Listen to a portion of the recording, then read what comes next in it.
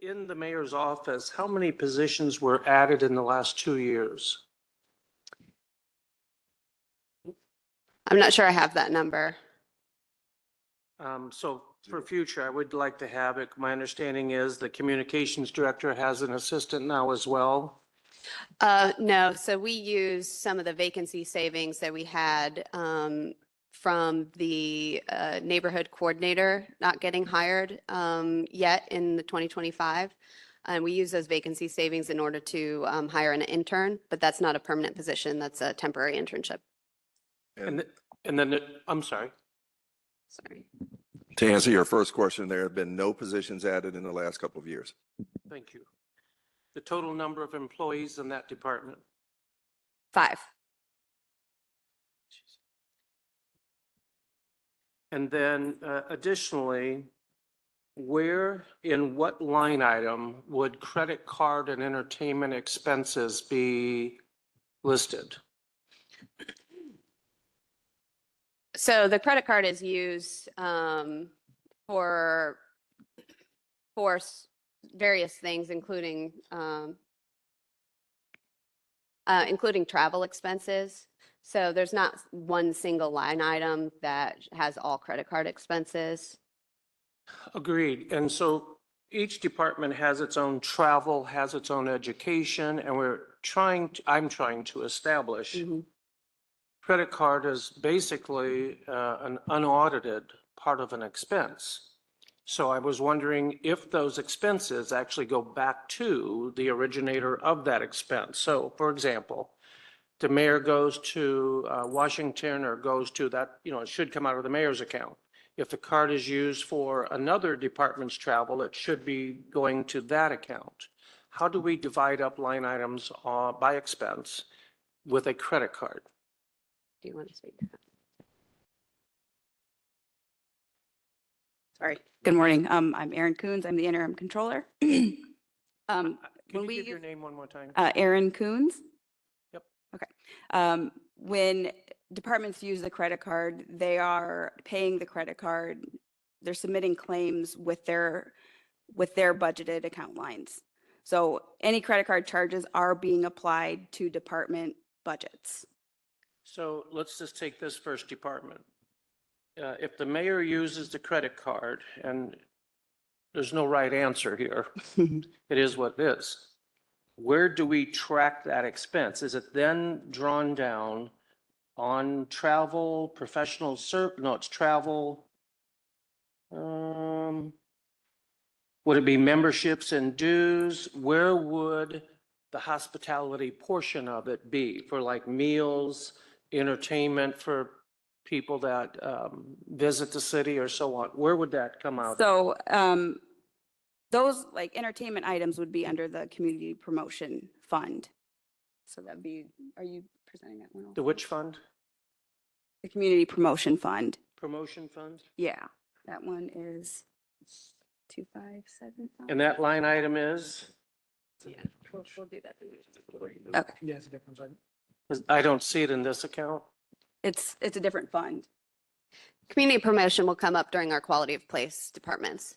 It's on your schedule to come up later, the community promotion fund. Okay. Can you give me a page number of that schedule? 128. 128. Mr. Mishler.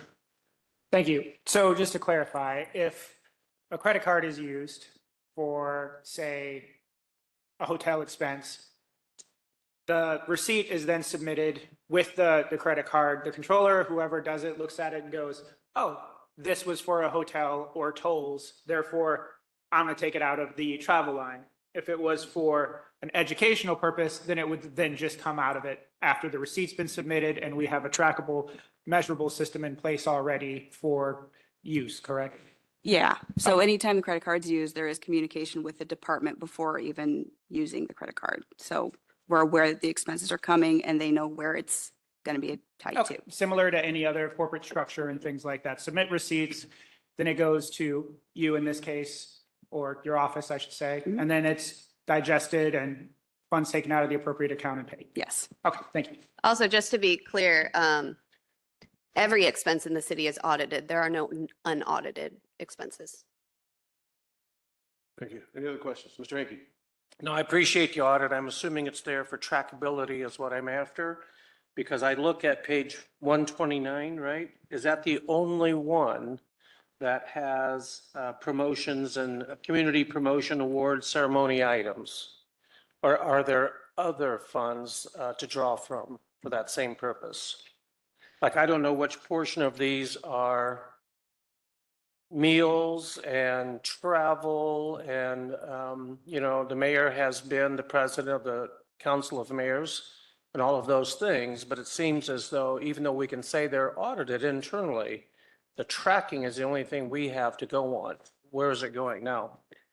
Secondly, and I don't want to get too far off this base, but at least it's over with and we can move on.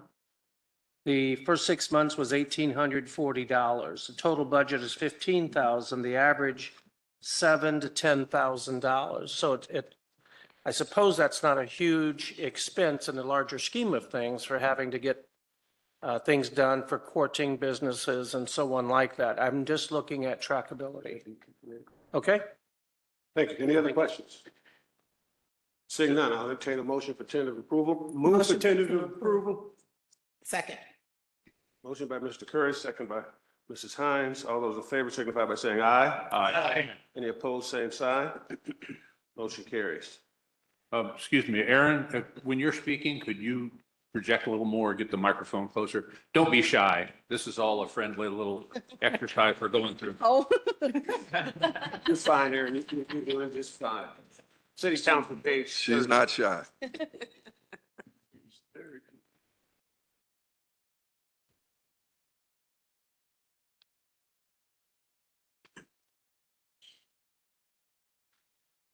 Ms. Hines. Yes, I would like to make a motion to amend it by 25,000. Line. Line Which one? Professional services? professional services. Yeah. I don't know if you need to count the number or not, but yeah, line of Do I- professional service, the motion is to reduce that 50,000 to 25,000. Their second. Second. Second by Mr. Holtz.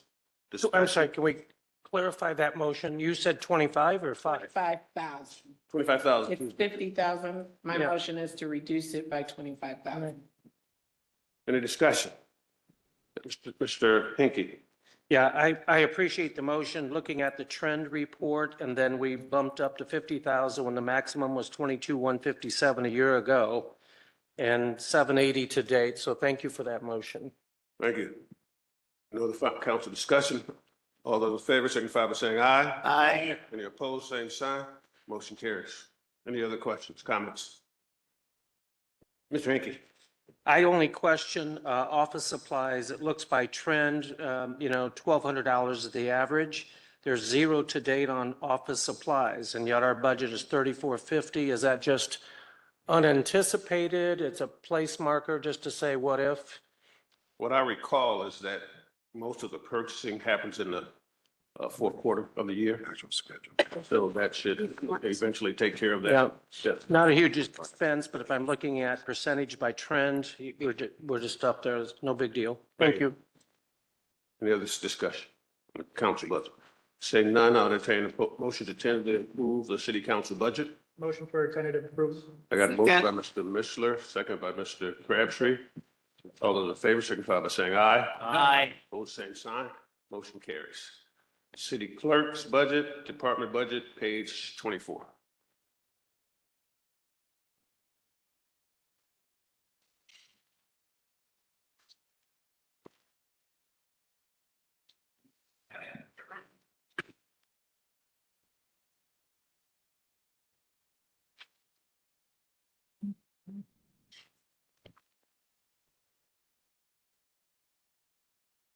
Good morning, everyone. Good morning. Morning. Morning. I would just like to make a brief statement. Hold that mic up a little closer, please.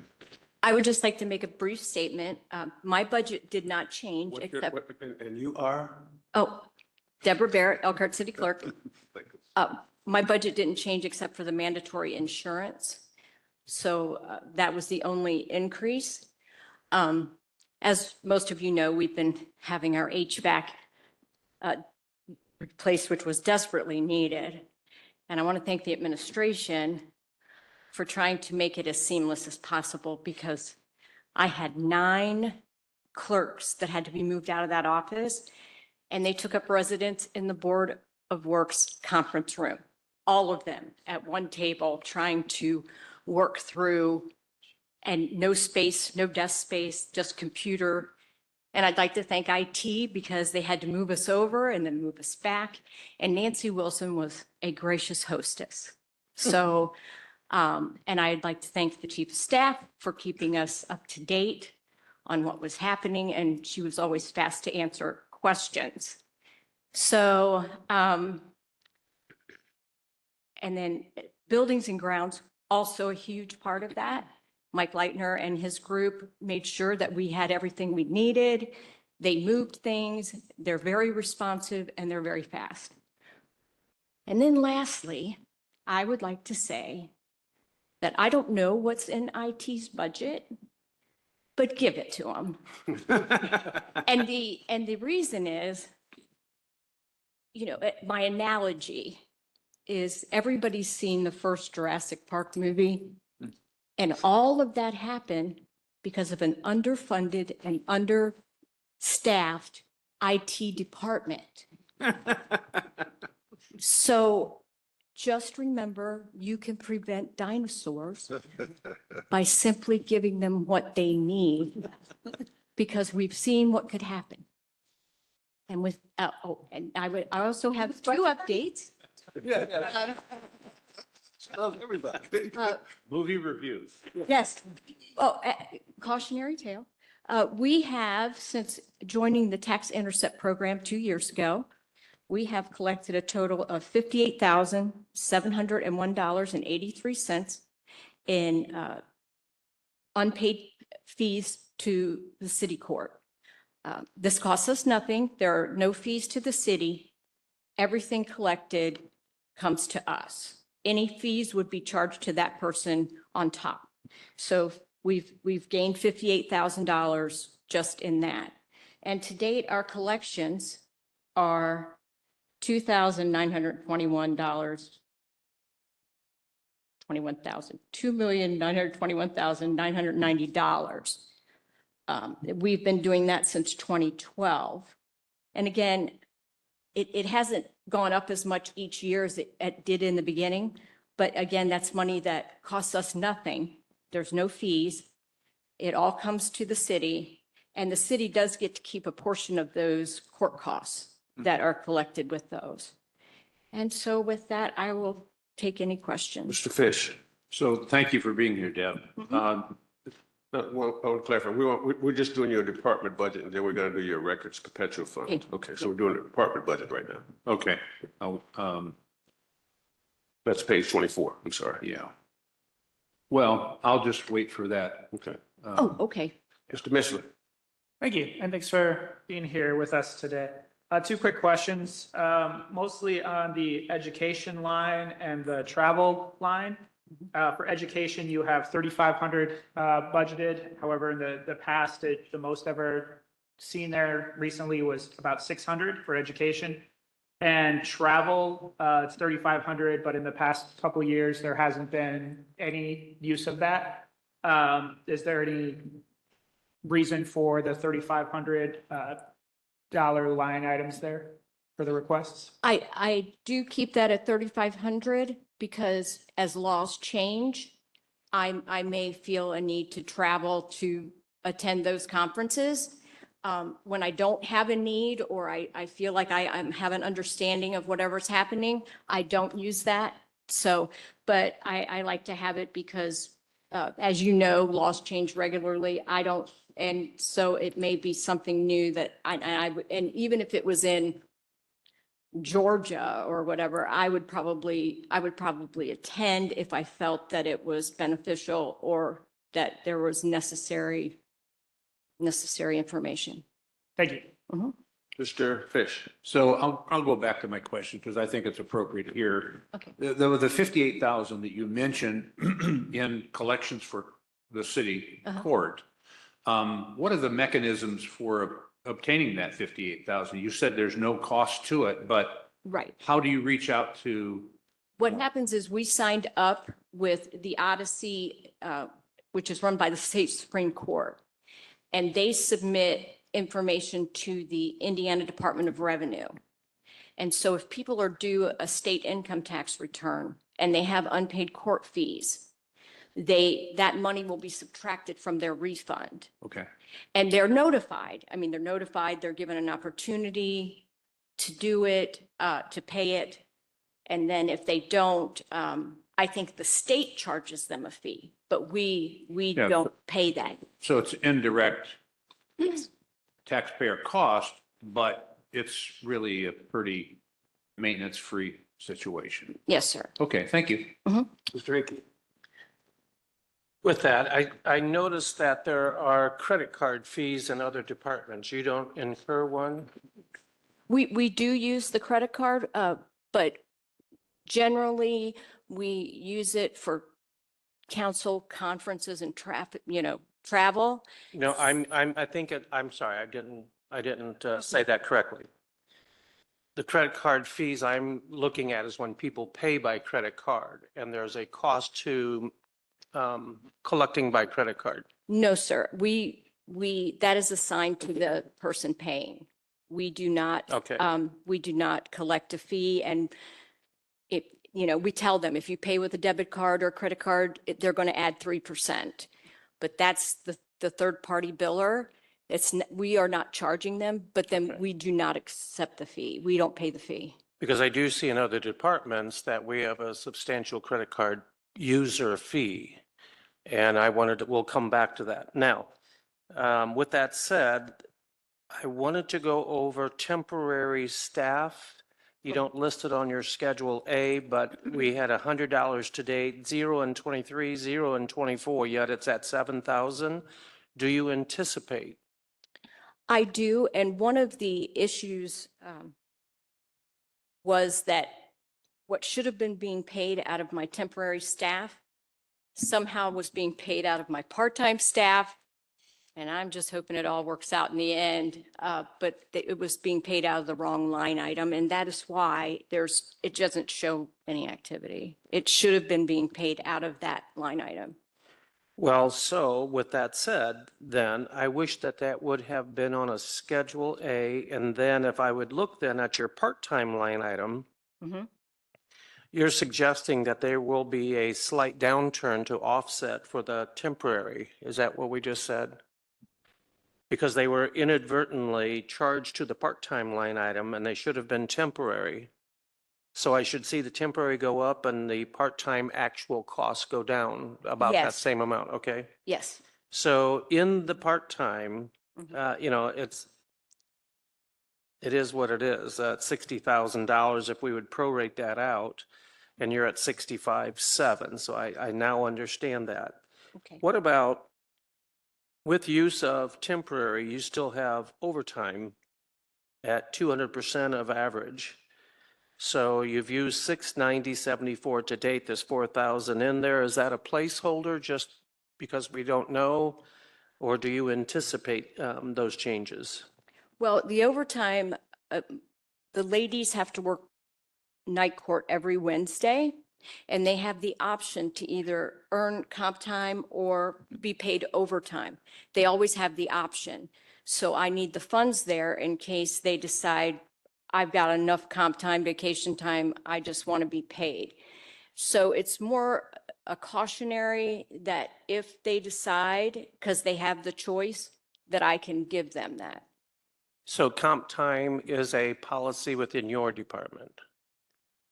Yes, but I believe it's citywide for non-exempt employees. Okay. But yes, We'll find out when HR comes up. okay, I just want to make sure because we've had some history in the past that didn't go well for the city. And so I just want to make sure that whatever policy we have, we all agree that that's the way it should be. Thank you. Any other questions? Seeing none, can I get a motion for tentative approval on the department budget, general fund? So moved. Motion by Mrs. Hines. Second. Second by Mr. Fish. All those in favor signify by saying aye. Aye. Any opposed, same sign. Motion carries. Records perpetuation fund, page 84.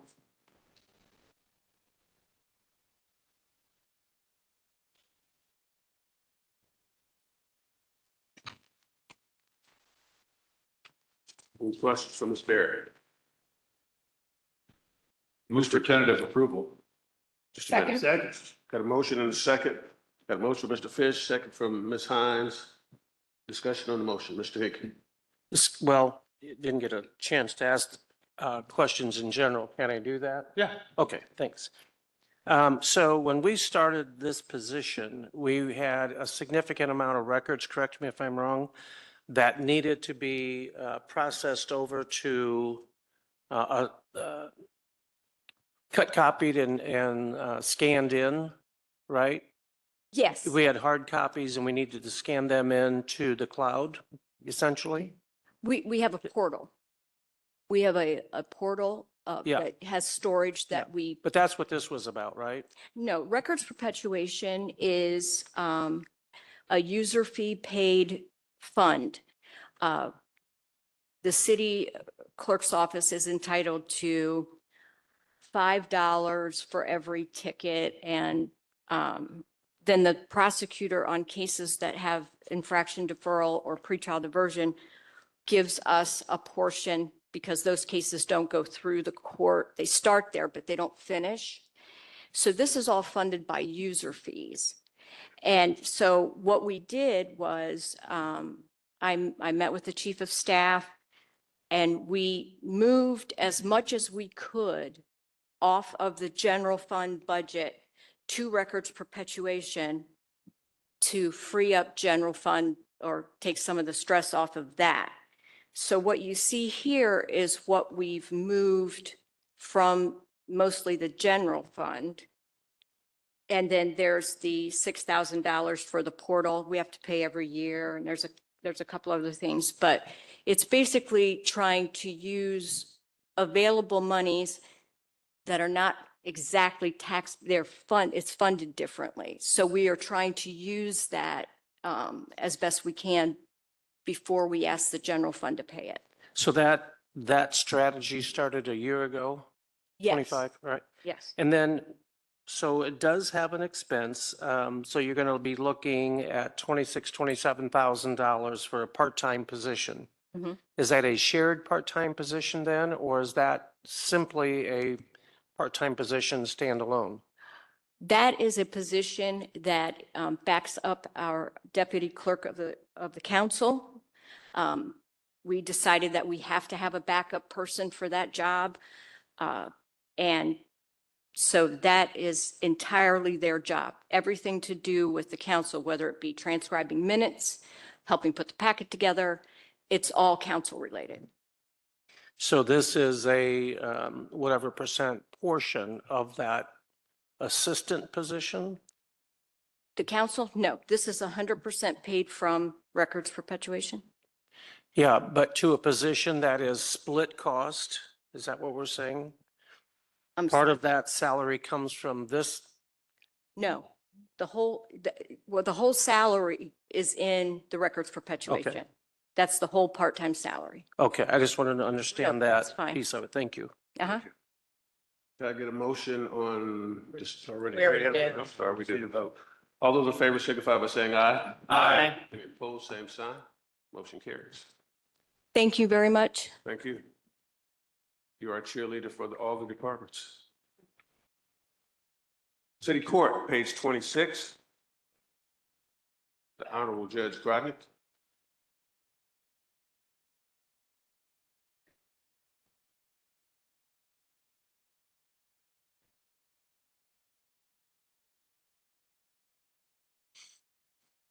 Watch yourself.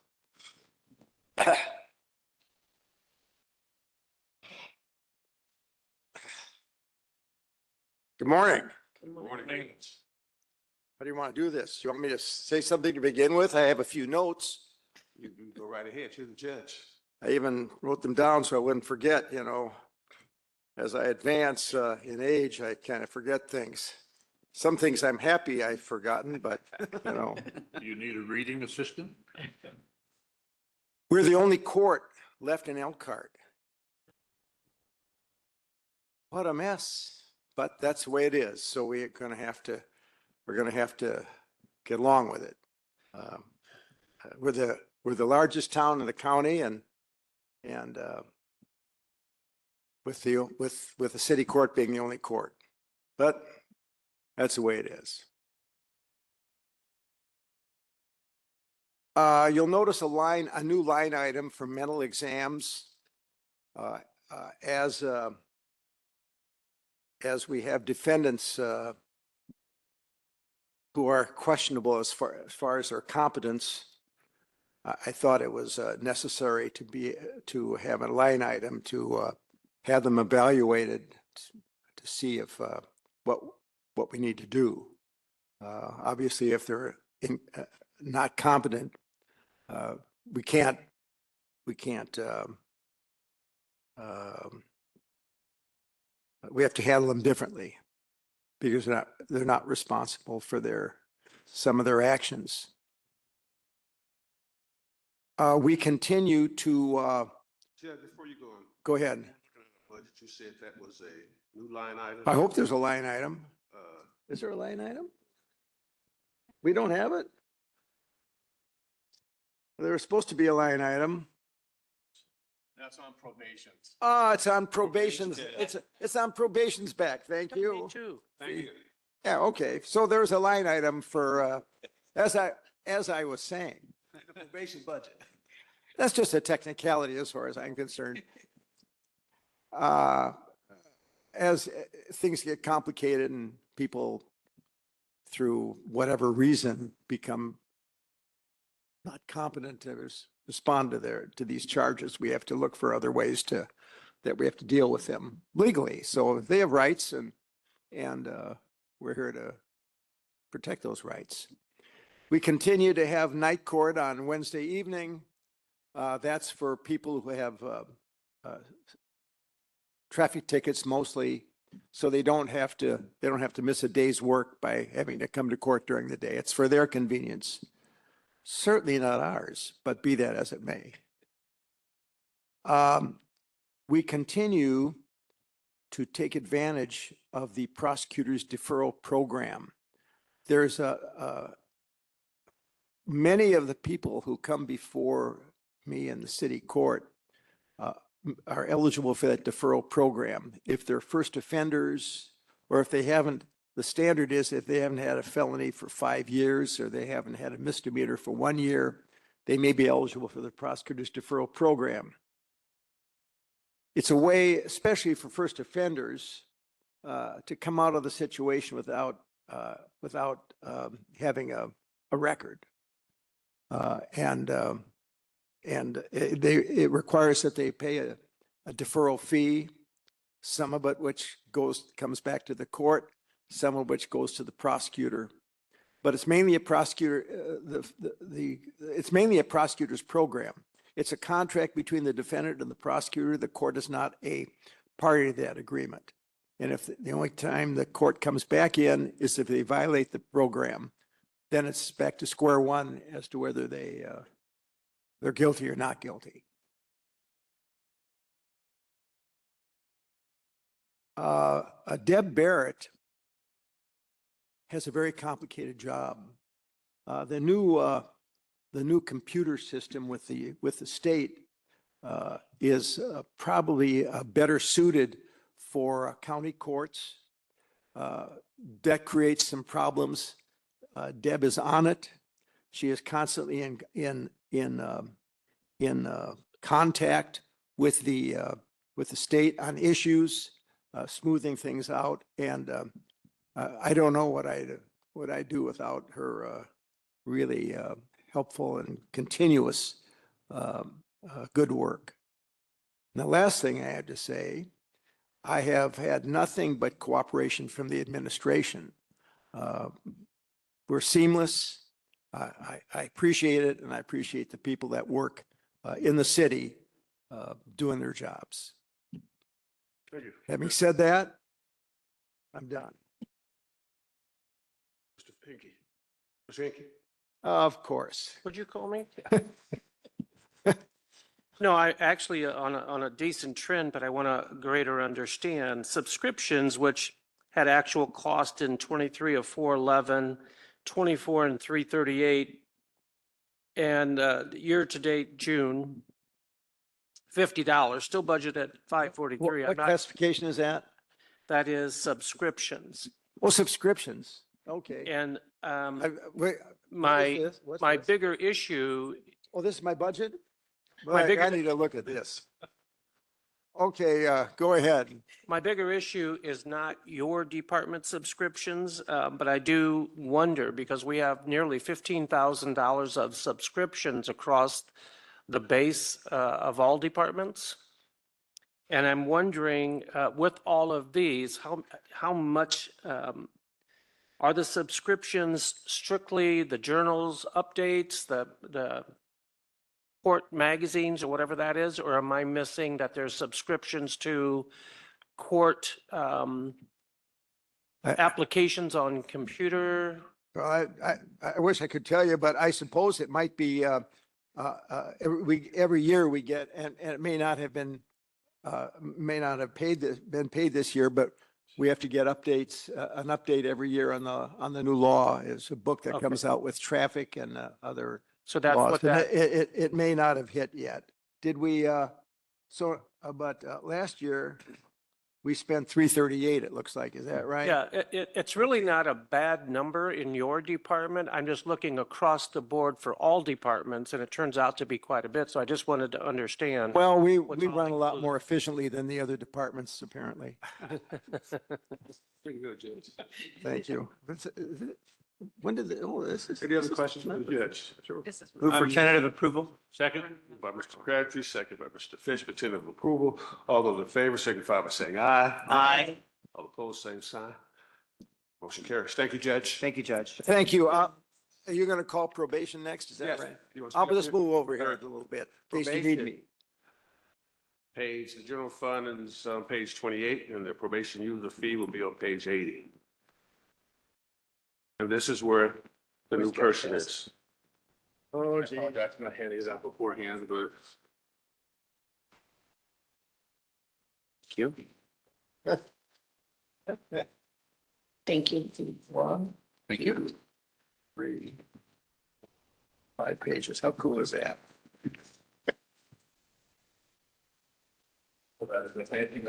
Oh, you're fine.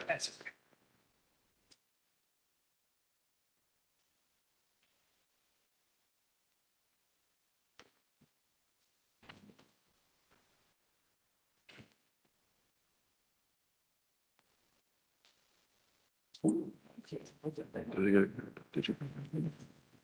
I apologize for not handing those out before we started today. I got caught up with breakfast. Do you have an extra copy? I do not, Okay. but I can get you one. I appreciate After that. I'm done, I can have this one of mine. Yeah. Good morning.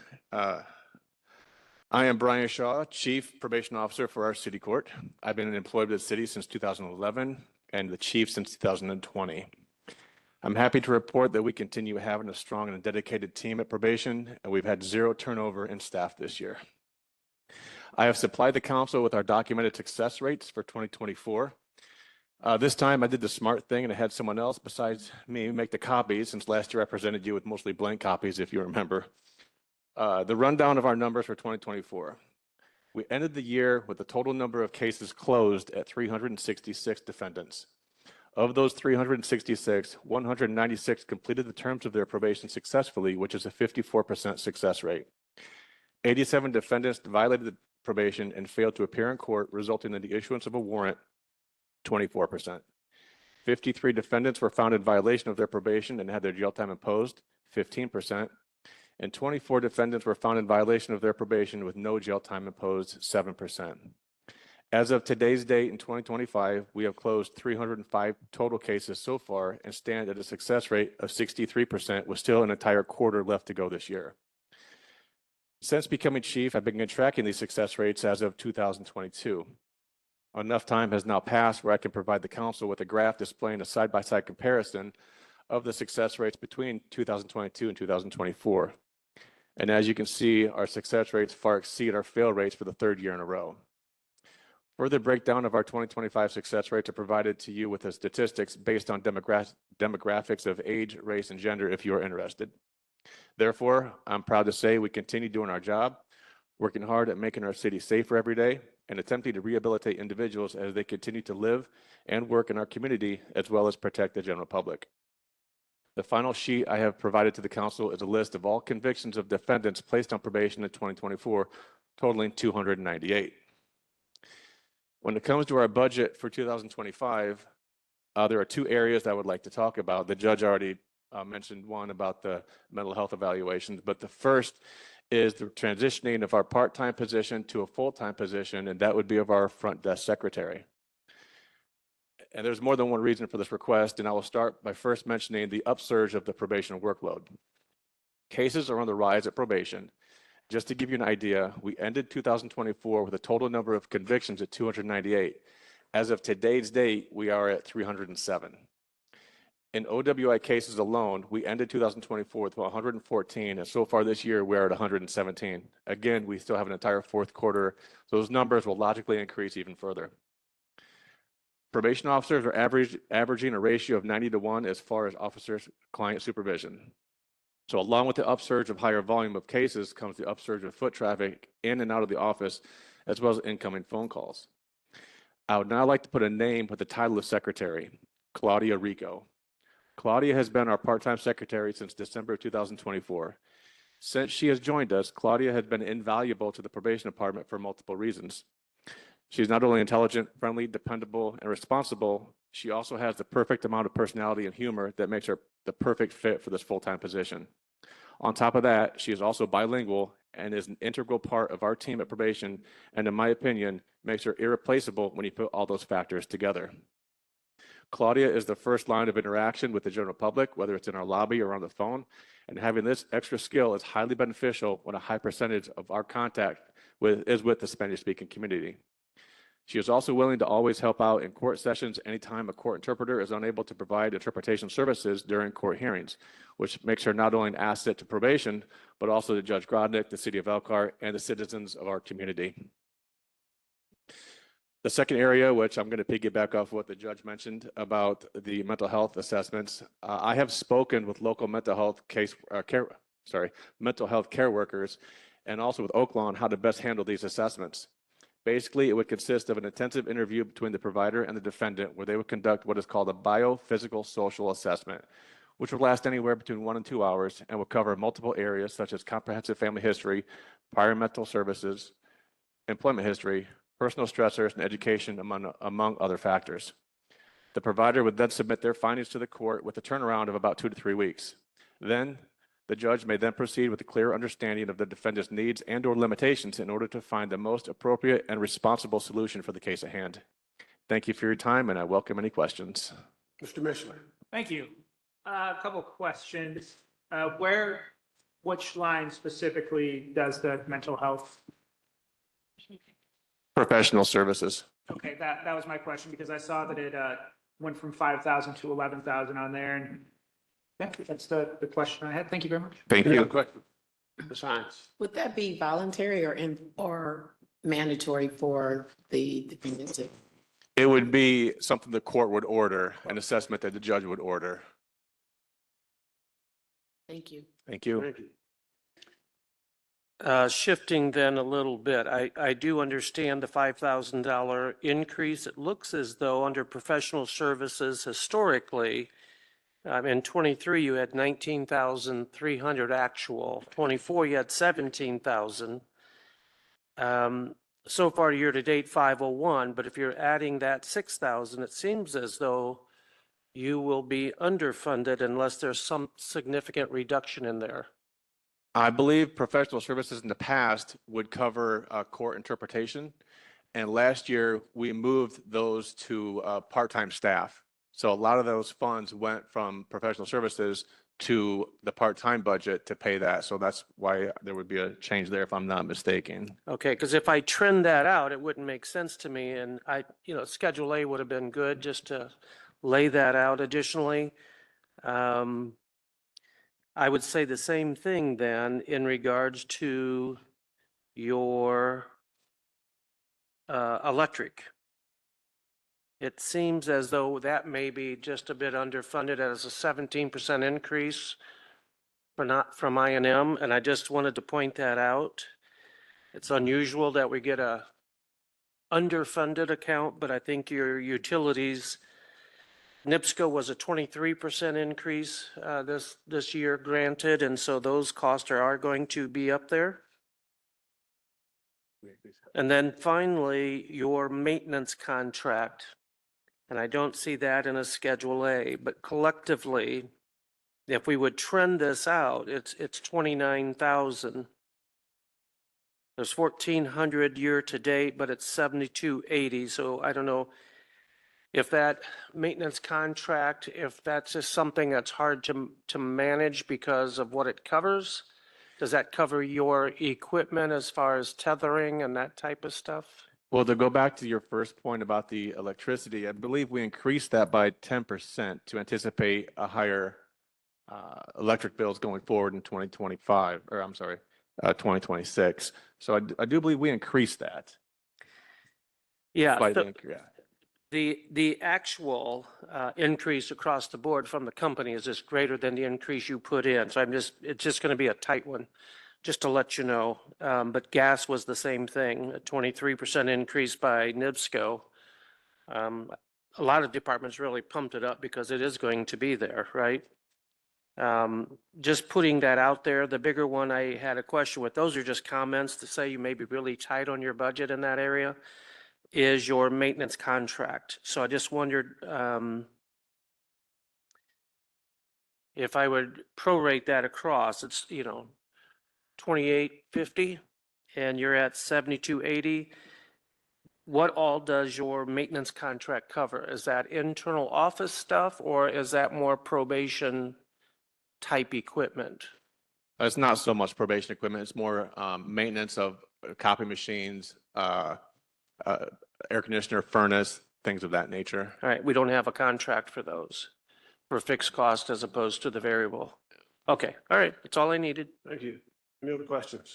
Mr. Fish? So going back to the interpretive services, you moved it to part-time. Does that mean that we're seeing less Hispanic men and women in the system? Absolutely not. No. All right. We just transitioned it for a more flowing rate of pay and easier to.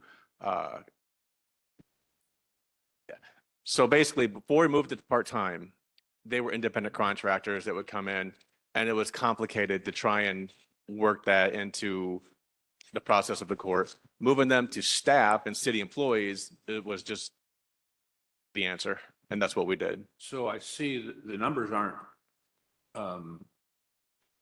blacks and whites are more prominent on this particular chart than Hispanics. So I'm just curious why a part-time person could handle, if you're seeing an influx or an increase, why a part-time person could handle that more than a full-time person.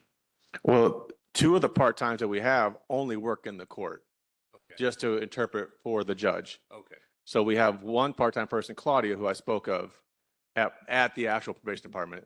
The other two don't even come to the probation department. They are in the courtroom. And that's the burden of interpretation is through the court. I wouldn't say that. We have an awful lot of incoming traffic, foot and phone calls coming in that are Spanish speaking. Okay. Whether they're on this paper or not, we get a lot of those calls every day, every 5 minutes. Okay. Yeah, it's all the time. Thank you. Mr. Mission? Yeah, just going back to the translation thing for real quick. Now, there's a difference between speaking Spanish and being certified to translate. I know in the medical field, for example, you have to have specific certifications in order to act as an interpreter for a family who comes in and speaks Spanish.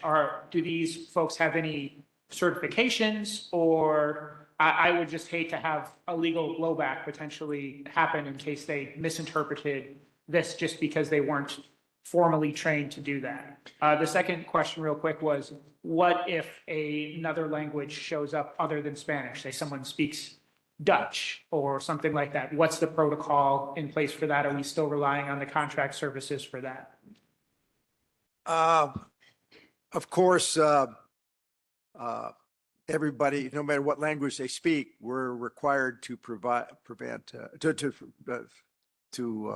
provide interpretation with regard to, and if it's a language, we've got to find somebody. And so far we've been successful. It really is burdensome. There is a state program, but it was so difficult to handle over the telephone. We've decided to try to do it ourselves and try to provide what's needed. I can't remember the first question. There was a. Are they certified? Oh, yeah. With regard to certification, we're working on that. We're aware of that. We sent a couple down there. One missed it by that much. And the other one was a little lower, but they're both excellent translators. One's not working for us anymore anyway. She's got other things to do. But I think the translation is good, and we'll continue to work on that. The problem, of course, is that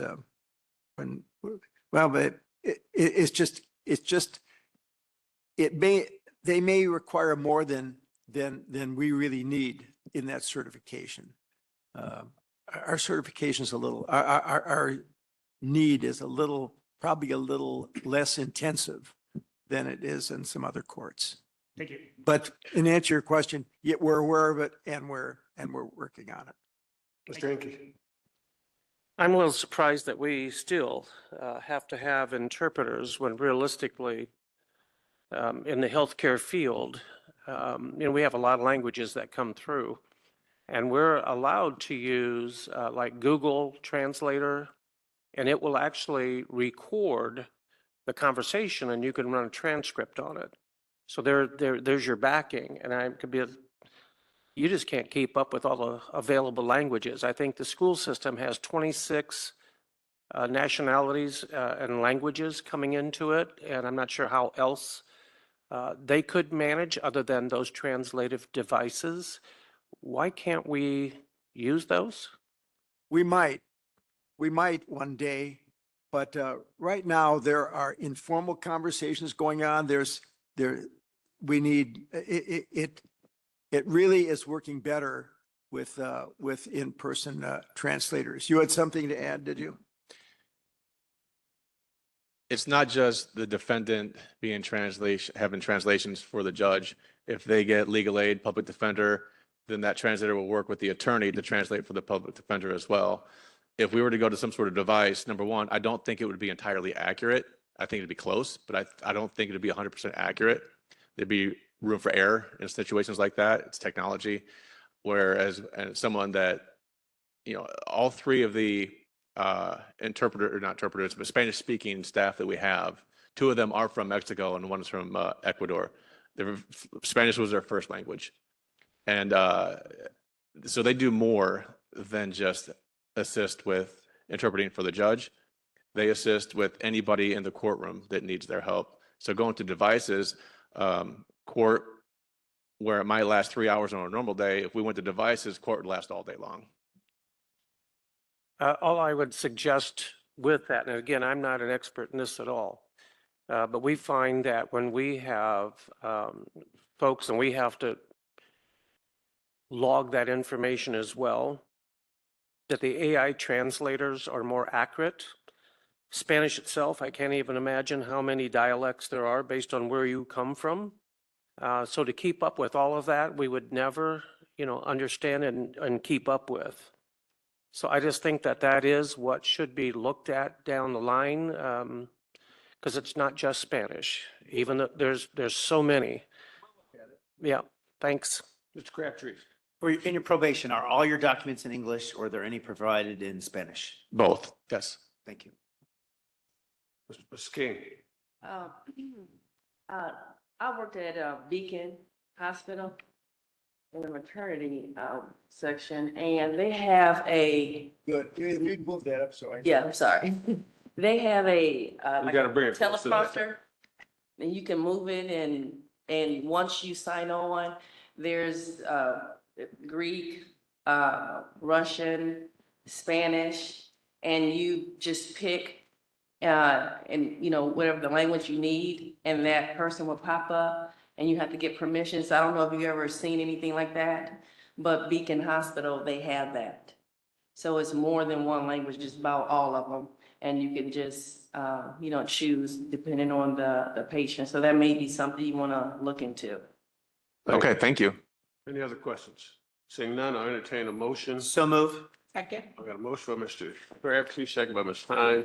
Can I have a discussion? I think we need to really legally put in a motion to Tentatively approved. tentative approval, just so we're clear. Thank you. So a motion for tentative Sorry approval about from Mrs. Hines, a second from Mr. Correct. Okay, Mrs. Hines, second from Mr. Crabtree. Any more discussion? All those in favor signify by saying aye. Aye. Any opposed, same sign, motion carries. Now let's go to probation user fee, page 80.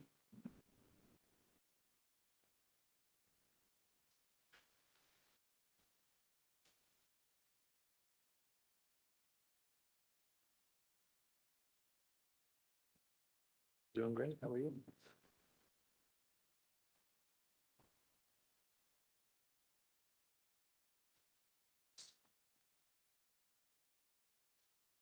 Questions?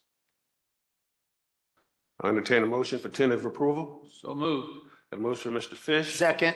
Second from Mr. Crabtree for tentative approval for probation user fees.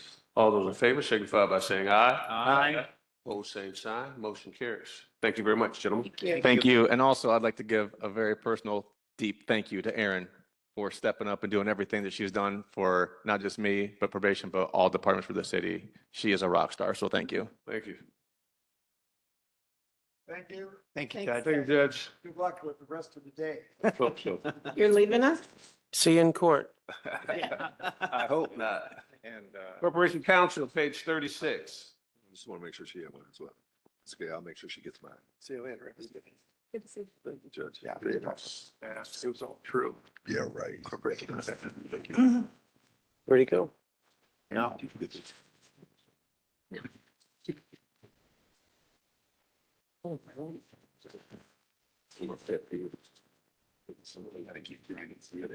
For sure. Yeah.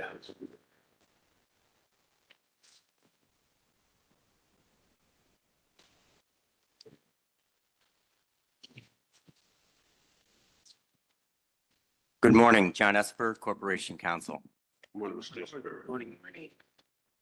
I have been in my position, and the way time flies, it's hard to comprehend, more than 5 years now. I came in on January 1st with the mayor's new administration, and it has been an honor of a lifetime. I have 5 members of the Department of Law that serve with me, 4 attorneys, including one at the Department of Public Works, and 2 paralegals. We have had no turnover in the last year, actually the last almost 2 years. And it is a remarkable group of individuals that really complement each other, have a very high level of skills and experience, and we're quite fortunate to have all of them. And just to provide an example of the quality of their work, I charged them this year with the task of coming up with a new mission statement for the Department of Law. And this is what they came up with. Now, I moved a comma here or there, maybe used a synonym just so that I could claim contribution, but this is largely their work. Guided by the principles of integrity and professionalism, the Department of Law for the City of Elkhart is dedicated to delivering competent, candid legal counsel to the mayor, the common council, and the various departments and appointed officials of the city.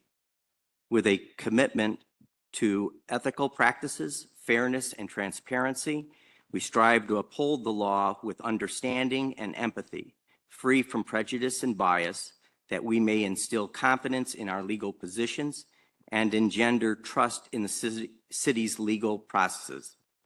By embracing diversity and respect for those with whom we work, and those for whom we serve, the Department of Law seeks to strengthen the foundation of the city of Elkhart and thereby contribute to its growth, harmony, and prosperity. Now, by contrast, the budget for the Department of Law is rather uninspiring. We have only one what would appear to be notable change year over year, and that's can be seen in the professional services line. And as only Aaron and Megan could do, the truth is that's actually less than what I had under the old system of purchase orders and carrying over purchase orders for pending litigation. So what appears to be an increase in that budget item is actually less. And to explain how we arrived at that figure over the last 5 years, if you were to average the professional services line, which is largely outside counsel for litigation that may require a special skill set, the average is $131,000. So while it appears as though it's an increase year over year, we've actually retired 2 purchase orders with, I think, a balance of over $300,000 in it to be more fiscally responsible with the available funds to the city and make sure that those funds are used in all the right places. With that, I'll turn it over to the council for any questions you might have. Mr. Henke. So, John, are you saying, though, that because the 25 actual budget for professional services was 40,000, historically you've been running 80,500, that it's less than historical figures by trend? Is that what we're saying? The amount we were budgeting was significantly less than the amounts we were using. I was coming in at least once a year, not every year, but at least twice in the last 5 years to ask for an additional appropriation because of large anticipated expenses with pending litigation or new litigation. And it was actually Mr. Henke, you that suggested a couple of years ago that we get that figure to more accurately reflect the Right, because otherwise we have a negative draw on by budget, and you're going to have to transfer. As I recall earlier, we had a couple of outside cases that required Ice Miller and others for liability insurance purposes. And it looks as though that is now the new trend. So at least we're within a real budget. And that's most important over everything else. I can make my budget, you know this, I can make my budget look great. I'm just underfunding everything I do. But in this particular case, and then additionally, legal notices have been averaging $1,650, 413 to date this year, not to date to June, and we're at 5,000. Any big change there, or is that just because it's hard to predict? It's hard to predict, and I've been using, and it's been successful for the last couple of years, a strategy to reduce the cost. If I were to publish the way this, in strict reading, the way the statute reads, a summons on every case that I'm required to publish on, that's at approximately $150 per publication. We do about 500 publication cases a year in our collection work. That number is significantly more, somewhere around 75,000 it would come out. What we have been doing is holding back our publications until we have a large number to publish on, and then consolidating in one publication the names of all of the defendants of the suit. The summons itself reads the same from one case to the next, but stating it one time for, say, 25 cases in one drop, and saving a substantial amount. Now, I'm just waiting for that shoe to drop and get called out on it procedurally, but I don't think there's anything unethical about what's being done. It's innovative in an effort to be more responsible about the limited funds that we have. Thank you for that. And then software subscriptions, I've asked prior, other departments. We had 0 budgeted 23, 24, and then 15.7 in 25. Under software above, there was a transfer of $3,000, but we're already to date, to June, 4,006, and then we go to 18,700. Are those all your updated legal pieces that are software driven? They are. Okay. And it might be a little deceptive. It looks like it, jumped from nothing to 16,000. I think it was just a reclassification of where those subscriptions used to be. But those are all legal research or legal investigative tools that we use, or other subscriptions for legal documents. So Yep. we have our case management software, we have our legal research, Westlaw, we have Locate Plus in an effort to find people so that we don't have to publish.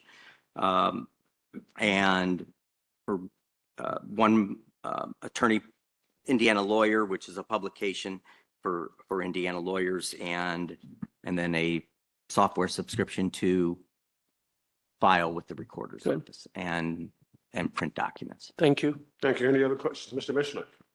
Thank you, and thanks, John, for being here. When it comes to proof of publications and things like that we legally have to put out, has there been any movement at the legislative level that we don't have to send everything to newspapers and things like that? I know there was an effort to alleviate us of doing that and potentially publishing stuff online or through email and other things. Has there been any movement in that?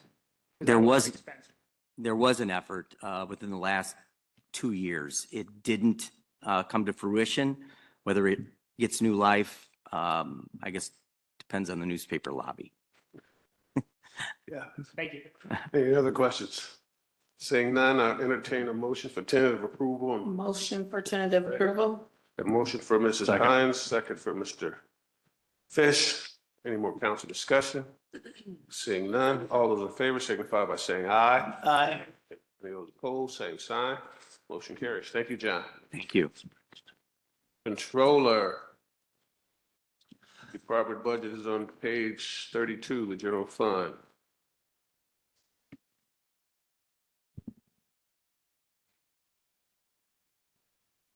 Good morning. Can you hear me okay? Yes. Okay. Erin Coons, I am the Deputy Controller, acting currently as the Interim Controller since Jamie's departure. I have worked for the city for 18 years. I've been in the Controller's office since 2020. I think I know a lot. There might be some stuff that I don't.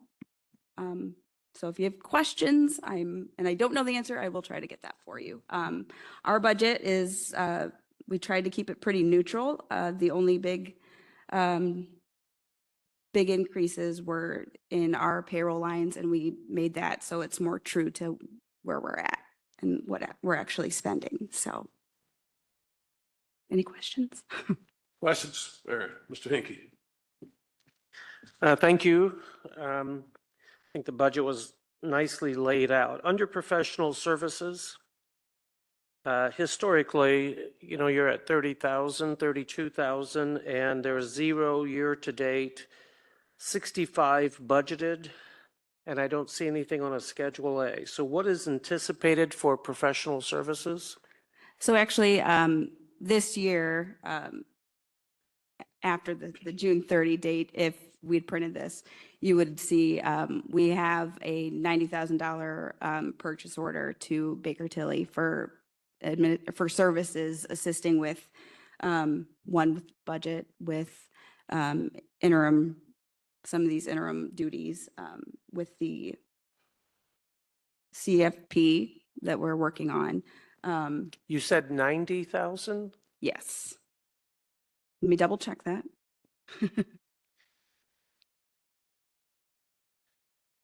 So it's an overdraw even of the 65,000. We have 65,000 budgeted for 26. Yes. We don't utilize it often, just in special situations. So this would then account for an internal transfer of funds? Correct. Correct. And we took that from our contract services. Okay. Any other questions? Aaron? Good. Yeah, following up with that. So telephone communications, that must be an annual.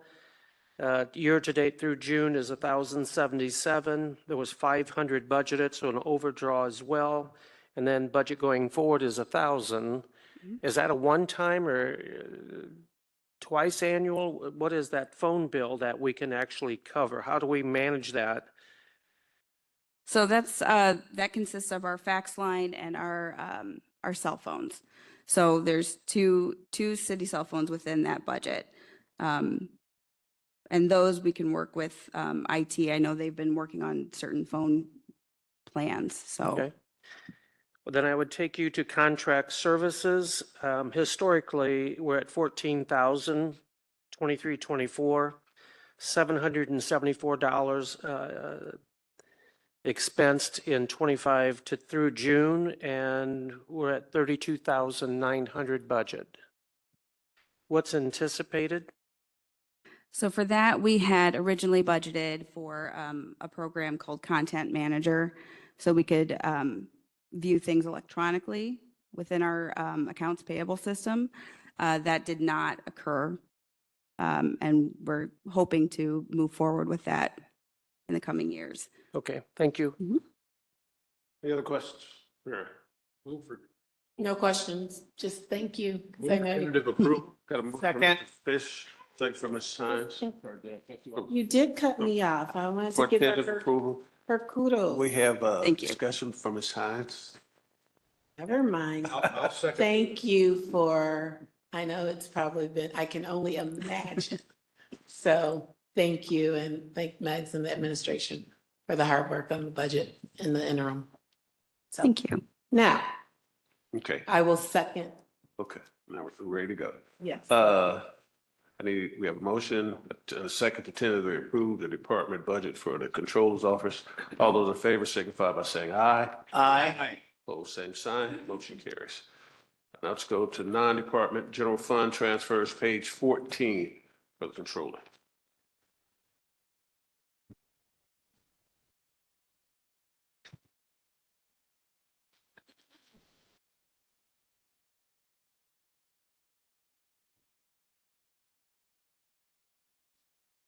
Questions? Mr. Henke?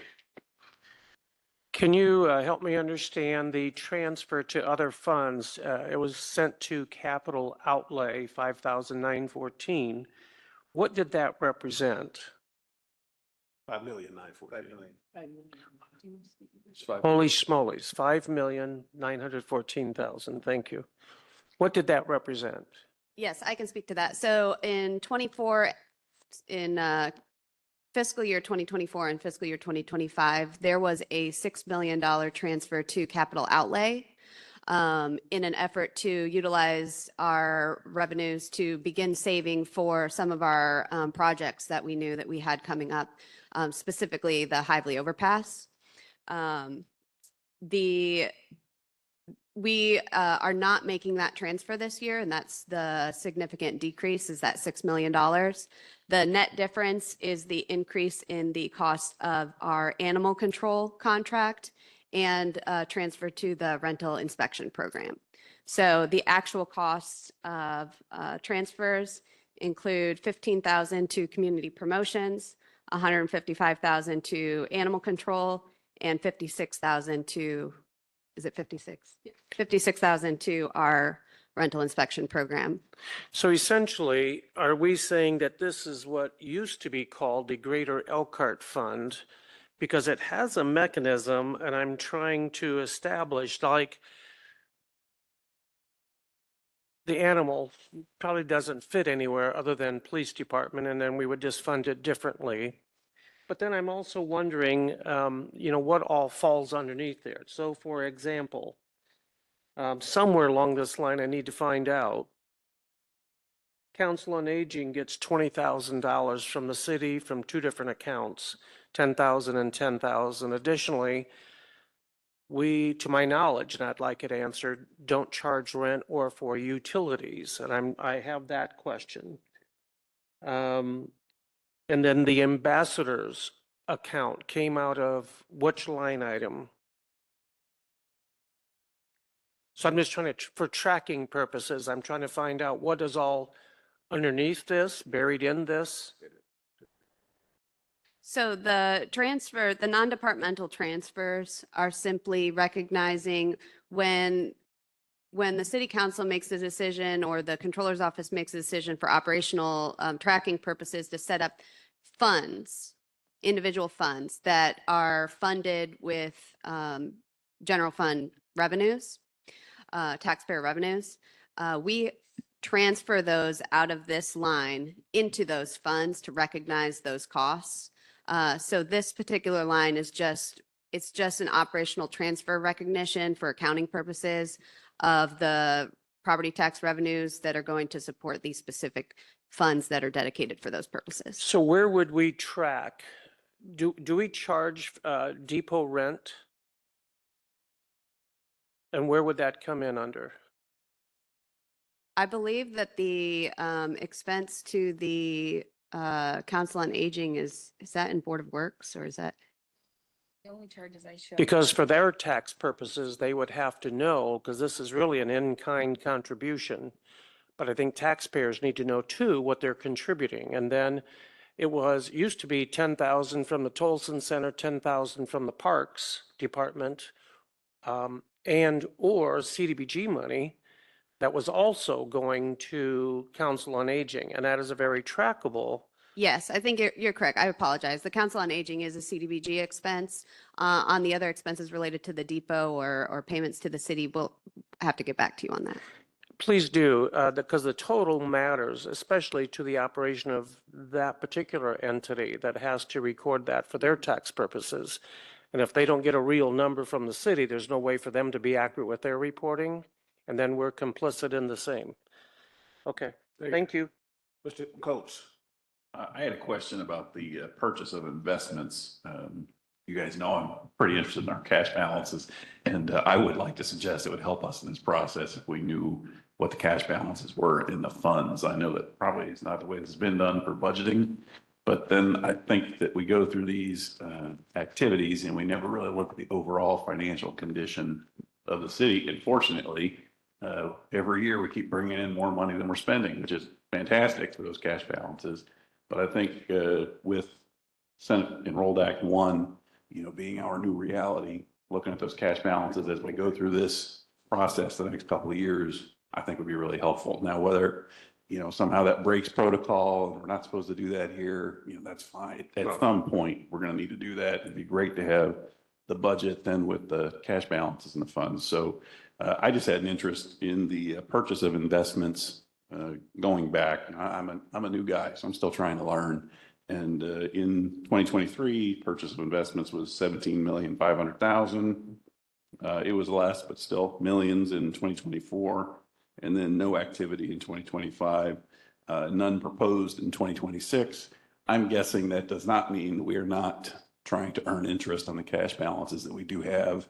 But I thought it might be good for the public too, for anybody that is going to pay attention to hear the answer to me asking about the purchase of investments in 2023, 2024, and then no activity. Well, on your first question, the cash balances, if you turn to page 3 in the proposed budget, you'll see the projected cash balances for all of the funds that are budgeted. So if the public is interested in seeing projected cash balances based on our budget, they can see that in our proposed budget book. As far as purchase of investments, we had some CDs that expired in 2024. So that's some of the expenses that you'll see in the past years is use of investment strategies, including CDs. And we also have, depending on the fund, we have services with Indiana what's it called? Trust Indiana. That is a entity that exists at the state that localities are allowed to use to invest cash balances in order to yield higher than market average returns that you wouldn't get just sitting in a checking account. So Jamie Arcee, our previous controller, has done a phenomenal job with the use of the city's cash in terms of yielding high interest earnings, which has been a significant benefit to the city.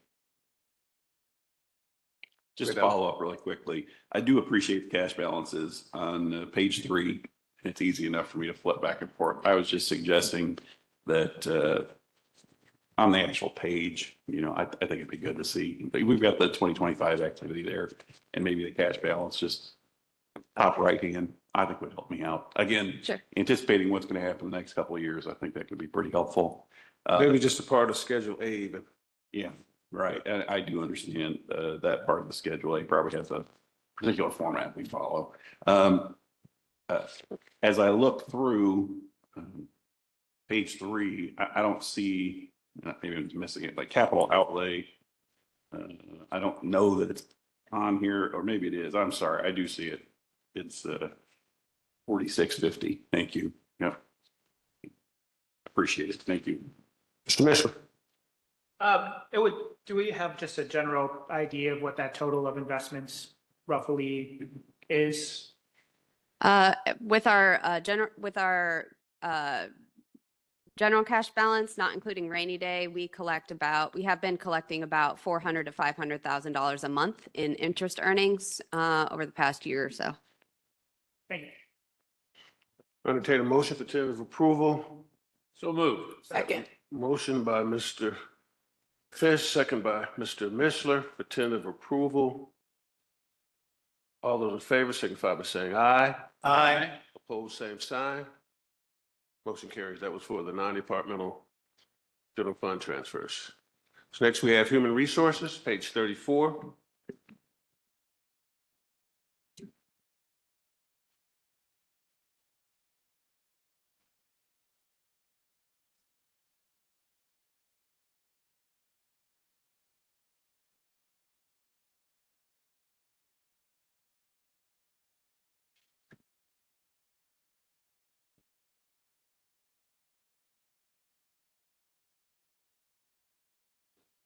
Good morning. Good morning. Morning. So I'm Wayne Belock, Director of Human Resources. I have been Director since April of 2022. We have 6 full-time employees in our department, 1 part-time employee. Functions that we handle by serving internal and external customers include talent acquisition, payroll, employee benefits, workers' comp, FMLA, labor relations, employee leaves, employee relations, employee discipline, employee training, and safety and risk. As far as our budget for 2026, there is no net change in the total amount. We are reallocating some of the different funds based on prior budget experience and anticipated future needs. Specifically, we are in the category of supplies, reducing the safety supplies amount by 5,000 and allocating 2,500 each to office supplies and operating supplies. Those go for basic things like paper and supplies like that, but also things we need for our onboarding, things we need for our benefits fair, things of that nature. Some of those costs have increased. In the category of other services and charges, we are reducing our professional services by 10,000 and adding that to the recruiting and moving budget. There actually had not been a line item, and over the years, we've kind of transferred money into that.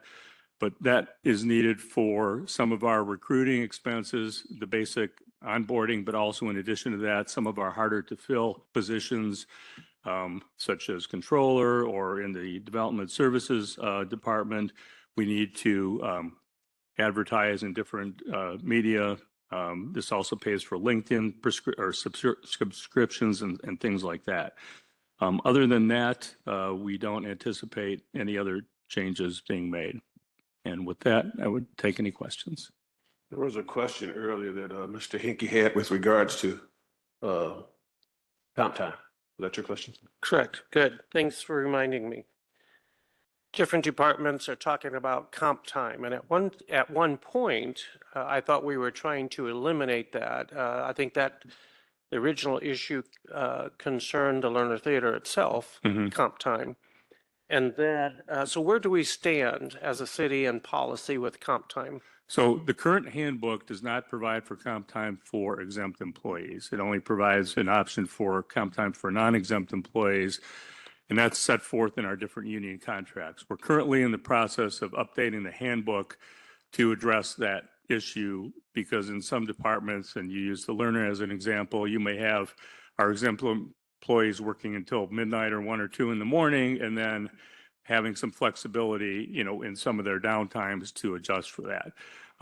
So we're working on that now. It's not a one size fits all, because not every department's like the Lerner, but that is something we're aware of and we're working to address and get some kind of a standard in place. Because of the financial liability it represents, is there a cap to the accumulated comp time? Well, currently exempt employees are not allowed to bank comp time. Correct. Non-exempt, we're governed by FLSA, and those provisions are set forth in the different union contracts. But if, I didn't know on a rolling calendar year, rolling month, if they're obligated to use comp time or get paid out the comp time? When you Because if I say I'm averaging 10 hours a pay period of comp time, am I obligated to use it? When is the city obligated to pay it out? So with regard to our non-exempt employees, that's governed in the union contracts. As far as if comp time is paid out or if it's used, and each contract is kind of specific on how the different bargaining units do that. As far as exempt employees, there's not really a process for banking it and saving it. Typically, it's used in the same pay period so that it kind of becomes a wash. So at year end, we true up at that point, we start at 0 again at year end. So each year is started fresh. There's not a rollover of comp time year to year, budget to budget. Councilman Hinkie, I might be able to add some clarity to that.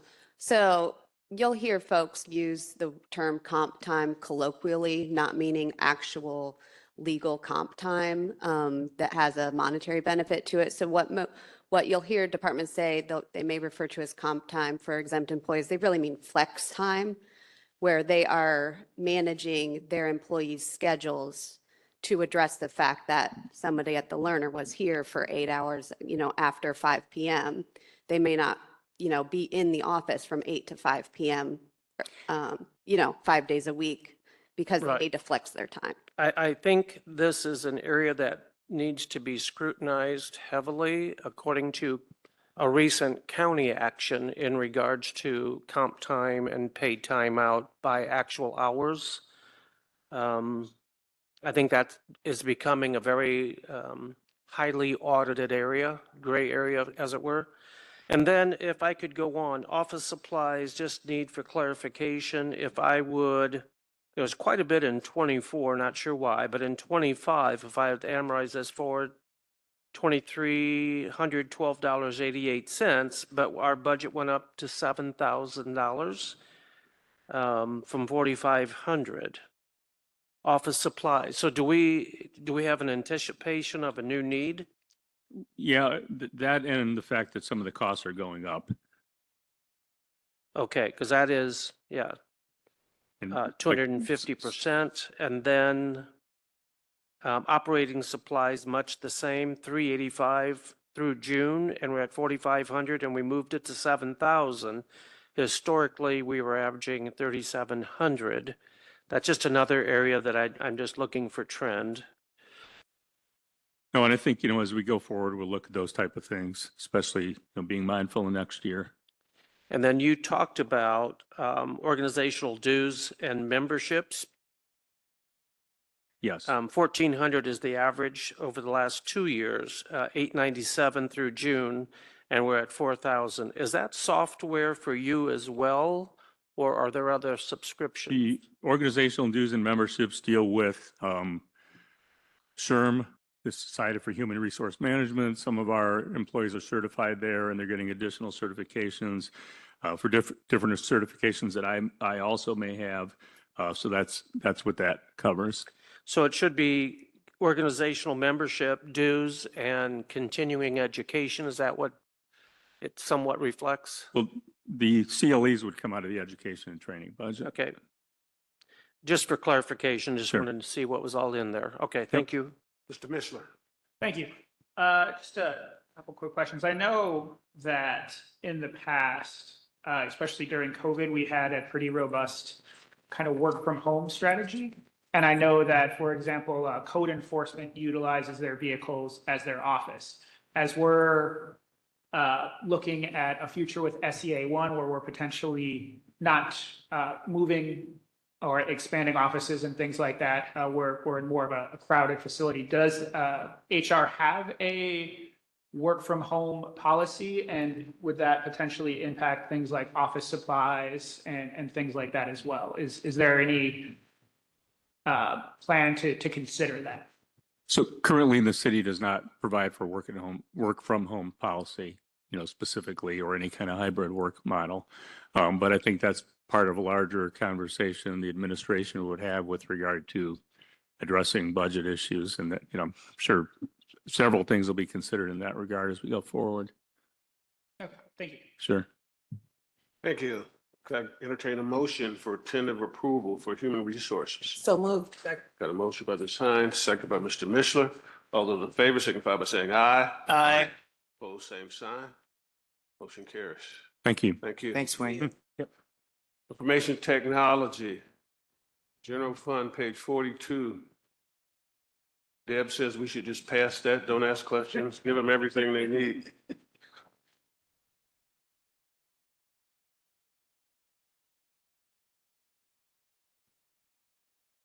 Good morning, council. Morning. James Gerald, Director of Information Technology. And I agree with Deb. I don't know what we did to earn such high praise, but hopefully we can maintain that level of excellence. You definitely have a fan club. I've, as I said, Director of Information Technology, I've been with the city for 3 years now. We operate with a staff of 12 full-time employees. And I won't bore you with all the big things that we've done over the last couple of years, but I will give you a couple highlights. This year alone, we've resolved 3,309 tickets, help desk tickets. That's an increase of over 15% from last year. And we're continuing to see that year after year. I think that really speaks to the dedication and the skill set of my staff, and the confidence that the city departments have in my department to be able to put those tickets in, whereas before maybe, they were reluctant to. So really proud of that stat. Other than that, we've completed the phone system consolidation this year. So we have the entire city on one platform, which will continue to save us some money. So that's good. And then lastly, we're continuing to bring more and more things in-house so that we can capitalize on some of the savings of our staff. So we've done a lot of training and certifications on structured cable and a lot of those things to where we can do that ourselves and not have to pay out those higher prices to contractors or burden other departments like buildings and grounds. For 2026, not a whole lot going on. We are in the process of migrating all of our cellular devices over to AT&T FirstNet from Verizon. We're going to realize some significant savings there and some expanded capabilities when it comes to priority service and no overages on data and a whole bunch of things like that, being able to track these devices if they're ever lost or stolen. And then finally, just continuing to increase our security baseline by fine tuning a bunch of the existing software and hardware that we already have, and then replacing a bunch of the things that are coming into life to maintain a proper life cycle management and stay ahead of the curve so we're not in a position where we can't flex down the road. What kind of questions can I answer for you? Thank you. Questions? Mr. Fish.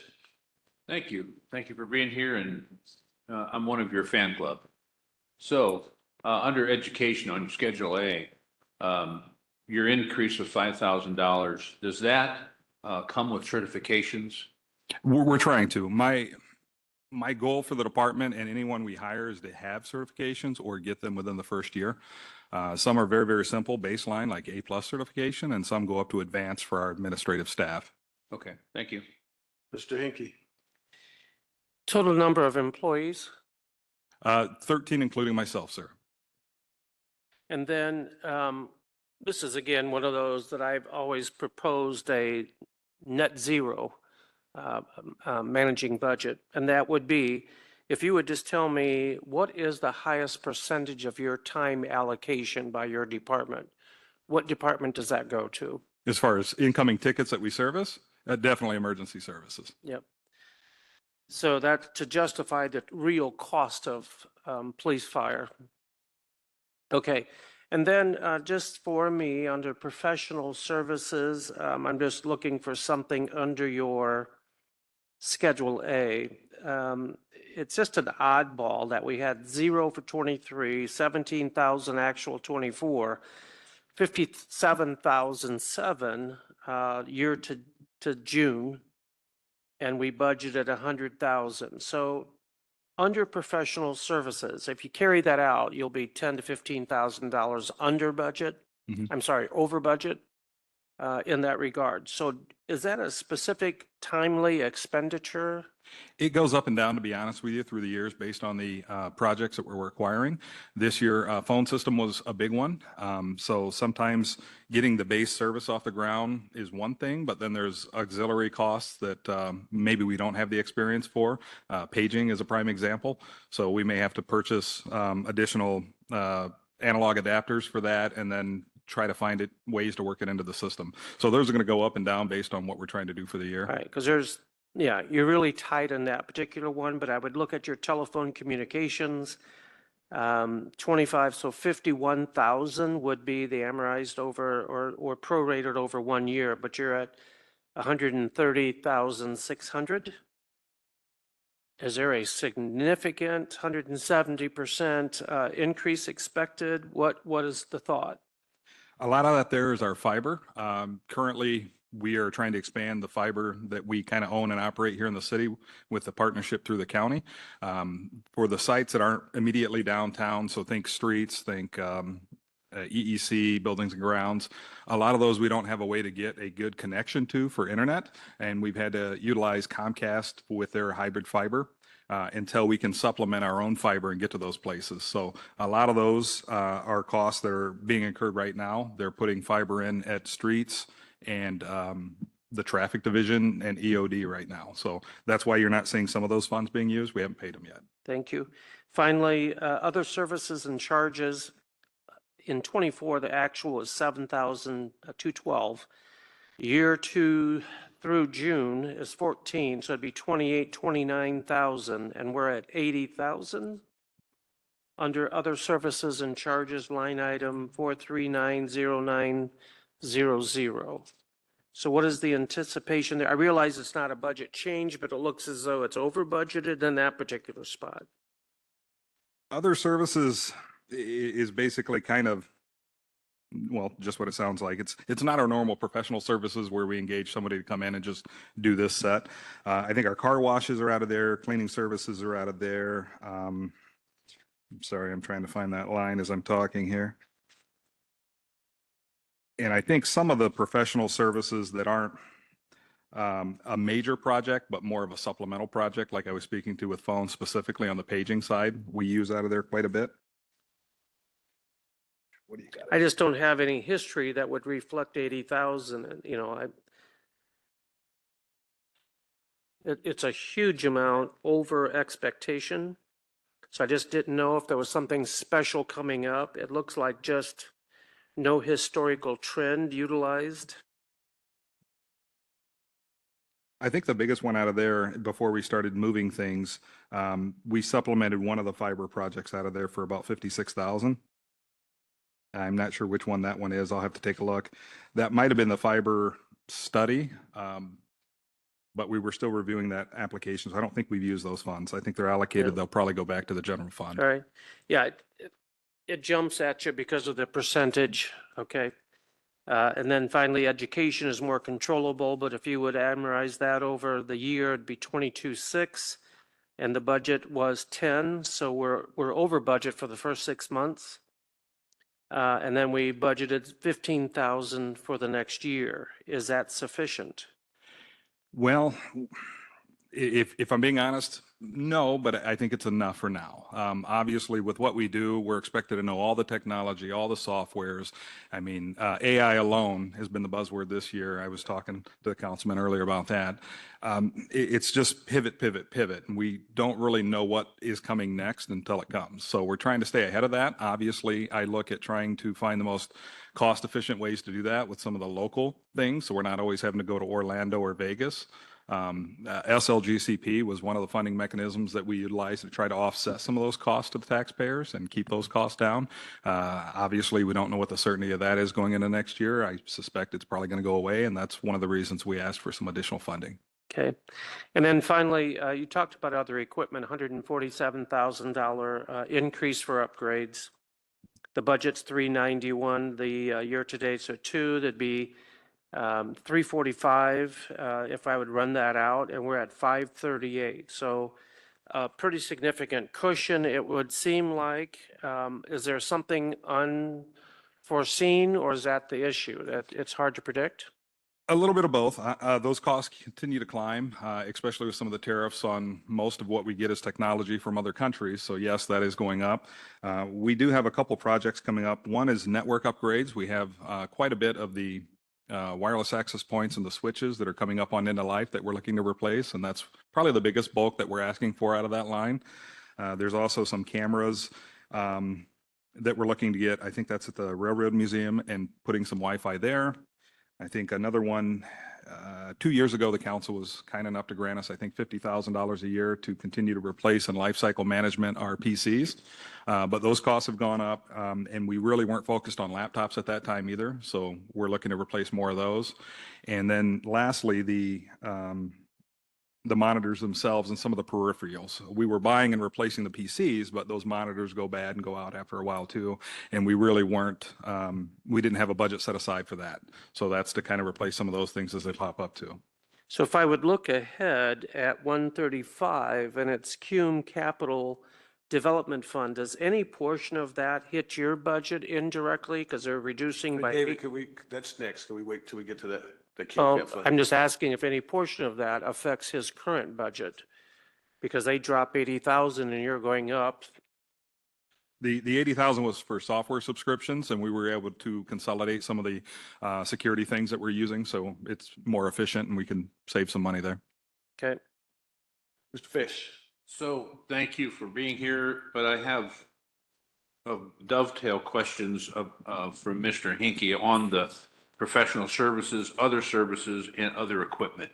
You mentioned earlier that we're running fiber for ourselves to some of our outlying areas. Is that, and I appreciate the fact we've got to have that cost in service, but could we save by going to a Bluetooth wireless types communication? Not really. When I first got here, much of our connections were air to air, point to point. And anytime it was rainy, inclement weather, I mean, we're dropping those connections. It's much, much slower, so it was inefficient for the staff to use. The fiber is substantial. It's a cost to put that in the ground, but it's a one-time cost, and it's partnered with the county for our benefit. Only we are on it, whereas some of these other connections we have to share. For instance, the Comcast is a monthly occurrence. So and I know we have the partnership with the county, but if I remember right, the lion's share of that was going to be burdened upon them, correct? I didn't know we were going to have to run our own.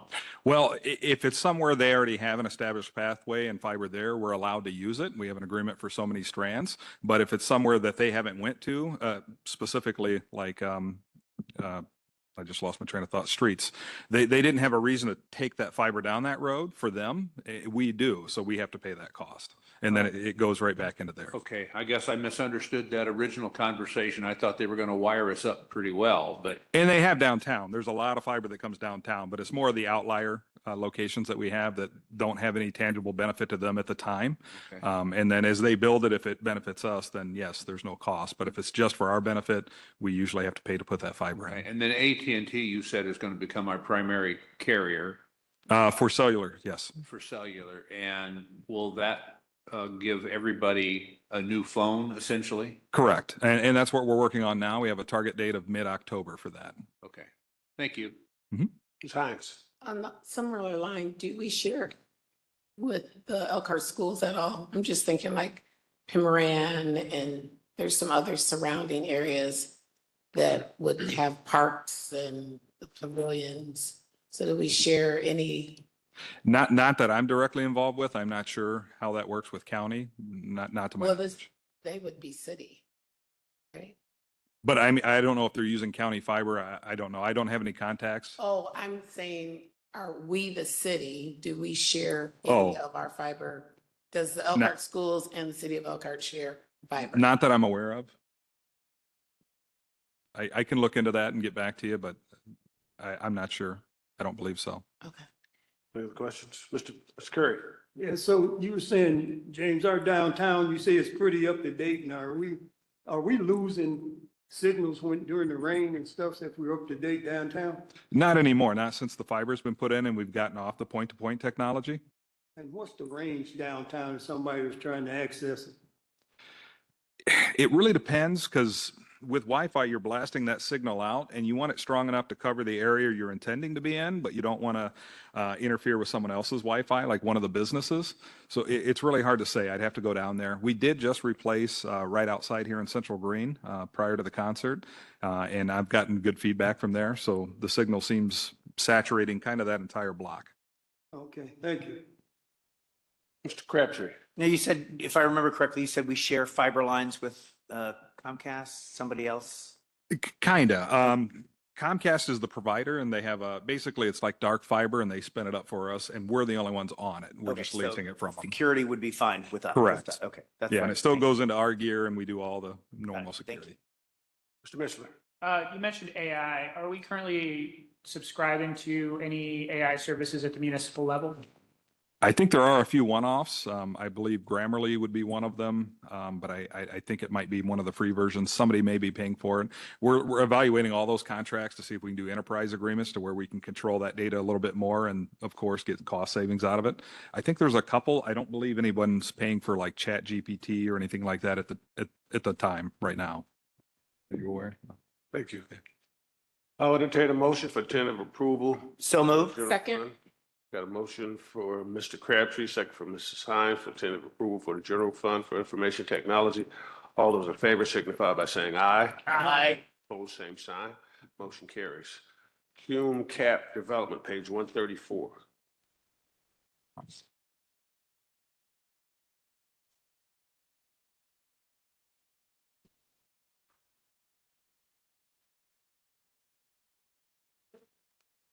Questions? Move for tentative approval. Second. A motion from Mr. Fish, a second from Mrs. Hines for tentative approval for Cume Cap Development for information technology. Discussion? Seeing none. All those in favor signify by saying aye. Aye. Opposed, same sign. Motion carries. Thank you, sir. Thank you, council. Are we in line for a break at this point? All right, let's take 5. If you would put that coffee pot down. Did you bring us Can I get another one? So cold. Somebody get him some decaf. I know, I forgot completely. I was ready to fill this thing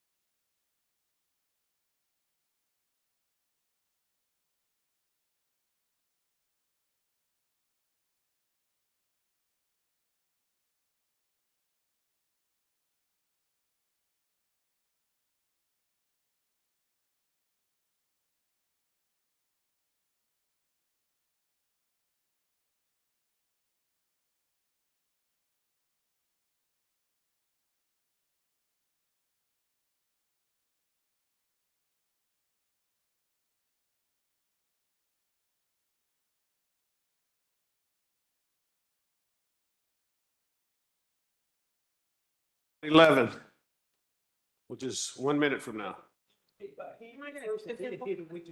And we have Quality of Place to Railroad Museum, page 106. Are you sure? Where are we at? 106. Where were we at? He's a nerd, I'm sure. Yeah.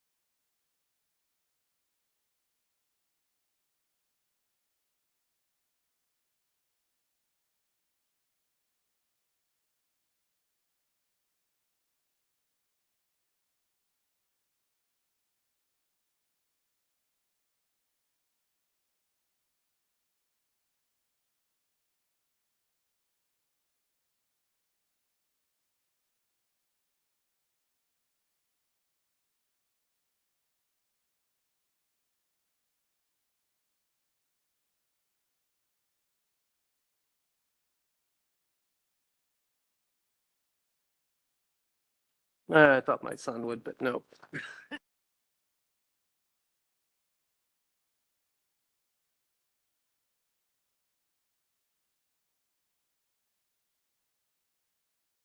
Let us reconvene this Finance Committee meeting of the whole with Quality of Place, Railroad Museum, page 106. Good morning, Council. Morning. Brent Holloway, Director of the National New York Central Railroad Museum. I've been employed with the City of Elkhart now for a little over 4 years, but in this current position as Director for about 1.5 years. I am the only full-time employee, but we do have 5 part-time curators, and the museum falls under the Aspire pillar of quality of place. We have 3 main functions as a museum here in the city. One, of course, exhibitions and education. Another one being collecting and conservation. And I think kind of unique to us, community events. We do have 2 spaces that we do rent out to community groups and individuals. I have quite a list of accomplishments for 2025.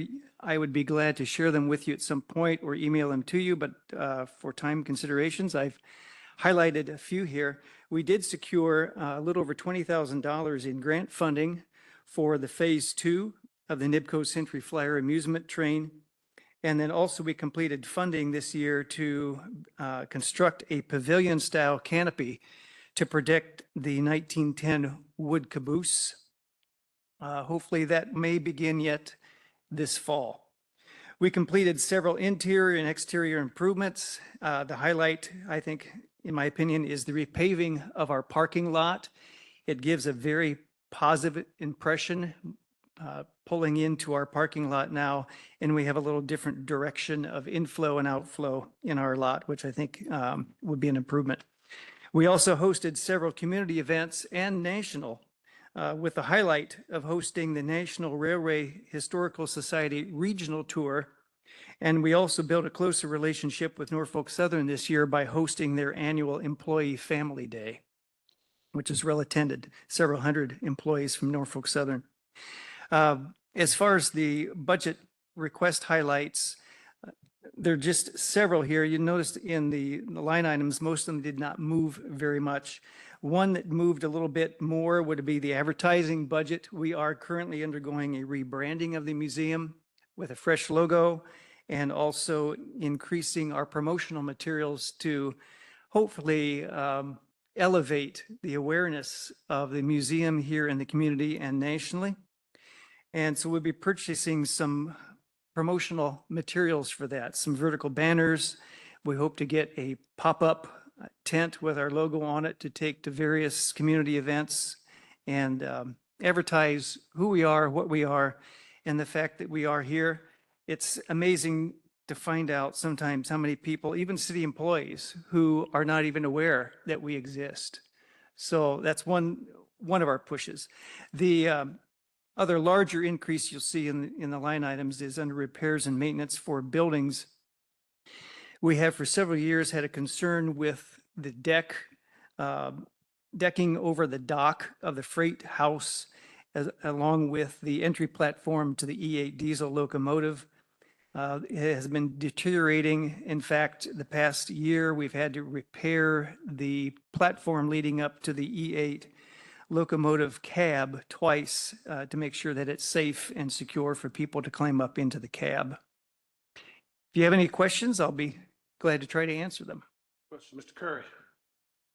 Yes, Brent, what a great name, but, as far as the space that we rent to the public from time, about how often do we rent that out in the course of a year?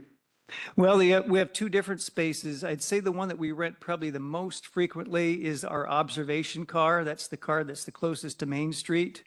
That used to be, as people called it, the restaurant, if you're around Elkhart long enough. That's rented out, I would say, at least a couple times a month for birthday parties and whatnot. The larger event space, which is on the far west end of the building, sometimes there'll be a month where it's not rented out, and sometimes 2 or 3 times in a month. In fact, it's being rented out today by a group from the Fort Wayne Railroad Historical Society. And what is the cost to rent those spaces? $125 for up to 30 people. If you have more than 30 people, then it's $5 per person, which includes then, of course, admittance to the museum. Oh, okay, thank you. Mr. Crabtree. Could you expound on the credit card processing fees? Is that when I come to the museum and pay with a credit card, you pay that? Or is that things that you guys do at the museum, pay for credit card, paid for? Yeah, that's been a discussion point too. Right now, we are absorbing the credit card fees. So with the increase of attendance that we've had the past 4 years, we've actually increased by around 68% from 2021 to 2025. That also brings in more revenue and more purchases in our gift shop, which then means we have more credit card fees to have to absorb. So it's a nice thing that we are, of course, generating more sales, but also with that comes more credit card fees. And I know that, when I do business out and about, with COVID and the rise in costs here and there, I know that it says, if I pay for the credit card, expect a 3% fee. Is that something you'd consider, have considered? Why not? Yeah, I was talking with our office services person this morning about that, whether we want to start considering going to something like if you want to pay by card, you absorb the fee, not us. Okay, thank you. Mr. Hinkie. Thank you for knowing your budget that well. I appreciate your ability to speak to it. Can I ask, what is your total net revenue, meaning without appropriation of general fund, without grants and so on? What cash revenue does the Railroad Museum bring in? I don't have that number, but I'm sure I can find that and get that I think to you. Aaron can get it for us. And then additionally, it's not a huge expense, but it is a huge liability in regards to maintaining, supporting, and anything that would go wrong. I liken it to the HVAC system that had to be replaced, and the buildings of age, the roofing, and all of those things. I'm not detracting from that at all. I guess I'm making a point to say that there's other revenue, because you are going to have to be self-supporting, that was supposed to happen in 2004. And I think had we as a city managed our cost differently, this could be done. And my caveat to that for other members here is that the depot revenue, which we should be renting out and reducing our utilities, that revenue could go to support the Railroad Museum, so it becomes a standalone entity. That would be my personal goal. So I just wanted to throw that out there. The total cost is well known. What I'm after is what's the total net revenue minus general fund and other appropriations. Aaron, do you have that? Sorry, say that again? Can you say that again? Can you Sorry. ask the question again? Yeah, the net revenue, not from general fund, but just the cash revenue that the New York Central Railroad Museum brings in on its own. I don't have that right now, but I can get that for you. Okay, I would like that. And if we would add to that, sir, any e-commerce that would happen there, like you sell online items, shirts, cups, is there an online business or is it just, okay. So I'm just wondering if there is a larger audience and a greater sale, if something like that could happen, mind you. And again, it's your business, you know it, I'm just out there. That is, at McCree's Deli in Granger, they have a railroad car collector and sales in that building in which they're paying rent to that higher end market for his business. And what a nice caveat to have that in our own showroom to generate additional revenue and to generate additional interest as opposed to where we are. We at one point talked about having a restaurant put back into the place. And in fact, put some money towards renovation of that end. Whatever happened to that idea? Did we stop? Anybody? I would guess that was all before I became. It was. So I can't answer that, I guess. All right, so we're just trying to look for areas, and we've been doing this for some time now, trying to find out how does the railroad become a self-managing entity, a self-funding entity, and these ideas, which we keep lobbing ideas and money at, just haven't come to full circle.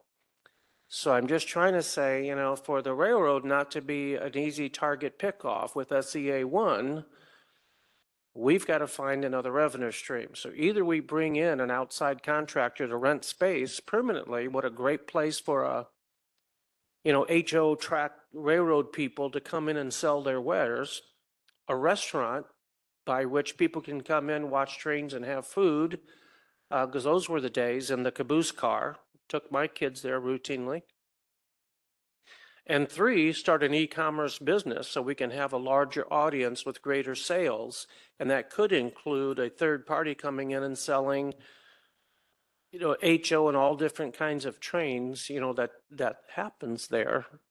I'm not sure what all they're called anymore, but I'm sure there's a lot of them because it supports a business at McCree's, which is a pretty high-end retail space to rent. So I'm just looking for something that would help with your revenue. Do we have anything on the books? Are we looking forward to those things? I can speak to that, Councilman Hinkie. So I think in the opening budget message in your budget book, we speak to the fact that over the next year, we'll be looking at all revenue sources in every department, which would include the Railroad Museum. We've also engaged with the Fort Wayne Historical Railroad Society and are working on a strategic plan for the Railroad Museum to improve the use of our assets there, as there are assets that probably need to be turned over to folks who can maintain them in the way that they ought to be maintained. And in addition, the investment and development that we're working on with Freight Street and South Main Street there that abuts next to the Railroad Museum, that will also include an evaluation of the use of the Railroad Museum, considering that that would bring more residential density right next to the museum. That could also, that also means that the museum needs to be an asset to that community. So we're looking at all avenues. Like you say, I agree that the ideal goal would be that the Railroad Museum would be completely self-sufficient. I appreciate that. We've been, again, that was supposed to occur in 2004. We're a little bit beyond that. And so we still need to find ways, otherwise that particular system as SEA 1 comes into full effect, becomes an easy target to say, let's, you know, sell off, let's close, let's shutter, whatever the case may be.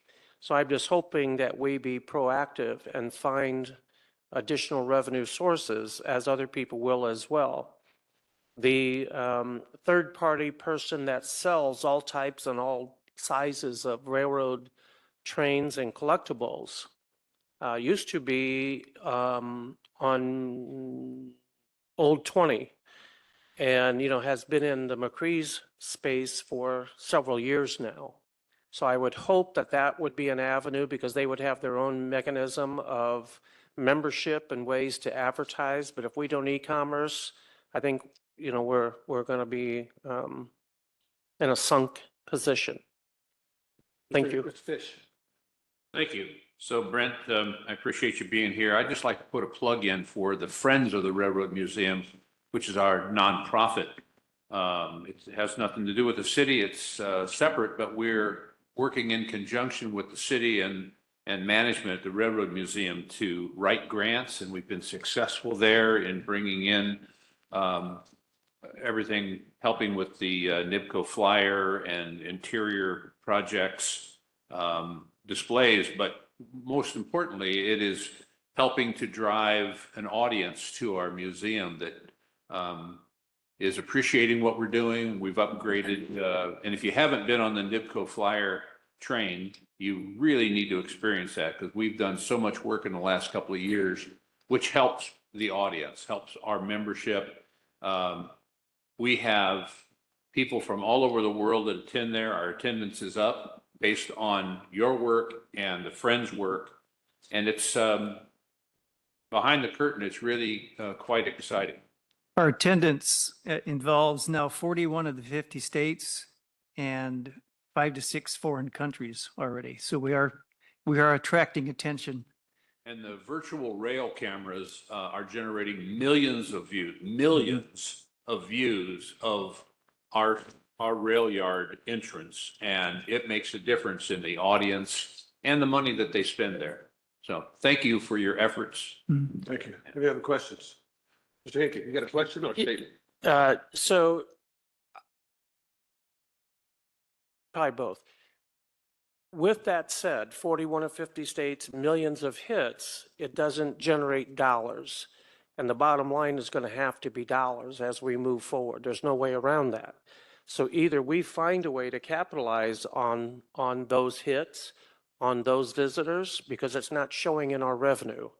So we are not at the position where we can be moving forward. Now, it's the mayor's decision overall, but when we get down to real budget crunches, this is what we have to look at.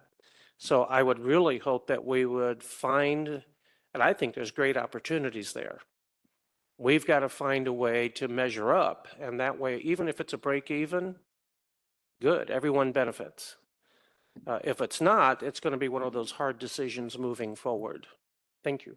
Thank you. I think one of the points that Megan made pretty clear is we're looking at all options. Everything is on the table. So going forward with these budgets, we need to remember that, that we're in 2026, but everything is on the table. So having said that, I'll entertain a motion for tentative approval on the Railroad Museum. So move. Got a motion by Mr. Crabtree, second by Mr. Fish. All those in favor signify by saying aye. Aye. Opposed, same sign. Motion carries. Edit. Thank you, sir. Thank you. Thank you very much. Edit interfunds, transfers, and economic development grants, page JIS 142 to 145.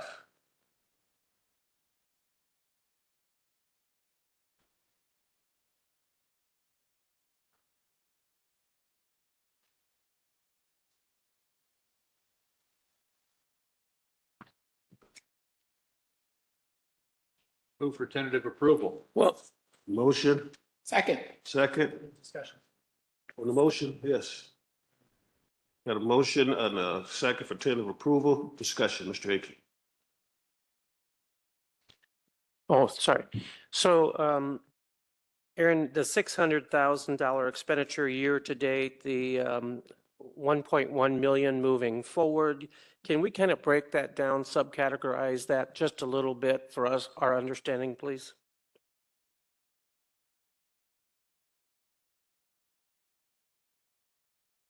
I would love to do that as soon as my computer starts working. James, You don't have that off the top of your head? No, computers. do you know how many funds we have? A lot.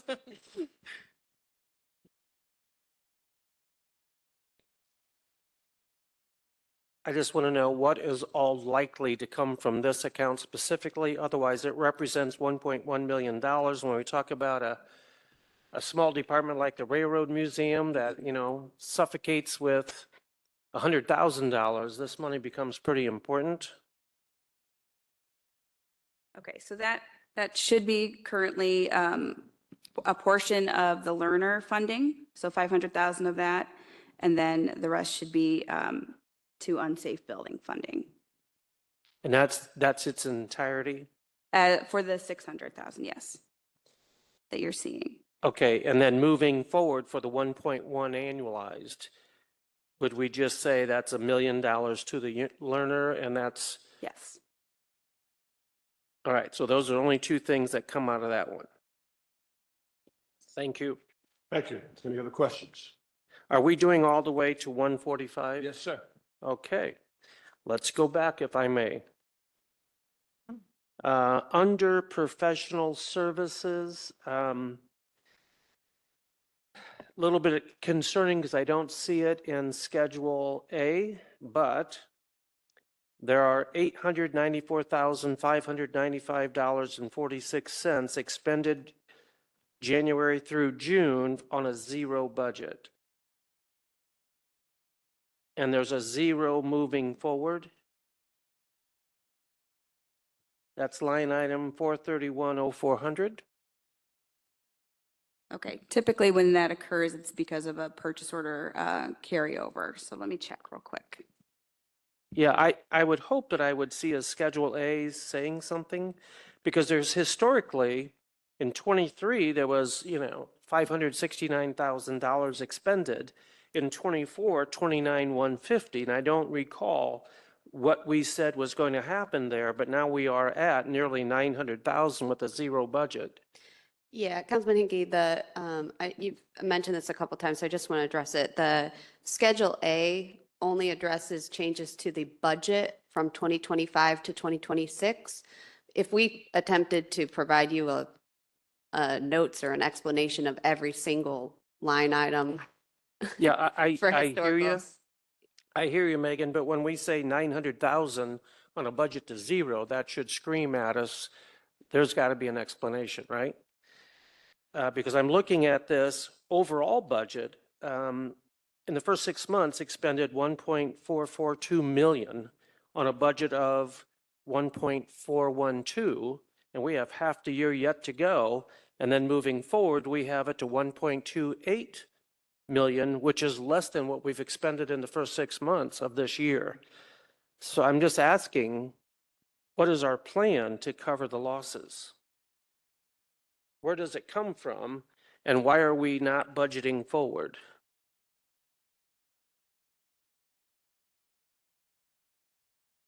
Okay, so what we have are public safety PSAs encumbered. So we don't plan for anything because we're currently just paying down what we've already got in place. So can you say that again, public safety? It's a PSA for the public safety building. So we carried over 2,496,600 for that.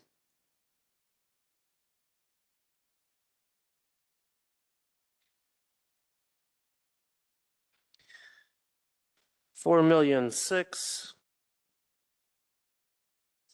It's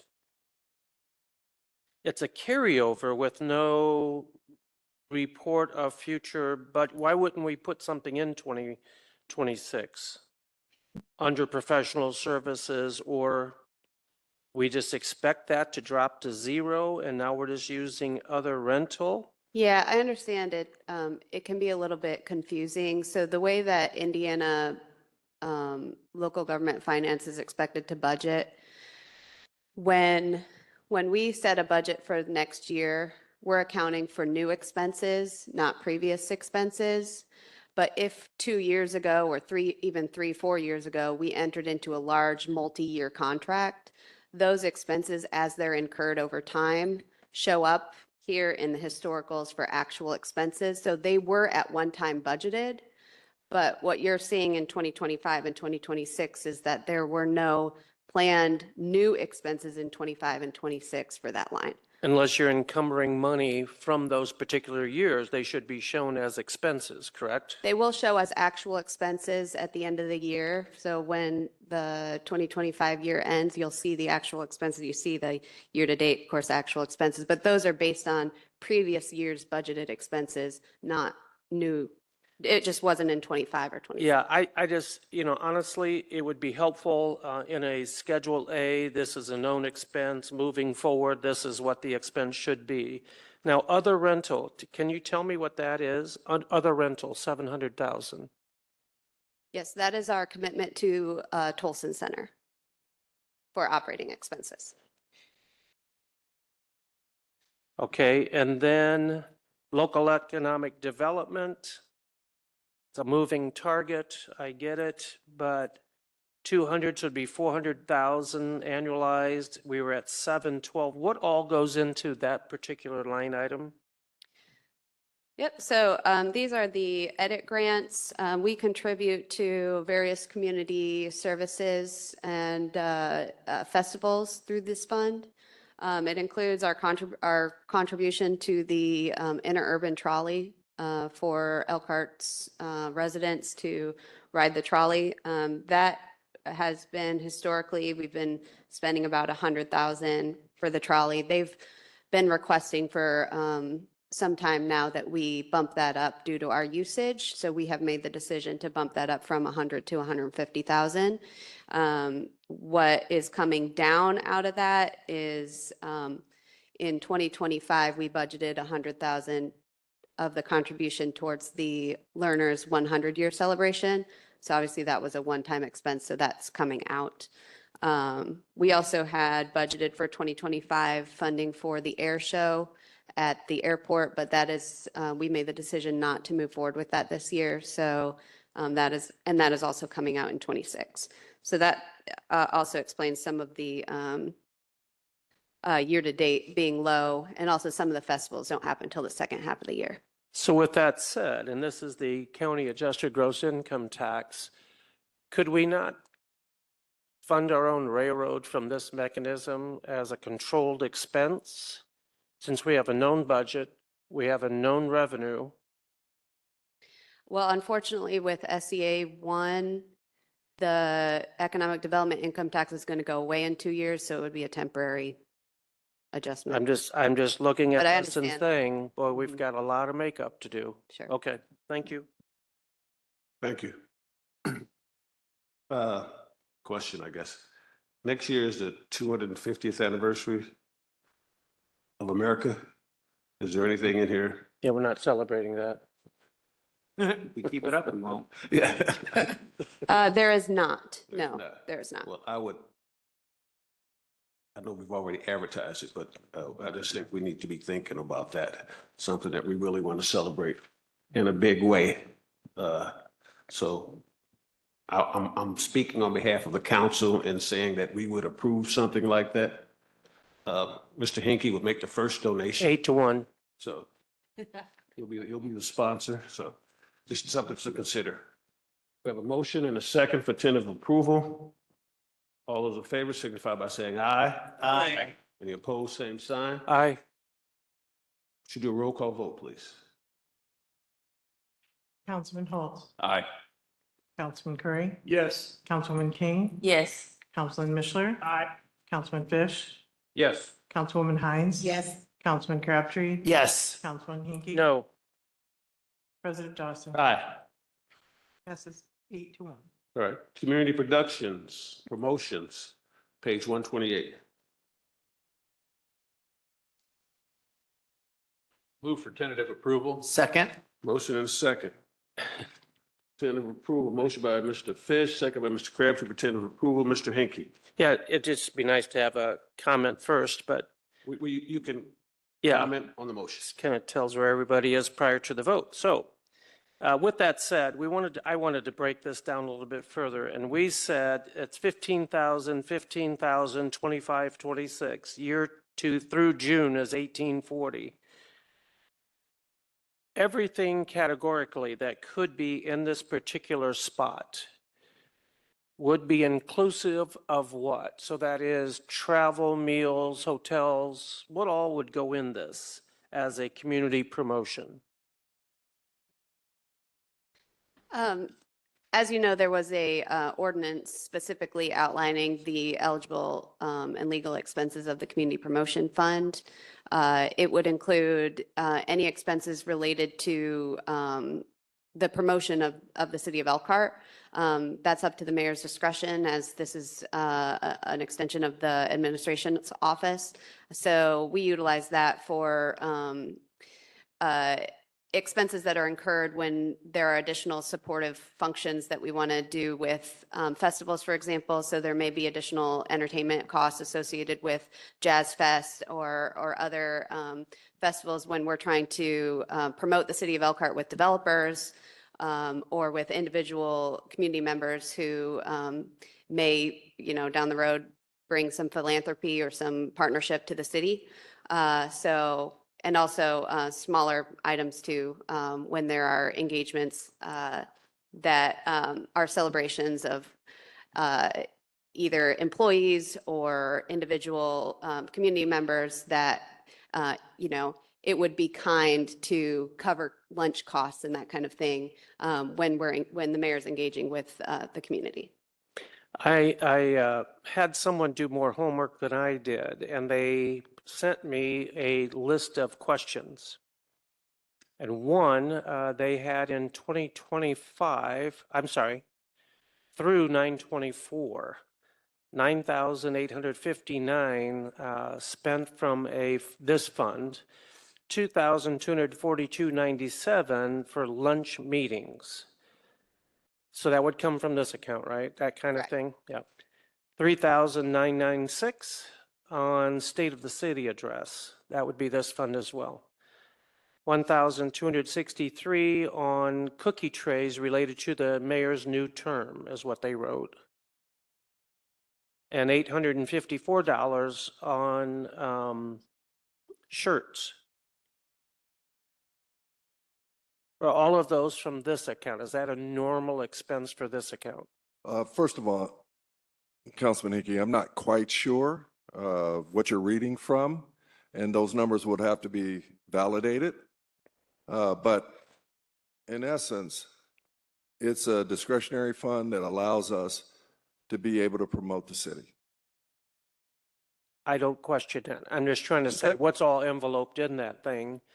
And since this came from a constituent of mine, I just wanted to clarify so I know how to answer it. And I get that. I mean, that's part of business. Well, I still have no idea of what your constituent is actually speaking of. So it also, well, there's others here for other departments, and it's a whole listing of questions, and I thought they were very valid, and so that's why I'm bringing them up. So that covers that base. Thank you. Thank you. Any other questions? Seeing none, we already have a motion and a second. All those in favor signify by saying aye. Aye. Opposed, same sign. Motion carries. Okay, building and grounds, page 58.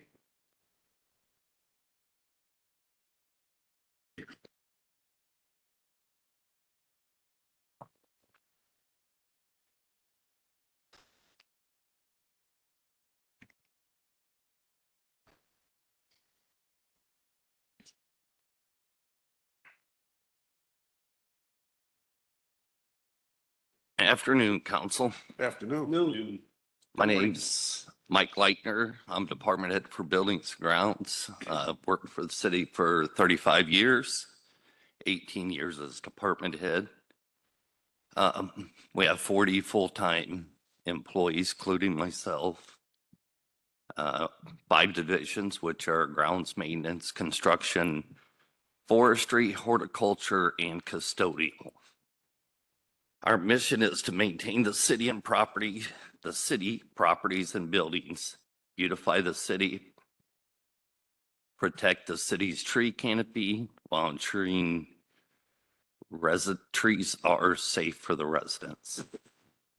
I believe we've created a physically responsible budget that shows our needs for next year, not our wants. Do you have any questions? Questions for Mr. Leitner? Not a question, but I just want to accolade your department. You make the city look absolutely pristine. Your guys and gals who work doing a phenomenal job. And I'm definitely proud that I live and work with the city of Elkhart because how you make the city look and feel. So thank you. They do. Thank you. Mr. Fish? Thank you, Mike, for being here. So let's grind into a little bit of this. I see some, and you've done quite a bit of work on this budget, I can tell. But if you go to maintenance contract on your second page, that's quite a drop in contrast. Could you explain what that is? Yes, we had some contracts. One was a HVAC contract with Johnson Controls. We are no longer going with a contract for HVAC with them. Maybe pick somebody else up, or are we going to do that ourselves? We're going to try to do it ourselves, but there may be a contract with specific buildings like the municipal building. Okay. That's all for now. Thanks. Commissioner? Thank you. I just see an increase by 20% for repairs and maintenance. Is that just due to equipment costs, or what are we looking at there for this? A lot of it is, but also it's because of us no longer having an HVAC contract with Johnson Controls. Gotcha. Okay, thank you. Drinking. Other than that one missed call, Mike, and you know who it is. We have a resident that we work with, and I push it back to Mike. So I know in a lot of areas you don't have a lot of control over budgetary items because yours is actually a response to things already occurred and push to things that have already broken, right? So fuel would be one of those. I'm not going to say anything more about it. It's up there a little bit.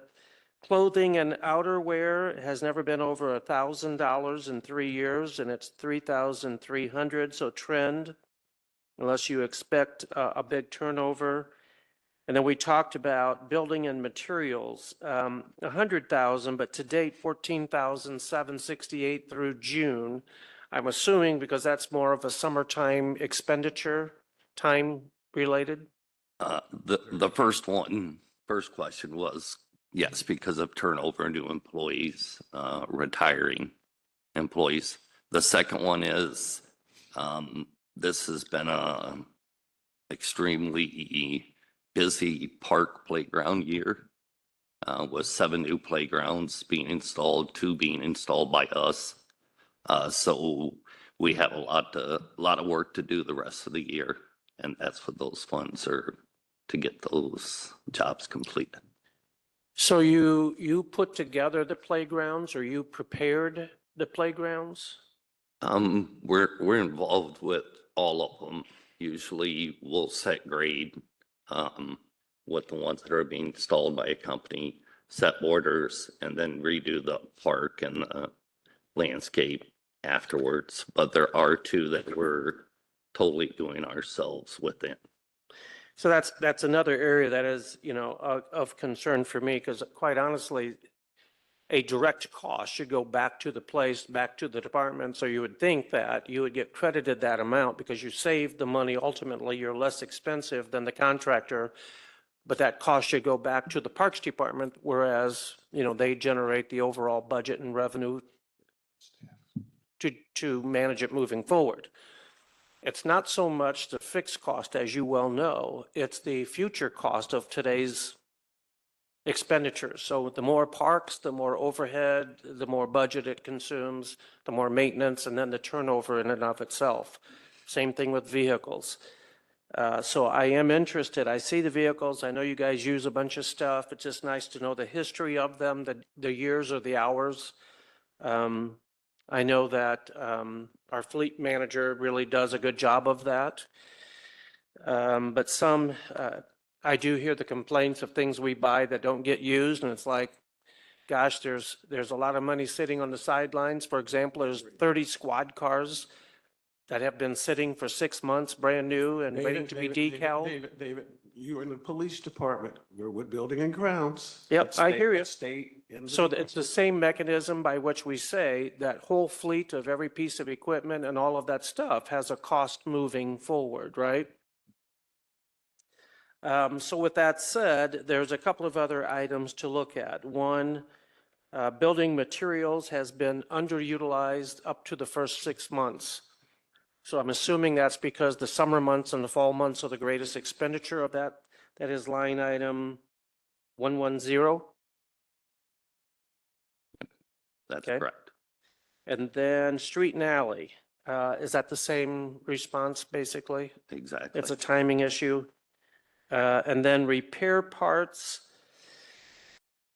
that's hard to kind of predict, I suppose. Things break as they break. We talked about the maintenance contract and then repairs, maintenance, other. That's hard to predict as well. You had a year in 23 of 300,000 and then 291,000, so roughly 300,000 again. And we're budgeted for 232,000. So how you're going to control cost in that particular area? And it's like you said, it's very hard to, we try to do our best with preventive maintenance to catch things that are going to happen, but you never know with mechanical. Yeah, something is going to have to work for you because it looks like you're pretty under budgeted in that particular spot, but that's good management, Mike. Thank you. Thank you. Any other questions? Yes. Ms. King? So Mike, congratulations on 35 years of service. We've only been out of school for 20 years. No. So I just want to make sure I have just a clear description of your department. Just from what I know you help out with the community, with the trailers and everything, but it's brush and the trees. I know every time I call you, you recommend me do the 311, which I do, but can you, while you're here, just go ahead and explain in detail as far as, not in grave detail, but your department for me, please? Yes, construction wise, it's like David had said, we pretty much take care of every department or city building throughout the city. It's not much of our own properties. We own our facility at Studebaker Park as our building. That's it. Grounds maintenance, we maintain all city properties that departments don't have internally. Utilities is a little different, so they maintain some of their street department maintains some economic development properties and code enforcement properties, but we maintain all the others. Horticulture, we grow all of our own flowers within, maintain them ourselves at our own greenhouses where we grow them. Custodial cleaning, not every city building, all parks buildings within the city. And forestry, all right-of-way trees, trimming, removal, all park property trees and cemeteries. And we have the brush program that picks up trees, tree waste or debris year round. And then we have spring and fall planting of trees. Thank you. Thank you for trying to help our budget and do a lot, so I appreciate you. Thank you. Mr. Mishler? Hey, just a quick question on 43 other services and charges. The past couple of years, you haven't had anything for travel. And you're requesting 5,000 again. Just, is there anything planned or is that just a contingency in place it's required? There hasn't been any use for it in the past couple of years that I could see. The increase for other services and charges, is that the one you're talking about? Yes, under professional services, travel, the one Oh, right under travel. that. Yeah. We had some monies budgeted this for 2025 because of Lucity training. It's a new program we started this year. Because of retirements, we weren't able to send those employees. But we would like to get some training next year for that. Yes, so intended, Chief. Thank you. Mr. Hinkle.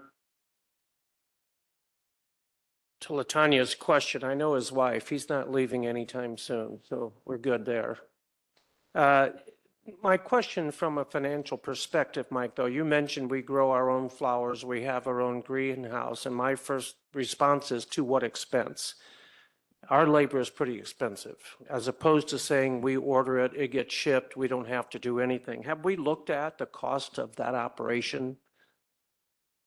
Not in recent years, but when the reorg happened years ago and we lost it, I know it was substantial expense and the loss of employees to maintain our greenhouse and horticulture division. So horticulture, when they get started, normally we'll start planting sooner than regular greenhouses. So we're ahead of the schedule. Ours look better sooner. Most people probably noticed that. And starting of the plants is just a part of what they do. They also maintain snow service through downtown Elkhart also. Yeah, I'm looking at cost and justifiable costs, and how do we shed that to third party or public so we don't compete with our own public for the same? There's a lot of growers around. If there was a way to incorporate, encapsulate this greenhouse program to environmental services, therefore more volunteers, that would make a great deal of sense. But for us to grow our own and compete with area farming agencies that do flowers on a professional basis that we can just order and they're dropped off and whatever the case may be, I would question that operation by cost and benefit. But finally, you are one of 3 department heads I call on a routine basis. It's been a good 35 years, so thank you for always answering your phone. Thank you. Mr. Fish. Yes, David, I'd like to clarify something you said at the beginning of your remarks. You referred to clothing and outerwear at 3,300, and yet that figure is for medical surgical, and I'm not sure what you were. Can you let me find that spot. It's under supplies, 320. You had just referred to it about the increase, but of 3,300, but you were referring to clothing and outerwear, and it's actually 16,000. I just. Well, you know what? I've already gone on to the next budget. Let me go back to this one. So. But there was clarification. Are we clear what he was talking about? 58. I'm just ahead of you guys, that's all. Okay. But Mike. Here we go. I want to speak to the flowers and growing them in the greenhouse and the horticultures, because I think during the reorganization, we actually saved money because we control the flowers, we grew them, we got them what we wanted, we grew what we wanted, we brought in a horticulturalist to do that, and I think that was a great thing. While we had to bring some employees in, they not only do that, but they do other things as well. So I want to commend that department for doing that. This question doesn't have very much to do with the budget, but the flowers this year downtown, last year they were boom. Yeah, They they were, have them. sure, they're great too, but last year the color was just. Thank you. And I see the girl every morning, she still waters them and they're just not kicking. Is there a reason? I wish I knew more about flowers than our horticulturists, but I don't. Just yesterday, she sent me a text that they have some bug that's on them that is hurting them now. She wants to remove them next week. I said, no, we're gonna have to keep them longer than that. So she'll try to keep them looking as good as she can, as long as she can. I think it had to do with drought, what have you. Yeah, I did hear there was a beetle infestation of hanging plants, so. Yes. Maybe that was it, but I just, great job. Horticulture's great job. Can I entertain a motion, or do we already have a motion? So move. Second. Motion for Mr. Crabtree, a second for Mrs. Hines, Mr. Pinckney. Your wife also confirms you know nothing about flowers. Good. I think Mr. Fish pointed out something, and I just want to make sure medical surgical was 847, so 16 for the year, it's 3,300. Building and materials is also circled in my book. It was 14, so about 30,000 for the year, and we're at 115 budgeted. Street and alley, we talked about 22, so basically $4,500, and we're at 16,800. Just for the record, I wanted to clean that up. And then we talked about parts. That's all I had circled in my book. Thank you. Thank you. Thank you. We have a motion, a second for tentative approval. All those in favor signify by saying aye. Aye. Any opposed, same side. Motion carries. Thank you. Thank Thanks, you. Mike. Thank you. Next, we have the Environmental Center, page 100. This coffee sucks. This coffee sucks. It's terrible.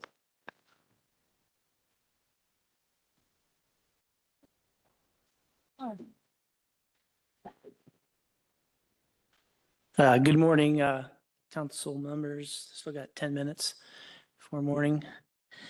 My name is Jeff Savatsky. I'm the director. I've been in this position for nearly 5 years now. I have there's 3 of us full-time and I have 2 part-time staff. And we also survive with the help of hundreds of volunteers that come out here throughout the year to assist us. We strive to provide unparalleled service and quality of place, providing educational program and community events for the entire community to enjoy year-round. The Elkhart Environmental Center also serves as the largest public green space within the city limits, with at over 80 acres of restored natural space for community members to visit and enjoy. In addition, the EEC and its staff serves as a resource for community members who may have any environmental or sustainable concerns or question. And we will also be assisting with the city in the development and implementation of our climate action plan. A couple accomplishments I'd like to share with you. We're in year 2 of our 4-acre wildflower planting project. Takes about 3 years to really to get it going. I know some people have seen it, but the new species that it's brought in, from bees, monarchs, swallowtails, turkeys, deer, is pretty amazing. We've created a nice Disney moment for our residents within city limits. We continue to save the city and taxpayer on electricity cost and energy use with our renewable energies that we installed. To date this year, we've generated 10.5 megawatts. In the last 3 years, we've produced over 30 megawatts. And just to kind of put that in perspective, that's enough to power 6,000 average homes.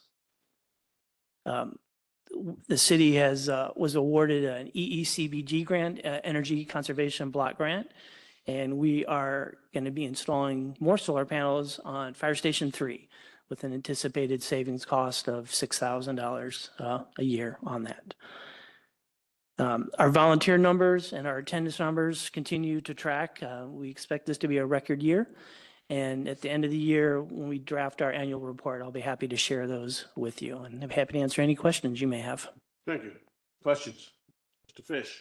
Not really a question, just a job well done. And I'm honored and proud to be the #1 volunteer for 34 years now to help you get the numbers that you have. Mr. Mitchell? Thanks, and thanks for being here with us, Jeff. A couple quick questions. Can I see replace Prius with electric vehicle SUV? Could you explain the need to do that if you could? The vehicles, our central garage director has a time frame where he wants to replace aging and older vehicles within the fleet. And I believe the cost for parts and to maintain is starting to be prohibitive. This would be our second EV vehicle. We have a work pickup truck that we use, so we have public charging space there, and we have solar panels. So we plug our unit in during the day. It's free to charge, and that would be saving gas costs that we will no longer need to have for our city vehicle. Okay, and the other was for professional services, the $50,000. Can you explain that? Yes, that's probably one of our biggest, and it's also a new one in our budget. The Environmental Center is going to be the lead department on drafting the climate action plan, working with all the city departments. And we're going to need to bring in a consultant to assist us on this. That price, we anticipate to be a 2-year price, and that was a max spend price. They gave us a price, like a la carte menu to choose from. Some of the stuff we already have, and we can do it ourselves inside. But if we find that we need help drafting this report or something we're just not familiar with, having that resource there to draft this is what it's there for.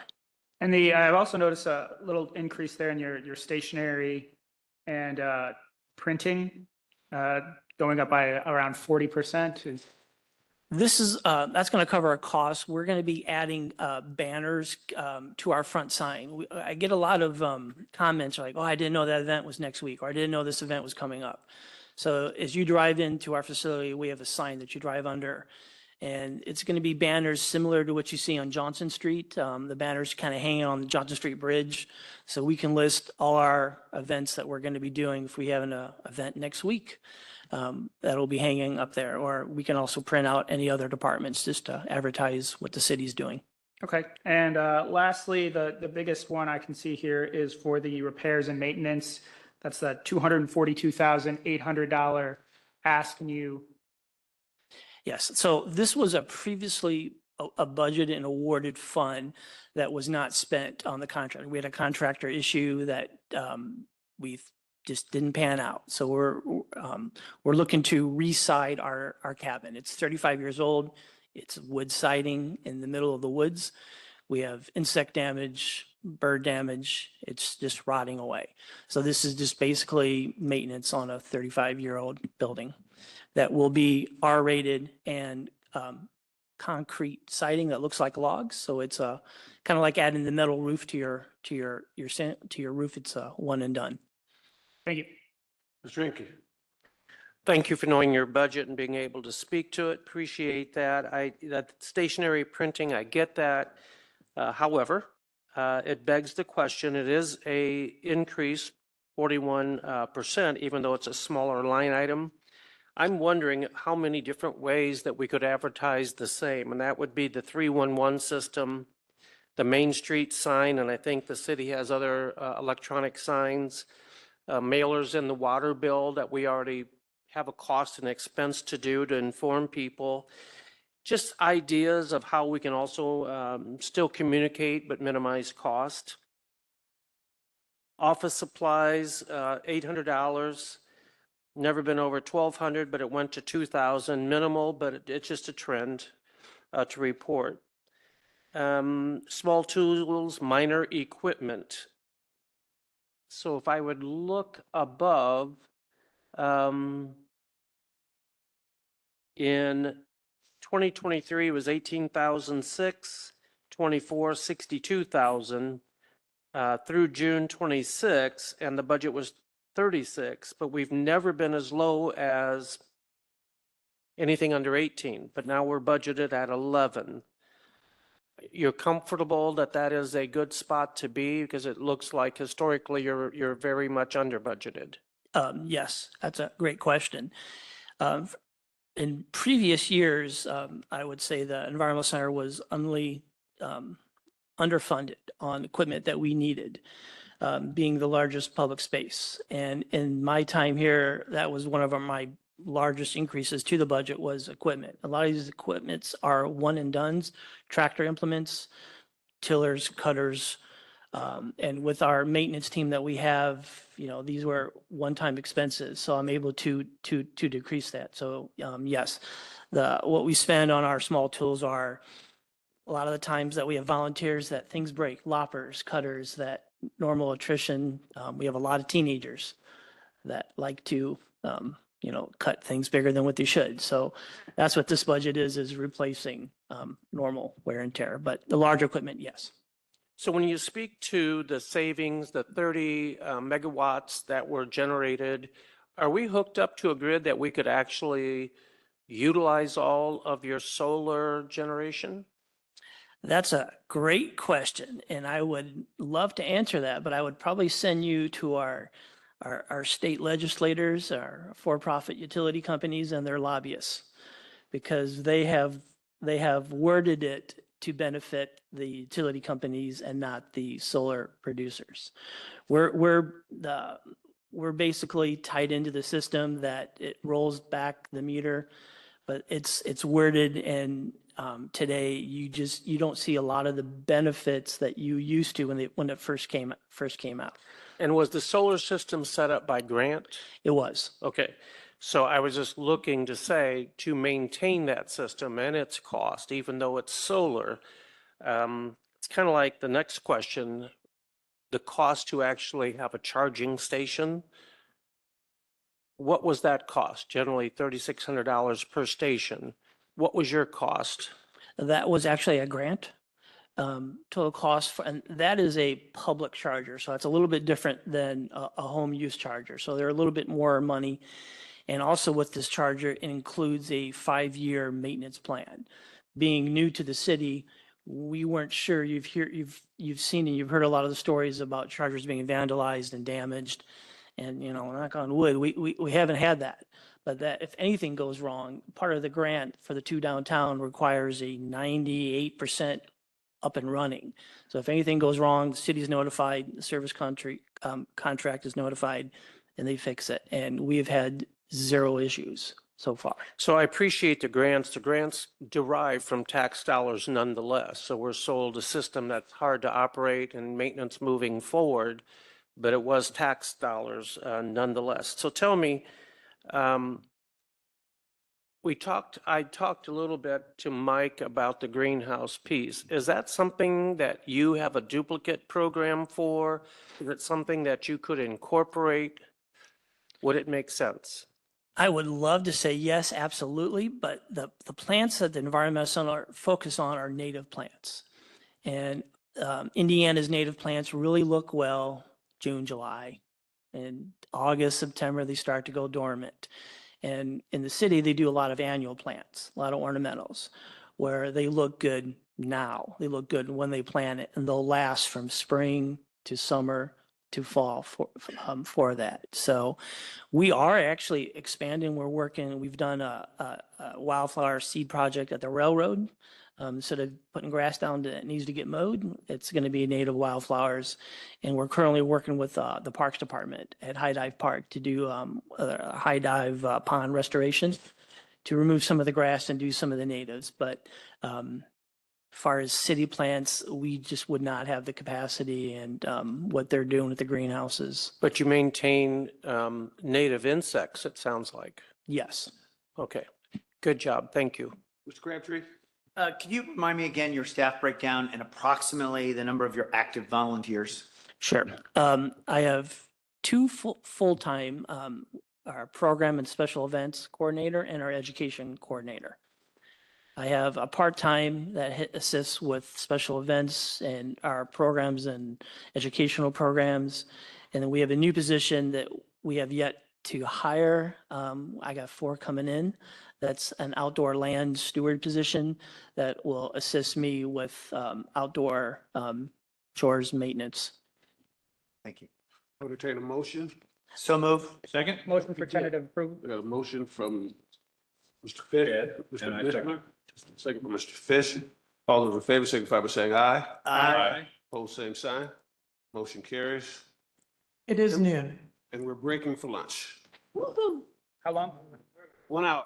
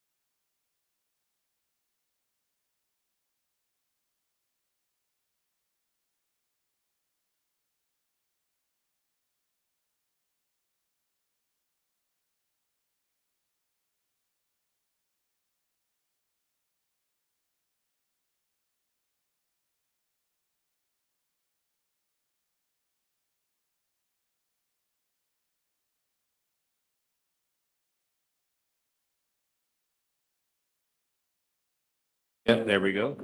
I Jack? appreciate it. Here. We're going to reconvene this meeting at the Lerner Theater. Our next budget, page 110.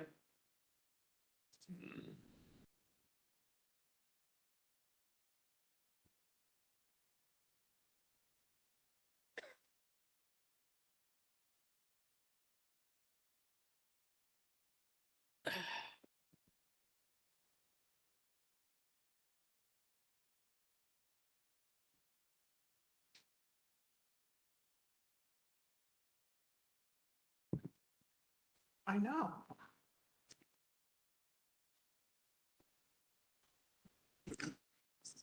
It's yours. Okay.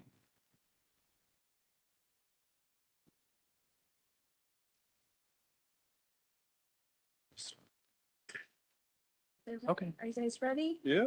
I think we are just waiting on Councilwoman. No, we're not waiting. We're ready. Ready? Okay, ready? Ready. All right. Good afternoon, council members. My name is Carl Thompson, General Manager of the Lerner Theater, and today I'm joined by Bob Garcia, Director of Events and Finance. We're here to speak with you today on behalf of the Lerner Theater. Bob reminded me before we went to lunch that we've been in our position now for 88 days. So 3 months has been action-packed. But just to remind you, the Lerner is a 1,700-seat performance venue showcasing national tours and local events. Some of our accomplishments in 2025, while working on the 2026 operating budget, actually, I wanted to back up. We have 10 full-time employees, 40 part-time employees, and 109 volunteers. In 2025, while working on the 2026 operating budget, we were able to reduce the budget by over $450,000. We recently and successfully produced a year-long centennial celebration featuring a free community concert called Celebration Under the Stars that welcomed approximately 15,000 visitors. Over 2025, we will welcome a projected 50,000 guests to the Lerner Theater and downtown Elkhart to eat, shop, dine, and enjoy world-class performances.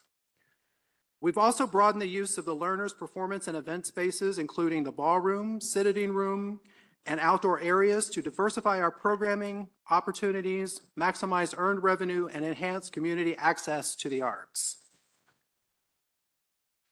Some of our 2006 budget requests and highlights we wanted to just mention here today. As a review of the 2026 budget requests and highlights, these are some of the following. We've been transitioning to a leaner staffing model, ensuring fiscal responsibility while maintaining service excellence, implementing a comprehensive event management platform to streamline performing arts, contract settlements, and historical data collection, increasing the promotions budget to boost the following: brand awareness, ticket sales, and ancillary revenues, elevating the Lerner Theater's profile and brand. And for 2026 capital request, our plan is to work with Friends of the Lerner to support any needs in that area. So thank you for your time today, and we welcome your questions. Thank you. Questions? Fish. So thank you for being here. It's been a great year for Lerner and everybody that I've gotten feedback from. So a lot has happened in 88 days. I know this is your first go around, so let's just get right into some of the numbers. Membership and dues, I see quite an increase there, and also contract services. Could you, since we're in an austerity mindset, why those increases? So I can speak to that, and Bob can also add to it. So for memberships and dues, we are interested in attending conferences on a national level to create awareness for the Lerner Theater among our colleagues in the industry. And that would include IEBA, which is International Entertainment Buyers Association, and also Association of Performing Arts Professionals. That way we can reach out on a national level to attract entertainment buyers and promoters to create awareness of the Lerner Theater and increase our programming here locally. Is there anything you? No, that's, Thank you. Commissioner. Thank you, and thank you for everything that you've done so far. You guys are doing great. I'm just curious as to how much so far this year, well, end of June, that the Lerner has brought in compared to how much that it's spent, because I know you guys charge things, but also spend. So where are we at with that between? Correct. That's me, huh? Well, Bob may have an answer. I can speak on. Can we clarify that piece? Is that net revenue, not including city portion? Yes. Okay. Do you want the amount earned to date or projected revenue for this year? Earned to date. And can we get both? Okay, so to give you a reference, in 2024, we had 1.9 million. Our projected revenue for 2025 is 2 million. And to date, I'll defer to Aaron. That's revenue. Revenue, yes, correct, revenue You wanted net. to date. No, I do not. All right. So that's revenue receipts. Correct. Yep. Okay. Activity less the contribution, 633,000. So we're looking at 633,331.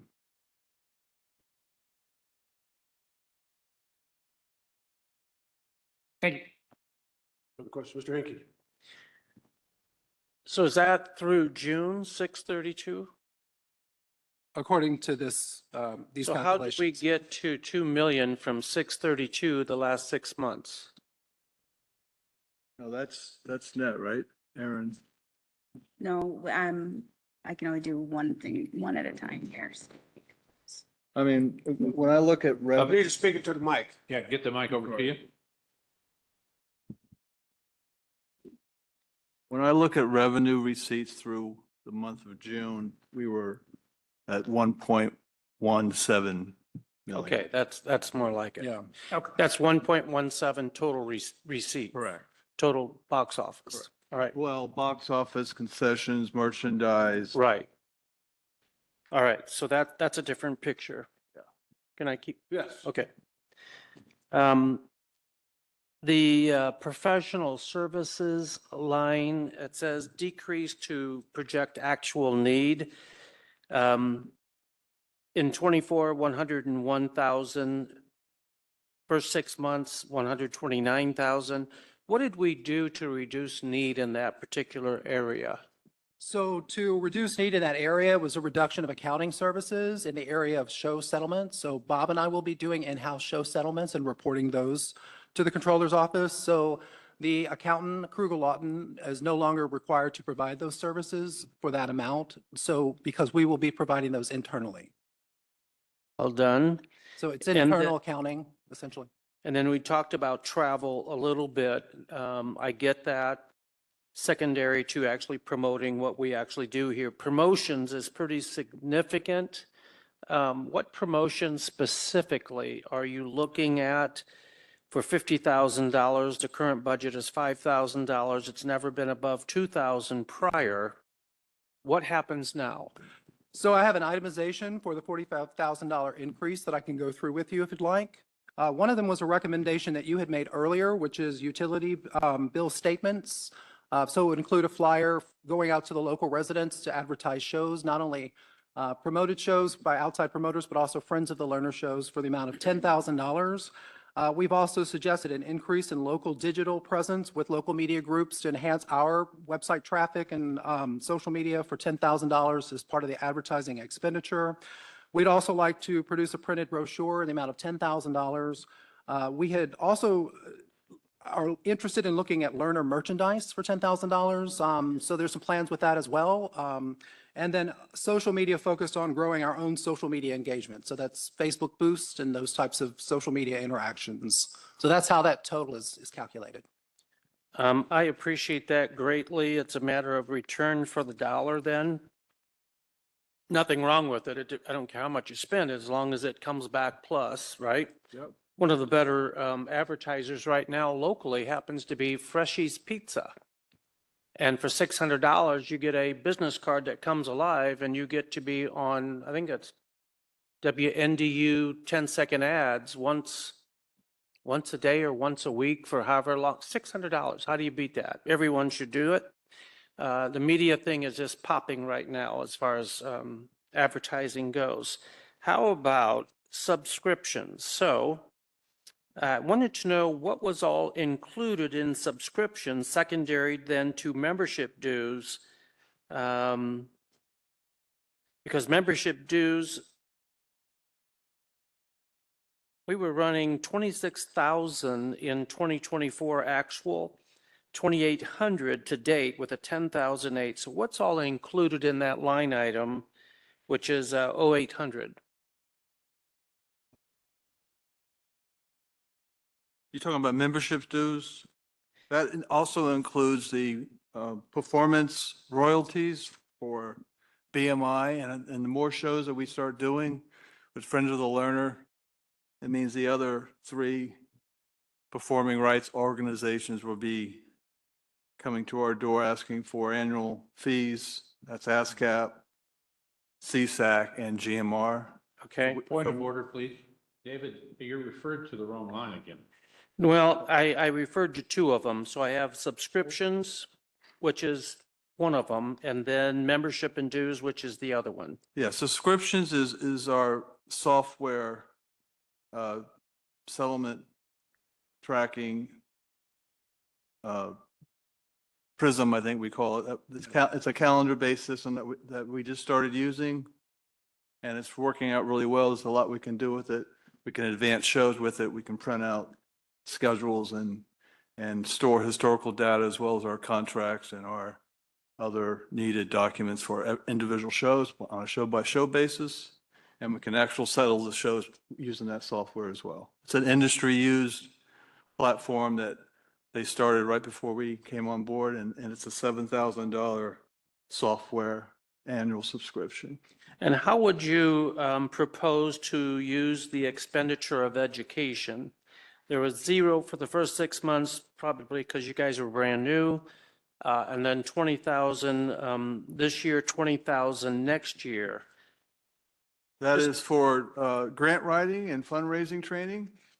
That's one of the line items that we have in there, as well as attending conferences. Some of that money is for conference fees, not specifically not tied to travel, but the fees to attend the 3 or 4 annual conferences that are industry-wide.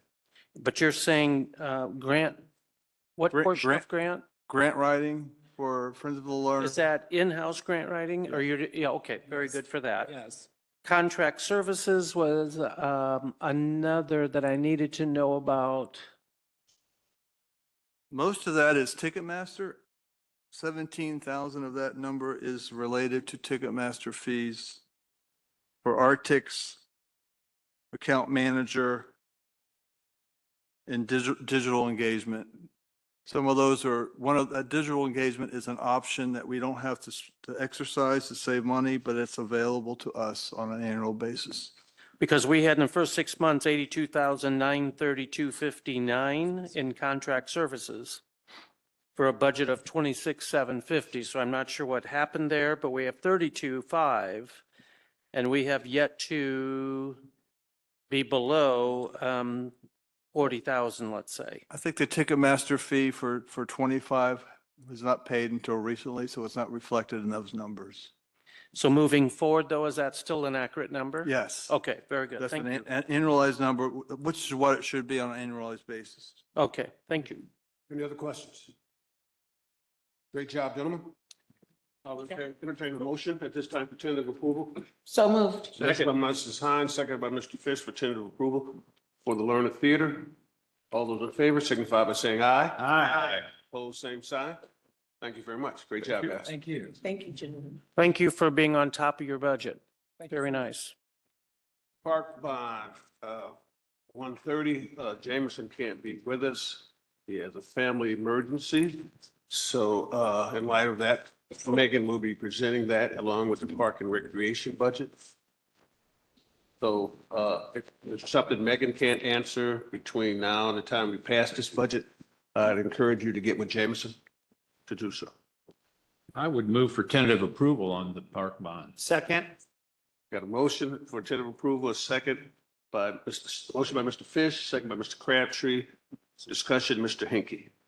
So regardless, I think we probably know when the park bond matures. Sorry. When I looked at the schedule, it looks like it's 2030, January of 2030. Okay, thank you. Any other questions? Seeing none, motion for tentative approval on the park bond. Already had a first and second. We already had. Oh, wait, I'm sorry. All those in favor signify by saying aye. Aye. Opposed, same sign. Motion carries. Thank you, Megan. Cemetery. Department budget on page 72, and we're going to do the mausoleum operation on page 98.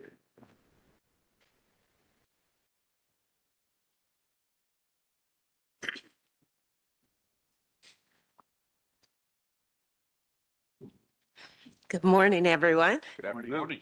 My name, Good afternoon. my name is Sunitha Millsaps. I am the new cemetery head, department head.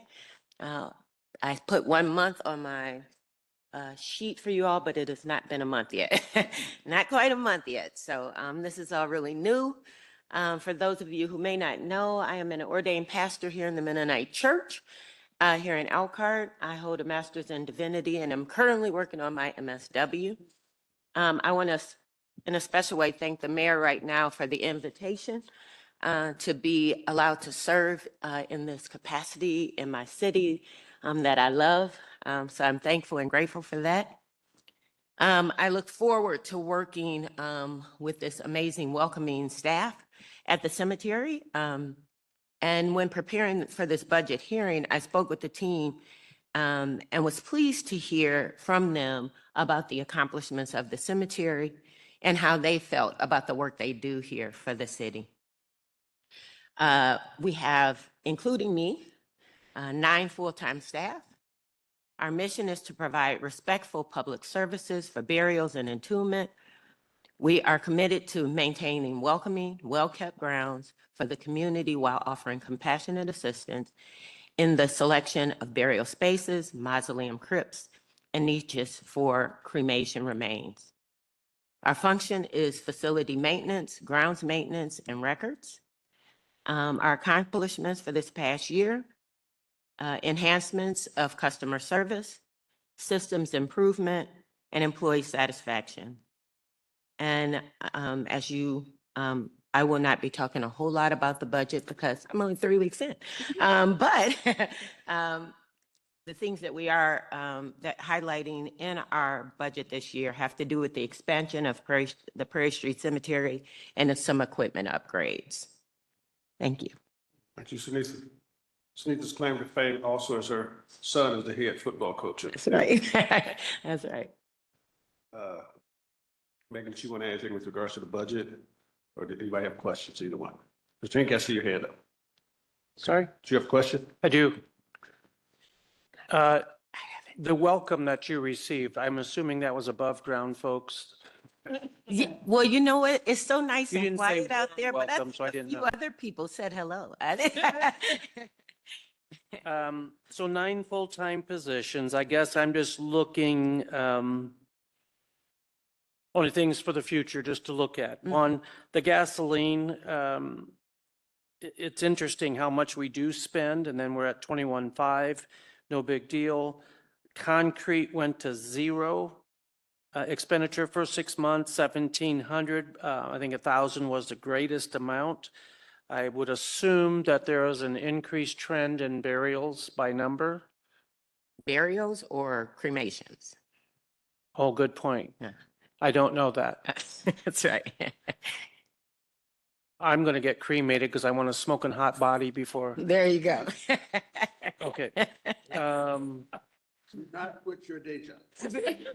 I actually like that one. And then professional services, which was a jump out at me. And that is, we had 29,625 in 24, 0 for 6 months, but we're at 75,000. So do we have an anticipated need that we can speak to?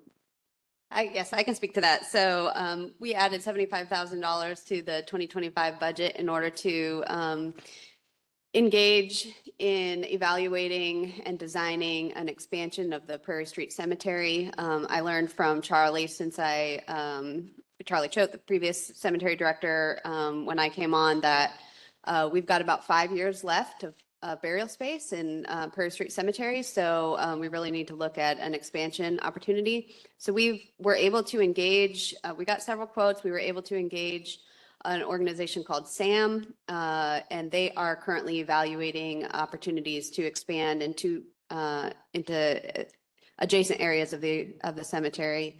That cost, I think, was about $35,000. So with the remaining costs, we're going to be looking at perhaps utilizing the remainder to design or install fencing, landscaping, entryway design into Prairie Street. So we'll see what we can do with 40 grand. I'm not sure yet. But next year, it would be a continuation of that effort. But you said, just to clarify, professional services, that's to design the fencing, not to actually pay for the fencing. Well, I'm not sure how much it would cost to have somebody evaluate what would be appropriate to go in that space. But if there's leftover money that can go towards actually. All right, so that would just take an internal transfer and that would be that? Mhm. Right, I was unaware that Charlie, I was going to say passed, but that's not the right word, retired.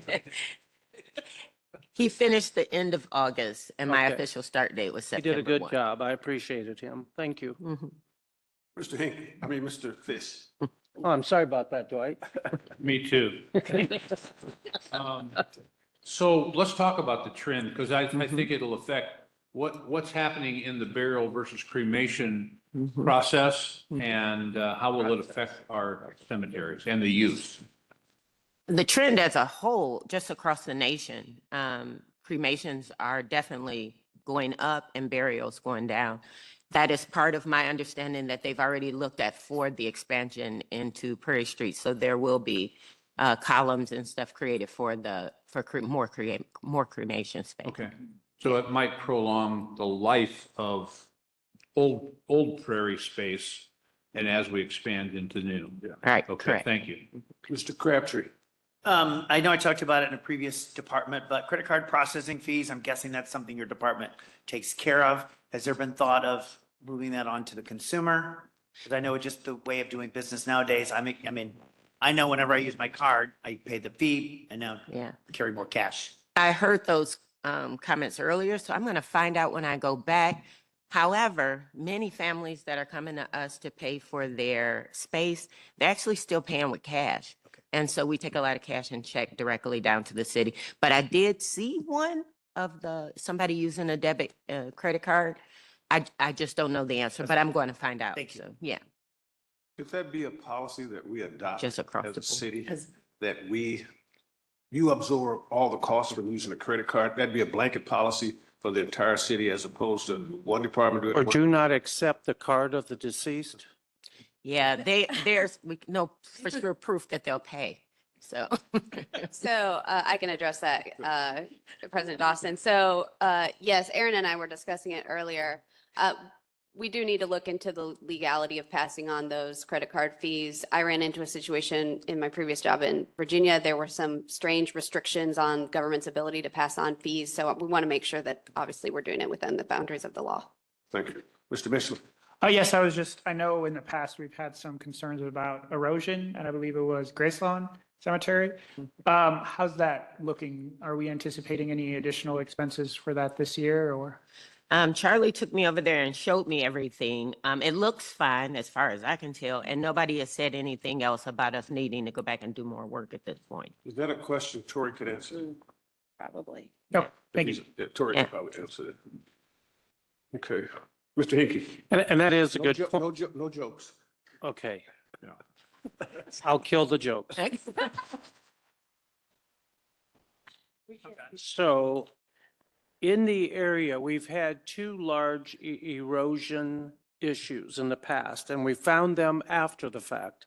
So my question was the auditing of the ground, so we would get in front of these things, would be one, just as standard, whether, seems like we didn't have to have a professional outside agency, but just as we would look, we would measure from this stone out, whatever the case may be.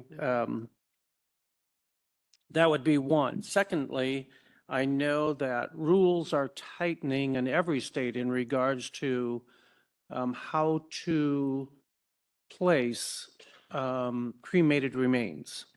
So my question is there a trend whereby which there is a standard stone, much like mausoleum, but people can place remains in a common space, not only for land conservation, but for cost reduction, but they can still have a place to go and memorialize. I'm not sure how else to put it. I can actually speak to that because I talked to Charlie at length about that when he started this project. And that's exactly what he's looking to do. Oh, okay. Utilize more space, also have a place where you can come, to mourn or. Yeah, visit so your it's not a dead issue. Good. Right. Good.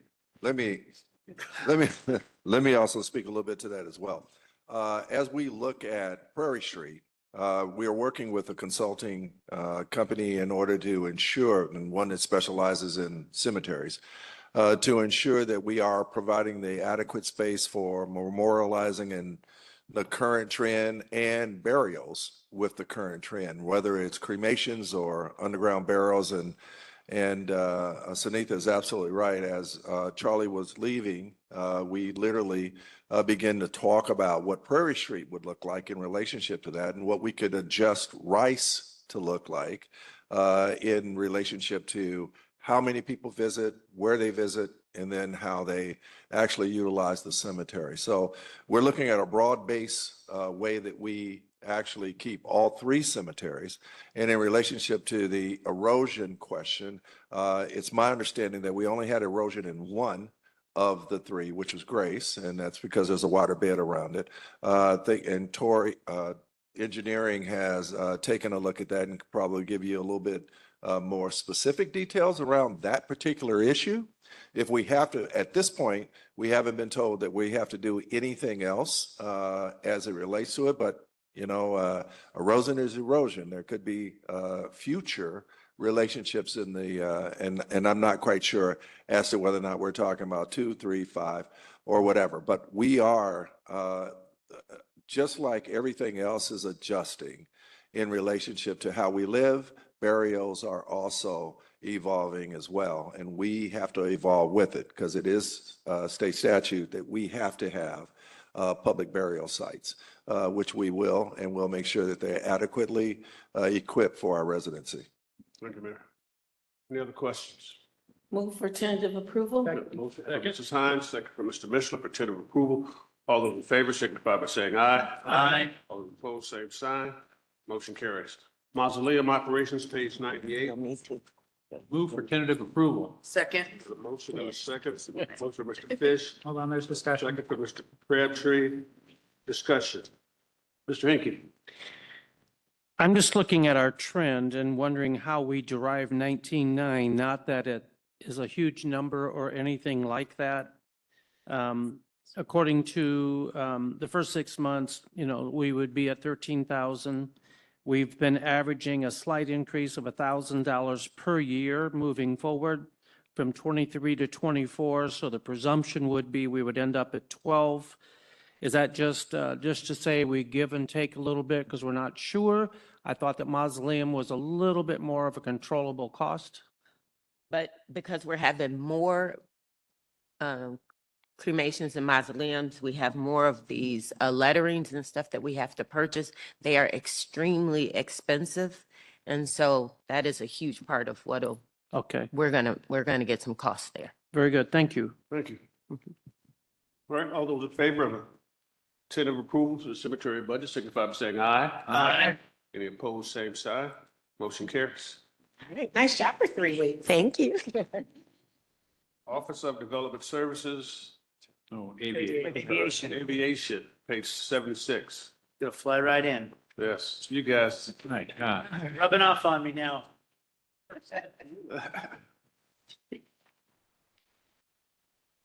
Yes, I'm telling you. Hurry up.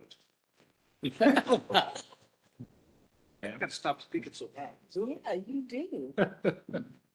All right.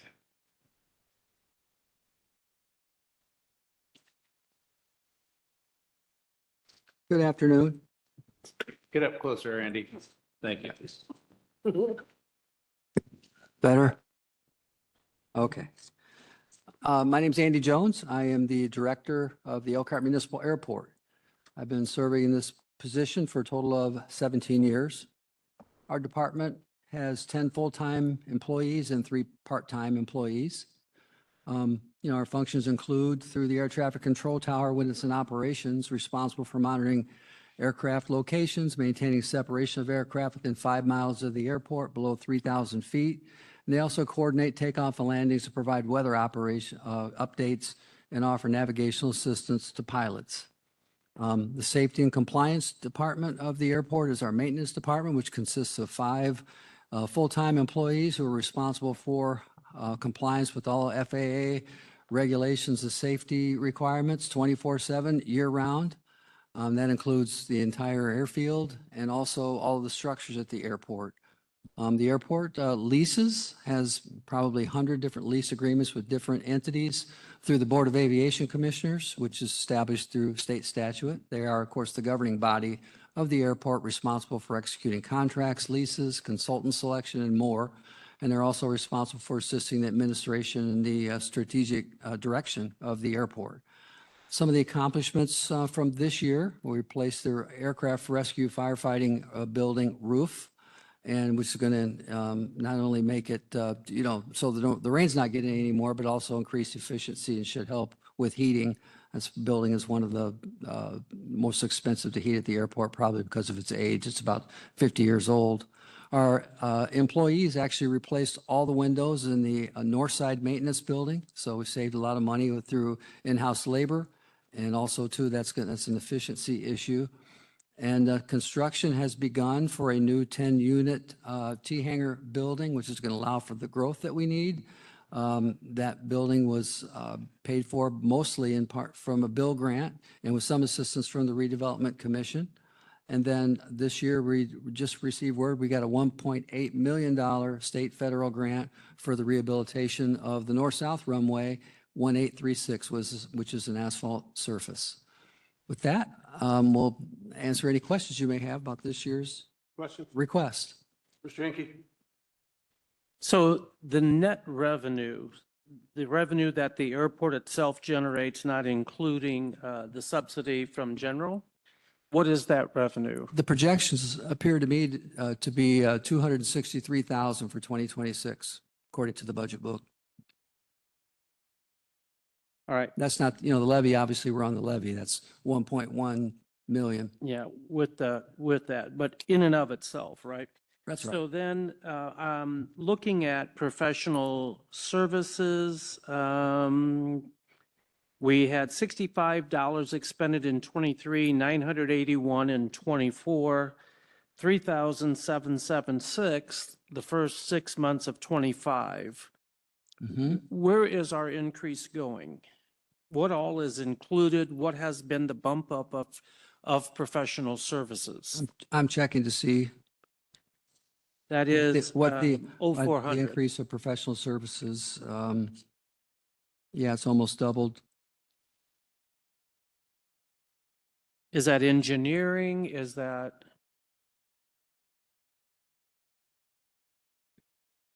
Item number 4. Yeah, it's the same amount from it was last year. It's just, there's the guard. Yeah, I realize. I'm just looking at the trend. And I see.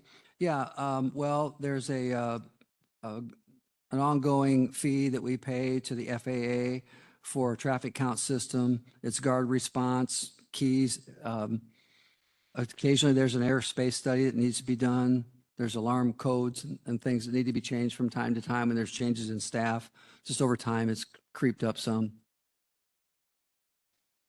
So the repairs and maintenance, it says on your Schedule A, 15,000 transfer from gas and electric. Right. So I'm assuming that was just a budget transfer because utility is totally separate from repairs and maintenance. Is that what that means? That was just taken from that account? Because with that said, 2 years ago, we were at 50,000, and basically 40,000. And we were budgeted this year for 35, so it looks like we were generally just under budgeted. No way around that. The question is 50 even going to manage it? How do you manage it under the 50,000? Well, we have to. I mean, we just have to be smarter and do more things in-house. A lot of that's going to go toward maintenance and upgrades of the existing T hangars, which nobody seems to know how old they are, but I think they're 70, probably pushing 70 years. And they're pretty rough. They're pretty rough. So they need a lot of work. We're going to try to do as much of that in-house as we can. The solution can't be buying new T hangars at, 1.7, 1.8 million, which is what the 10 new T hangars cost. That's just not the solution. We've got to be able to, to rehab these existing hangars if they can be, and extend their life. So what I'm interested in, and have been for several years here, is that I do see a capital outlay of 2.25 million.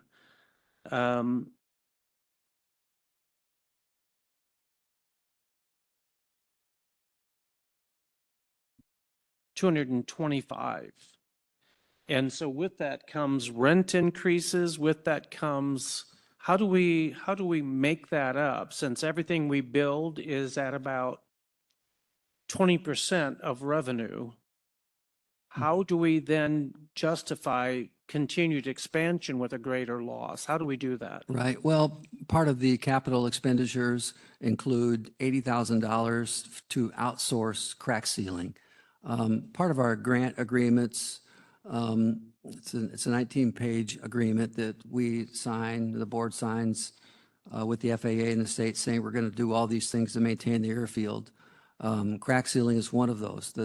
Now, it's going to be very helpful that we're getting the grant to replace runway 1836 because that surface was extremely poor shape and expended a lot of time and effort crack sealing. But we still got taxiway Delta, taxiway Bravo, the about 8 connectors and other areas that we just can't keep up on. So by outsourcing it one time, we feel we'll catch up, and from then on, we'll be able to maintain it. So that's a portion of the capital. Second is through the vehicle replacement program, just through attrition. We follow the pattern that the Central Garage has laid out in terms of vehicle replacement. A pickup truck that's actually scheduled to be replaced last year. We didn't, waited until this year, and we're actually replacing that with a Kubota, which is less money and has more functions than what a pickup does. And I misspoke, it's 225,000. Right. My scribbles are too big. Right. 225,000. But what Right. would make sense to me as someone outside of the aviation business is what percentage of your net revenue covers the operational cost of your business. So if we're saying it's, 5%, 7%, at least I can track year over year. That's a measurable number that I can look at and make sense of. But when I look at revenue as a trend, it's just not, it is not escalating to the level of percentage of increase in operational cost. So that's what would just help someone like me understand better what is the efficiency of your operation by financial means, right? Sure. Well, one of the things we have to monitor, we're a general aviation airport. We have to be competitive, with other airports. So we have to look at, we generate revenue 4 different ways through farming, annual lease per acre for farming of soybeans, land leases for those who want to make an improvement to the land, build a hangar on it. We rent hangars, and then there's fuel flowage fees. The land lease fee was increased to 14 cents a square foot recently. I know that's consistent with what Goshen charges. Our fuel flowage fees are also consistent with what others get. We even actually have an additional fee for those 4 entities at the airport that have their own fuel farm, meaning not run by the fixed base operator who's in business to provide services to the airport. And then, of course, hangar rental. The new hangars will lease for $400 per month. There'll be 10 of those. So that's about $48,000. And once they're fully occupied, which I anticipate they will be, that's $48,000 in new revenue per year. So if you look at the portion of that, which was local funded through the RDC, it's going to take 5.7 years to break even on that at 100%. So after that, then they'll be on the plus side. But at the same time, they're also, I'm not putting in the calculator how much additional fuel flowage will be sold to those new aircraft owners. And of the 3 hangars, that's not even up yet, that are already spoken for, none of those 3 are existing tenants, which is good. So they're coming from South Yeah. Bend.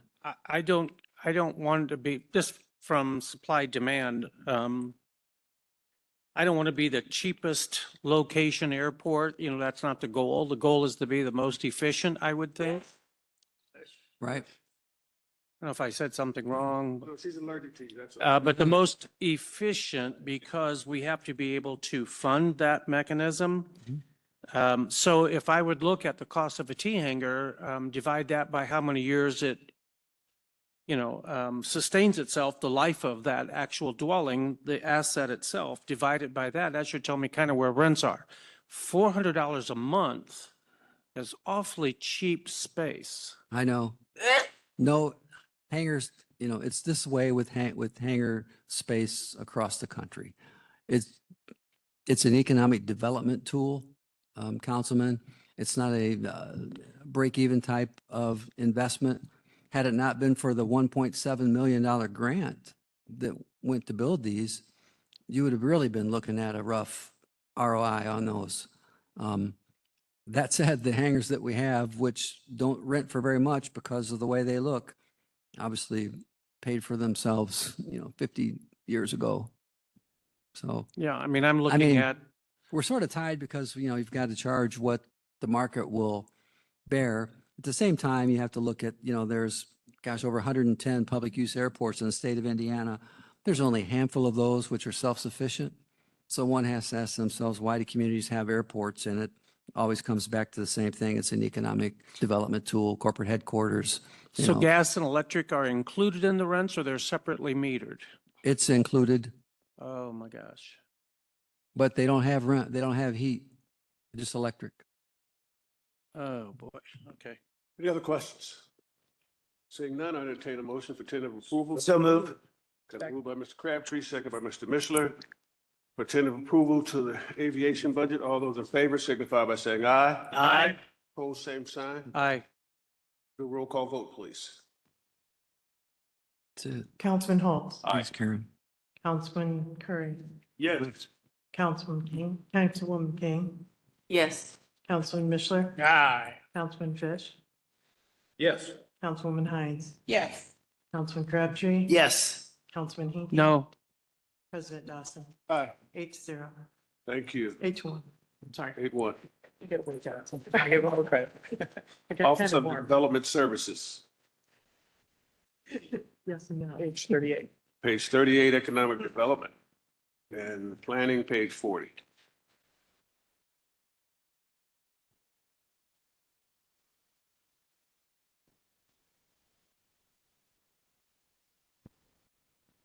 Good afternoon, Council. Mike Huber, Director of Development Services. I've officially been in the position now closing out my 3rd year in October. We have 15 full-time employees in the department. 3 of those are fully grant-funded positions from various HUD grants.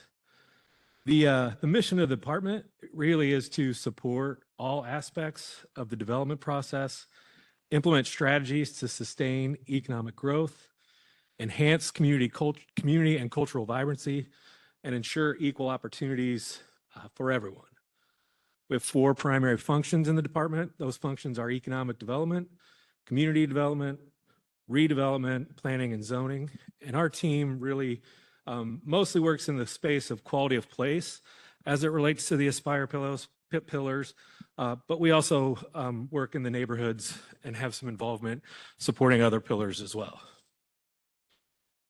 Want to highlight a couple of accomplishments from 2025. Our redevelopment team secured $2 million in funding from the EPA to assist in cleanup of the Roundhouse and Con properties. We completed development agreements on mixed use and housing development projects that will result in $125 million of total new investment, creating 360 housing units and over $75 million of new post-construction AV in the city, and celebrated groundbreakings for housing projects that also included an additional 300 new units and represent $70 million of new investment. And within the next 30 to 60 days, we anticipate finalizing updates to the city zoning ordinance that will incorporate elements learned through the downtown, Benham, neighborhood, and River District plans and help us expedite the development process and make it easier for developers who want to make investments in our community. Looking ahead to 2026, we will be maintaining or reducing expenses from our 2025 budget. Our activities are not typically capital intensive, and we've recently completed all of our fleet and technology replacements, so we're not leaning into any kind of capital moving forward. Instead, our department utilizes contract relationships to help support development projects, including appraisals, legals, and financial advisory services. You'll see in our budget this year, what we're doing is we're consolidating different activities that were between the other services and professional services. If you look at those two line items, you'll see a total reduction in our activities there, and we're bringing those more in alignment with the professional services policies that the controller's office is helping guide. We were using other services and charges for some of those legal and appraisal services that probably are more related to professional services. So we're realigning, shifting, and consolidating those expenses and reducing our total spend in that area. On the planning side, we've still been challenged to fill our Planner 1 position. We've been focused historically on finding a candidate with municipal experience, specifically in site plan and tech review areas. Most of our applicants have been recent master degree graduates, haven't matched that. So we're looking at changes in the tech review process with the Public Works team and utilizing some professional services to maybe contract out for some of those, which should allow us to fill that open position more easily. And I'm happy to address any questions you might have. I might add that we can address both the economic development and the planning Correct. department since he brought it up. Mr. Fish. Great, thank you.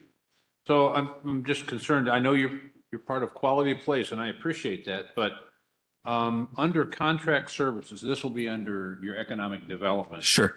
Contract services and other services and charges, you're zeroing out them or reducing them, and you say you're integrating, moving your services around within your staff. No, so what we're doing is we're shifting some of those expenses that were traditionally in the other services and charges.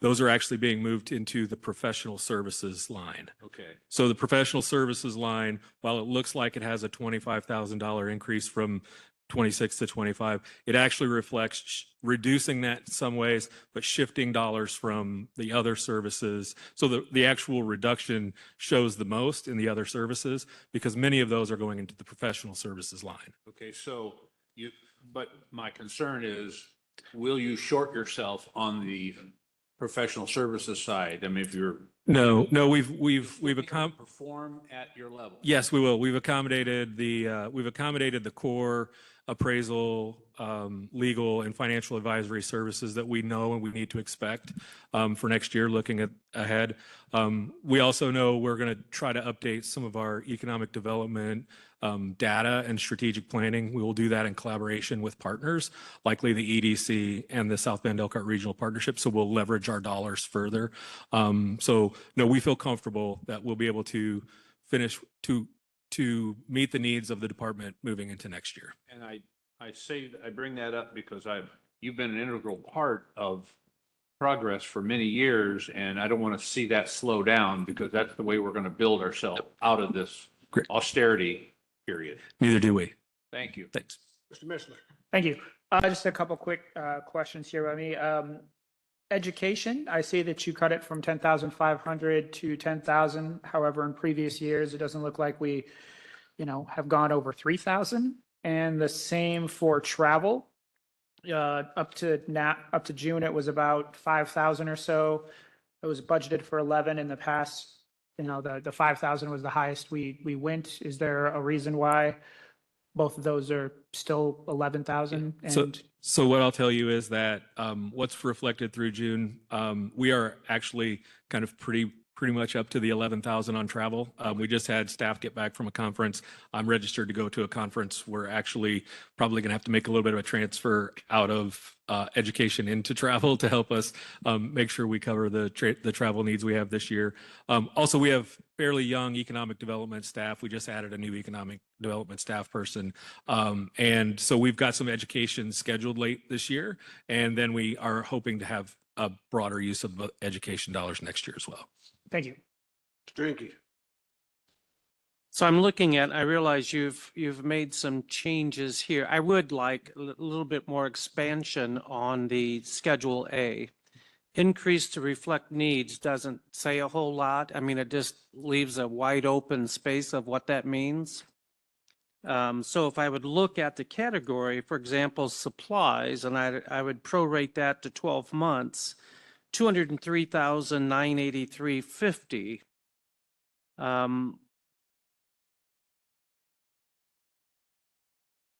You know what? Which budget are you speaking of right now?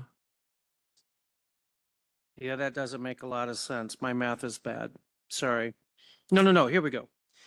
Professional services. Gosh, I was trying to figure out where did that come from? Professional services. I apologize. So if I would look at that, it's 300,000. It was 275 this year. But if I would prorate that over 12 months from a 6-month category, it's 203,983.50. But the ask is 33% above even that maximum amount. And I don't see anything that would, even with the 25,000 coming in, it doesn't really say why I remain 25% at least over budget in that particular spot. To emphasize that a little bit more, if I would take the total other services and charges, amortize over 12 months, 362, 798.42, and the ask is 493, even though it's a decrease from current, it's still a pretty significant percent above actual. So again, I'm not sure exactly which actuals you were talking about. What I will tell you is that when you said you were what I will tell moving- you is that we have since June, we have had invoices come in. Many of these, many of our financial advisors and legal advisors kind of wait toward the back end of the projects to be completed in order to invoice us. So we're still expecting a significant number of invoices. If you look at our professional services in 23 and 24, you see they do kind of pretty much track with the 275 we had budgeted for this year. And I think we'll be really close to that again this year. Similarly, if you look at other services and charges, we were at 76,000 in 23. We were at 88,000 in 24. We had budgeted 80,000. We've only spent about the contract services 1247 is actually related to that line item. So again, we're being late invoiced by those, but I do believe that we'll Timing spend of them. invoices. It's correct. All right, thank you. Mr. Crabtree. Mike, on the planning side, could you elaborate on exactly the historical preservation line? So the historical preservation line, those are fees and expenses we have to incur to provide services and legal services to the city's Historic Preservation Committee. Thank you. Thank you. Mr. Mishler. Just going to the planning side as well. How many folks do we have currently on planning? So we have the Assistant Director of Planning, we have a vacant Planner 1, we have a Planner 2 who is here, and we have a zoning enforcement officer. Okay, similar questions to before for travel and education. In the past, this year, $425, 2024 was $545, and we're still being budgeted for 7,000 there. And education, it looks like it maxed out 2 years ago at $46.80, and then 2024, a total of $30. Are we expecting another? So we are encouraging a policy of our staff to be trained and be educated. We are also encouraging to take, it happened that many of the local planning, statewide planning activity conferences actually happened in Fort Wayne and South Bend. So we didn't have a lot of travel expenses associated with that. I know that our zoning officer is interested in getting additional training to be better at his position. And we are expecting AICP certification for our new Planner One. That takes ongoing education and certification. So it's in the budget in case we need it for when we hire that person. Thank you. Okay. Thank you, Mike. Mr. Hinkie. Is code enforcement under your budget? No, we have one zoning enforcement officer that works under us. He partners in some ways with code enforcement, but they're under building. Thank you. All right, I'll entertain a motion for tentative approval. So move. For the economic development budget. So move. Second for Mr. Crabtree, Second. second for Mrs. Hines. All those in favor signify by saying aye. Aye. Any opposed, same sign. Motion carries. I'll entertain a motion for tentative approval to the planning department budget. So moved. Second? Motion by Mrs. Hines, second by Mr. Fish. All those in favor signify by saying aye. Aye. Any opposed, same sign. Motion carries. Thank you. Thank you all. Mike. Thanks, Mike. Thanks, Mike. Public safety, communications, dispatch, department budget on page 48. And we will do E911 on 104 as well.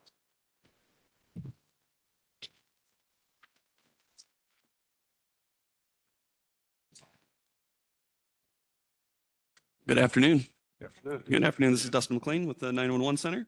I've been with the City of Elkhart for 8 years. In my position as department head for 3. The mission statement for the 911 Center is to provide fast, accurate, and compassionate emergency response services while supporting emergency responders and ensuring community safety. Through advanced technology and skilled personnel, we deliver reliable assistance in times of crisis. Functions of our department is emergency alert notifications, emergency dispatch, and crisis intervention. It's kind of self-explanatory what 911 does. We answer calls for service, emergent and non-emergent, and responders. So be happy to answer any questions you guys have for us. Questions? Mr. Crabtree. Justin, thank you for what you do and for being here. What's your staff breakdown? Right now, we have 17 staff, including myself. We do have 4 open positions. And those are all full-time? Yes. Mr. Fish. Yeah. Yes, okay, good. Thank you for being here. I just have one question about longevity. How many people qualify for longevity in your department? Believe that would be, do you have that? Could you get back to us? Yeah, we can get back to you with that. That'd be fine. Thank you. Okay. Now, we're doing, since he brought it up, we're gonna do the E911 too. Does anybody have any questions with regard to that? That's on 104.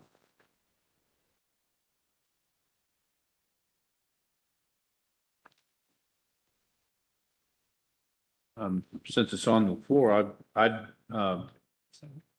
make a motion that we accept the E911. We gotta do, let's do the department budget first. Oh, okay, never mind then. So we are I'll on, be glad to recommend 911 communication tentatively approved. We gotta do the department budget first. here. or, A, so the budget, department budget, on page 48. oh, wait a minute. Where I'm at. You already do Fund 48. 911. Oh, I was gonna say you can't without, I'm sorry, 911 communication. So I need Department budget. a budget for tentative approval for the department budget for the general fund. So moved. Got a motion by Mr. Second. Second. Mr. Mitchell, who did say that? You? Second by Mr. Curry. Yes, sir. Mr. Hickey. so let me just make sure I'm on 911. No, right now, we're on the department budget, page 48. Page 40. I did 911. Yeah. Well, it says 911 communications, page 48. Right? Yes. All right. Increase to reflect salary actuals. So what happened that we had a contract that came in after last year's budget and we didn't correct it? Is that how that occurred? No, I can speak to that. So as I mentioned earlier, sometimes during the year when there's turnover, if we had somebody who made more and came in and the replacement came in younger at a lower salary, that would reflect a decrease. Simultaneously, the opposite if somebody came in higher. The other change could be that, obviously we had a different controller who budgeted salaries last year for 25. Aaron and I worked on the salary budget this year. We may have made slightly different assumptions about budgeting at midpoint or vacancy savings that could reflect the 42, but there's not like a specific change in anybody's salary that would make up that 42. Well, it looks as though, correct me here, but it looks as though it's an increase in personnel because you have an increase to reflect actuals in full-time employees, Social Security, PERF, and group. So that would indicate either you had a opening unfunded and now it's filled and fully funded. Yeah. Is that what that means? That could be the Okay. case, correct. It could be that, or, I mean, I don't want to give you the answer. I would have to look, in order to give you an exact answer, I would have to exactly compare what was what was used to calculate the 2025 budget per person and this year's budget, but Right, because totally, this is a full new position, $81,000 all told. And we're supposed to, even if a position is open, unfilled, it still has to be budgeted for, correct. right? So I'm not sure why, My unless there understanding was is an it's approval of an significant add-on vacancies. position that was not in that fund. So the difference is likely, now that I'm thinking about it, likely that in 2025, at the time that the budget was created, there were more vacancies, so we budgeted at the midpoint for that position or at the beginning of that role for somebody who came in as a recruit. And now that they've been here for potentially a year, they would be at a higher salary. I believe. Well, when we- because that would be 42,800. That's pretty significant if that's what actually occurred. Could we have Well, a it's breakdown 3% of? it's 3% of the budget. So, it looks like a higher number, maybe because it's a larger department cost, but Okay, and then moving forward, office supplies, hopefully you haven't answered that yet.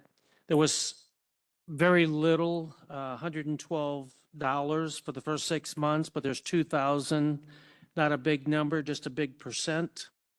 Yes. I would say operating supplies, same way. Yes, after July, we've actually increased and we've been utilizing those line items at this Okay. time. Okay, and then additionally, under professional services, which is not in the Schedule A, $17,000, there are 0 expenditures through June.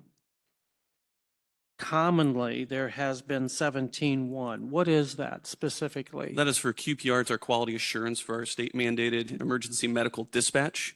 So it's a one payment a year. Okay, so it's a So requirement. we just processed that payment. Okay, very good. Yeah, travel, 18, you're well under budgeted considering the last 2 years of actuals. Just want to make sure that 15 is actually going to cover the need. Yes, it will cover. And We- then, Oh, go ahead. can you just briefly just talk to me about the maintenance contract change? Yeah, so we assessed with Aaron and Megan that some of the funding was in the wrong budget line. It was under repair contracts, maintenance repairs, and it was actually just an annual contract for several of our vendors. What budget did it come from to get us to this 75? And so it gives us 105, so a 61% increase. Where was it prior? Do we know? Can we remember? It was under contract repairs and we moved it up to maintenance contract. We All removed right, all right. 52,000 from contract repairs. Oh, yeah, Yeah. yep, I see it. Thank you. Mr. Crabtree. One thing that jumped out at me, trash collection. I haven't seen that on any other department line except yours. Yes, we have sensitive information that has to be shredded. So it's fairly Oh, I just thought. a monitored. bunch of crappy So bills. they come about twice a year at about $150 That makes per sense. visit. Thank you. Yeah. Commissioner. Thank you. Just a quick question under the equipment. I see $85,000 for 2 ergonomic standing desks. Yes. Are those in like an ADA requirement for them to have those desks? They are long-term. We've had our current desks for roughly 25 years. The desks are no longer usable. The motors have blown on them, and the vendor that provided them for us went out of business 2 years ago. That's we- about $42,000 a desk. Roughly, yes. That is correct. They are specific for 911 to ensure ergonomics and longevity. These desks typically have a warranty that lasts 25 plus years. Okay, and we can't use the warranty previously because the company no longer. Correct. The company is no longer in business. Oh, all right, thanks. Yeah, Yeah.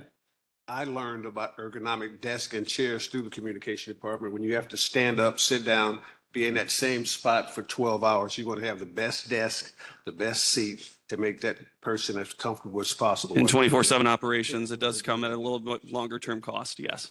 Understood, thank you. Okay, we have a motion and a second for the general fund budget for communications. For tentative approval. We have a motion and a second. All those in favor signify by saying aye. Aye. Any opposed, same signs. Motion carries. Now I need a motion for E911, page 104. Motion for tentative approval. I got a motion for Thank Mr. Mishler, second for Mrs. Hyde for tentative approval. Any questions? He kind of went through it. Seeing none, all those in favor signify by saying aye. Aye. All those opposed, same sign. Motion carries. Thank you very much. Thank you. Thanks, Justin. Now we have the fire department budget, general fund, page 44, department budget, page 90, Cume Fire Equipment. page Justin, thank you 36. for the, your trending reports to council. I appreciate 54. that.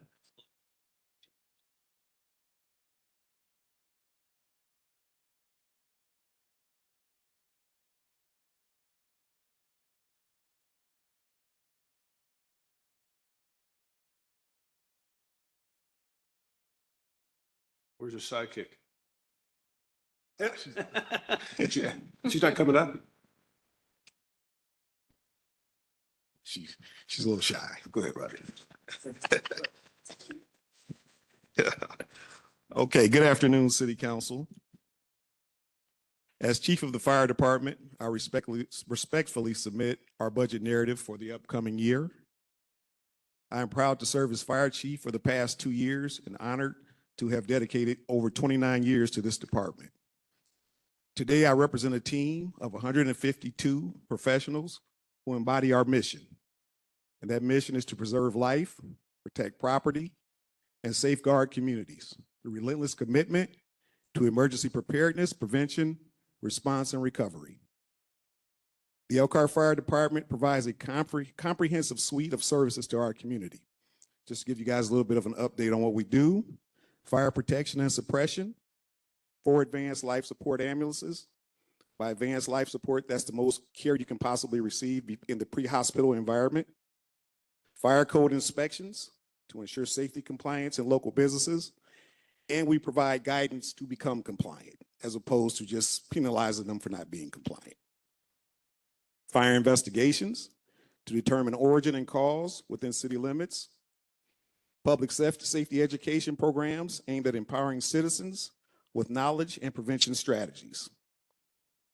This year, we are projected to exceed 11,000 emergency runs. That's in combination of EMS and fire. It's a testament to growing demands on our department and unwavering dedication to our personnel. In response to these demands, we've made substantial progress in modernizing our fleet, with new apparatus deployed at Station 4, Station 5, and Station 7. These upgrades have significantly enhanced our operational readiness and service delivery. Our strategic focus on ambulance billing has yielded measurable results.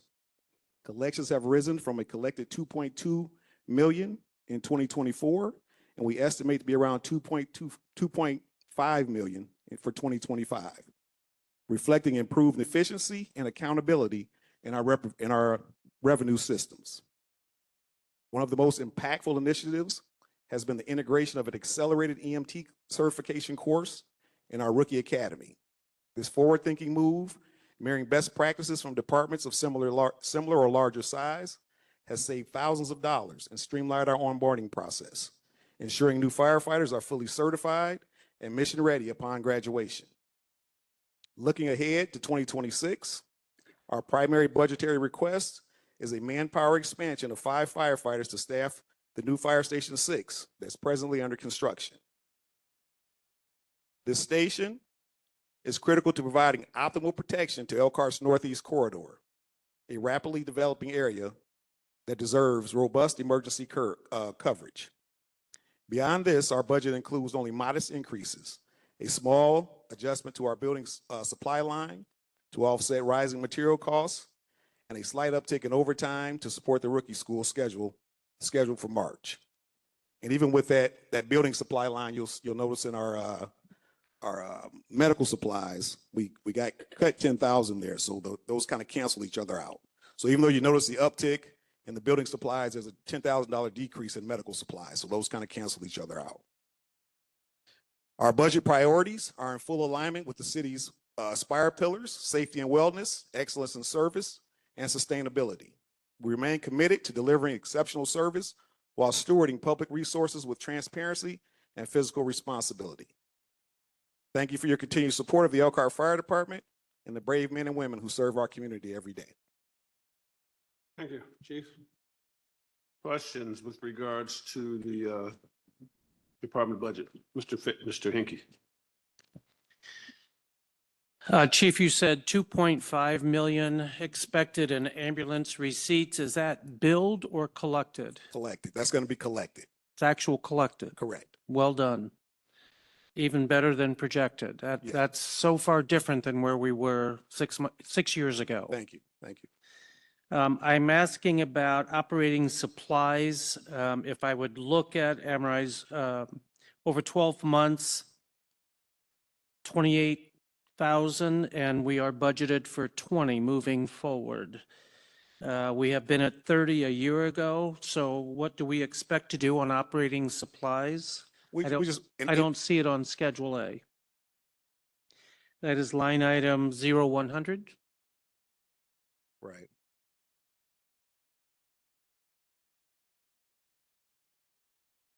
$2025, we had 20,000 for operating supplies. Our proposed budget is still 20,000 going into 2026. Right, but we've already used in the first 6 months 14, so that would take us to 28. Correct. Yes, we're fine there. That's actually we're actually going to smooth out there. We've consolidated some things and find some different ways. It's about different vendors depending on where we get those operating supplies, but we're going to function fine. 20,000 is going to hold us up just fine. There's no fluff in any of these lines, and we'll function just fine with the 20,000. Right, and I would ask the same thing on garage and motor supplies. Because you've had a pretty expensive first 6 months, and if that will level out. Yes, Okay, by we have year-end? worked, Council, we've worked with our mechanics with the garage and motor supplies. We've changed how we've ordered some things. There's been a slow change from vendors. We're not afraid to switch vendors anymore based on pricing. When there's a better price, there's a better way to do things. We're making those changes. So yes, we've really streamlined some things in the garage.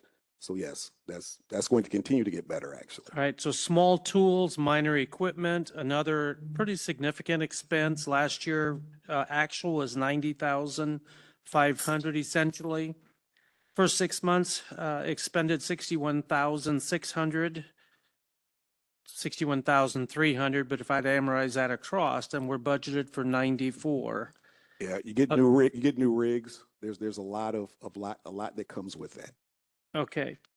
And then professional services, it's probably just timing of invoices, I'm guessing. Correct, absolutely. All right. And everything else looks to be building and structure. So there was $105,100 expended with a zero budgeted amount. So what was that about? This is line item 0400. Buildings and structures. Okay, let me locate that. 105,000. 400 is water and sewer. No, it's under capital outlay. So the expenses this year pertaining to heritage. Yeah, that's going to be something that's pertaining to fire station number 6, which is what I figured there. Could you say again? Pertaining to fire station number 6. What part did that cover? Capital outlay, is that, I mean, 105,000, is that design? I think that's the DLZ and design and fees. Okay, all right. Yeah. Mr. Thank Hope. you. I had a question about the firefighter rig gear. Looks like it was 221, and then 219 in 2024. And then up to this date, June 30th, 103,000. And we have a $292,000 budget. It's probably related to. It's related to the billing when we order. We order it ahead of time and we don't pay until the gear actually arrives. Also, if you guys approve these 5 firefighters, then we have to hire 5 more because of retirements and resignations. We got to get them fitted and ordered for also at over $3,000 a set. Is that something that then maybe in 2027 could go back down into the 200,000s, or is it once it's up, it's up? No, not once it's up, it's up. It depends on how many we're hiring that year. And also the rig gear is replaced after 10 years. We've got a good program going there, and that's also catching up. Once we get everybody fitted and up to date, you'll notice years that'll drop significantly. Thank you. Mr. Bishler. Thank you. And thanks for being here, Chief. Just a couple quick questions. I see scuba is gone on the budget, as well as risk reduction. Are those related? Yes, they've just been wound into another line together, just how we consolidated some things instead of having a. Okay, so will they not be in future budgets then, like this? Okay. Mr. Fish. Thanks for being here, Rodney. I think I'll address the question to Megan because she could probably address it from a statewide perspective. Are we hooked into any of the regional buying programs for departments like the fire and police where we can buy in larger bulk standardized items? Or I'm excluding specialty items for firefighters and police, but can we get into a savings program where we could buy through the municipal, and I forgot there was a name mentioned in other trainings about buying, everything from pens and pencils to toilet paper to copy machines. Yeah, so what you're describing is what I know and refer to as cooperative contracts with state and federal solicitations. So yes, everywhere that we can grab on to a state or another locality or region's cooperative agreement to enter into purchases. We like to do that for several reasons. It reduces the amount of time that we have to go through an RFP process, and it has significant cost savings. Yeah, that's Correct. what I'm mainly concerned with, because the volume of usage in a department like fire or police, or even 311, depending on where you're at.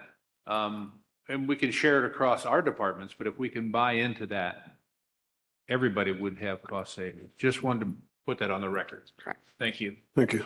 Can I get a motion and a second to tentatively approve the fire department? Yeah, move for tentative approval. Second. Got a motion by Mr. Curry, second by Mrs. Hines. All those in favor signify by saying aye. Aye. Opposed, same sign, motion carries. Let's go to page 90. Payroll. For the fire department.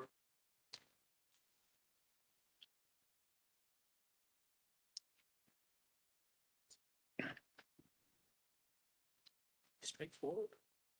Motion Questions? for tentative approval? Got a motion from Second. Mr. Mishler, second from Mr. Fish for tentative approval. Any discussion, questions? Seeing none, all those in favor signify by saying aye. Aye. Any opposed, same sign, motion carries. Fuel fire equipment, page 136.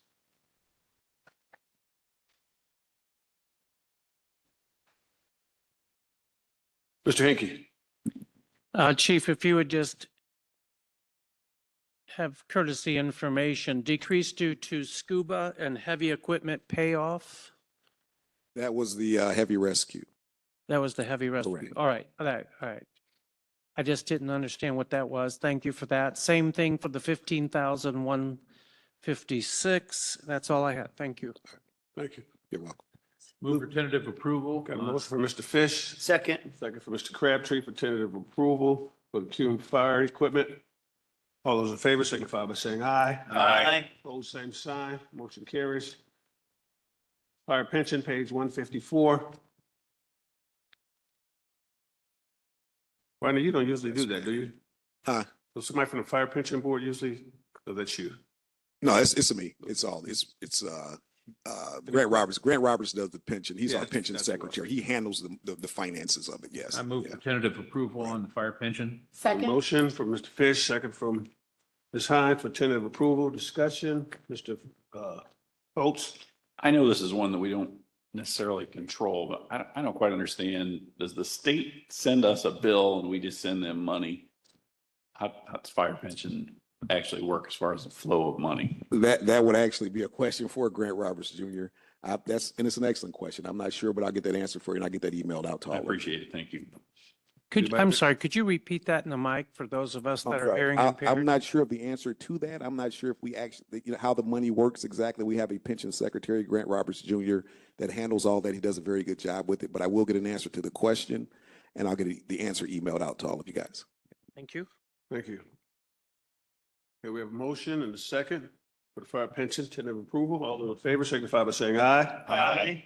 Opposed, same sign. Motion carries. Thank you, Chief. Thank you, Chief. All right, you're welcome. You guys have a great afternoon. Police Department, budget Say that like you're gonna leave us. 52. Notre Dame. Good job. Well, they still got a team?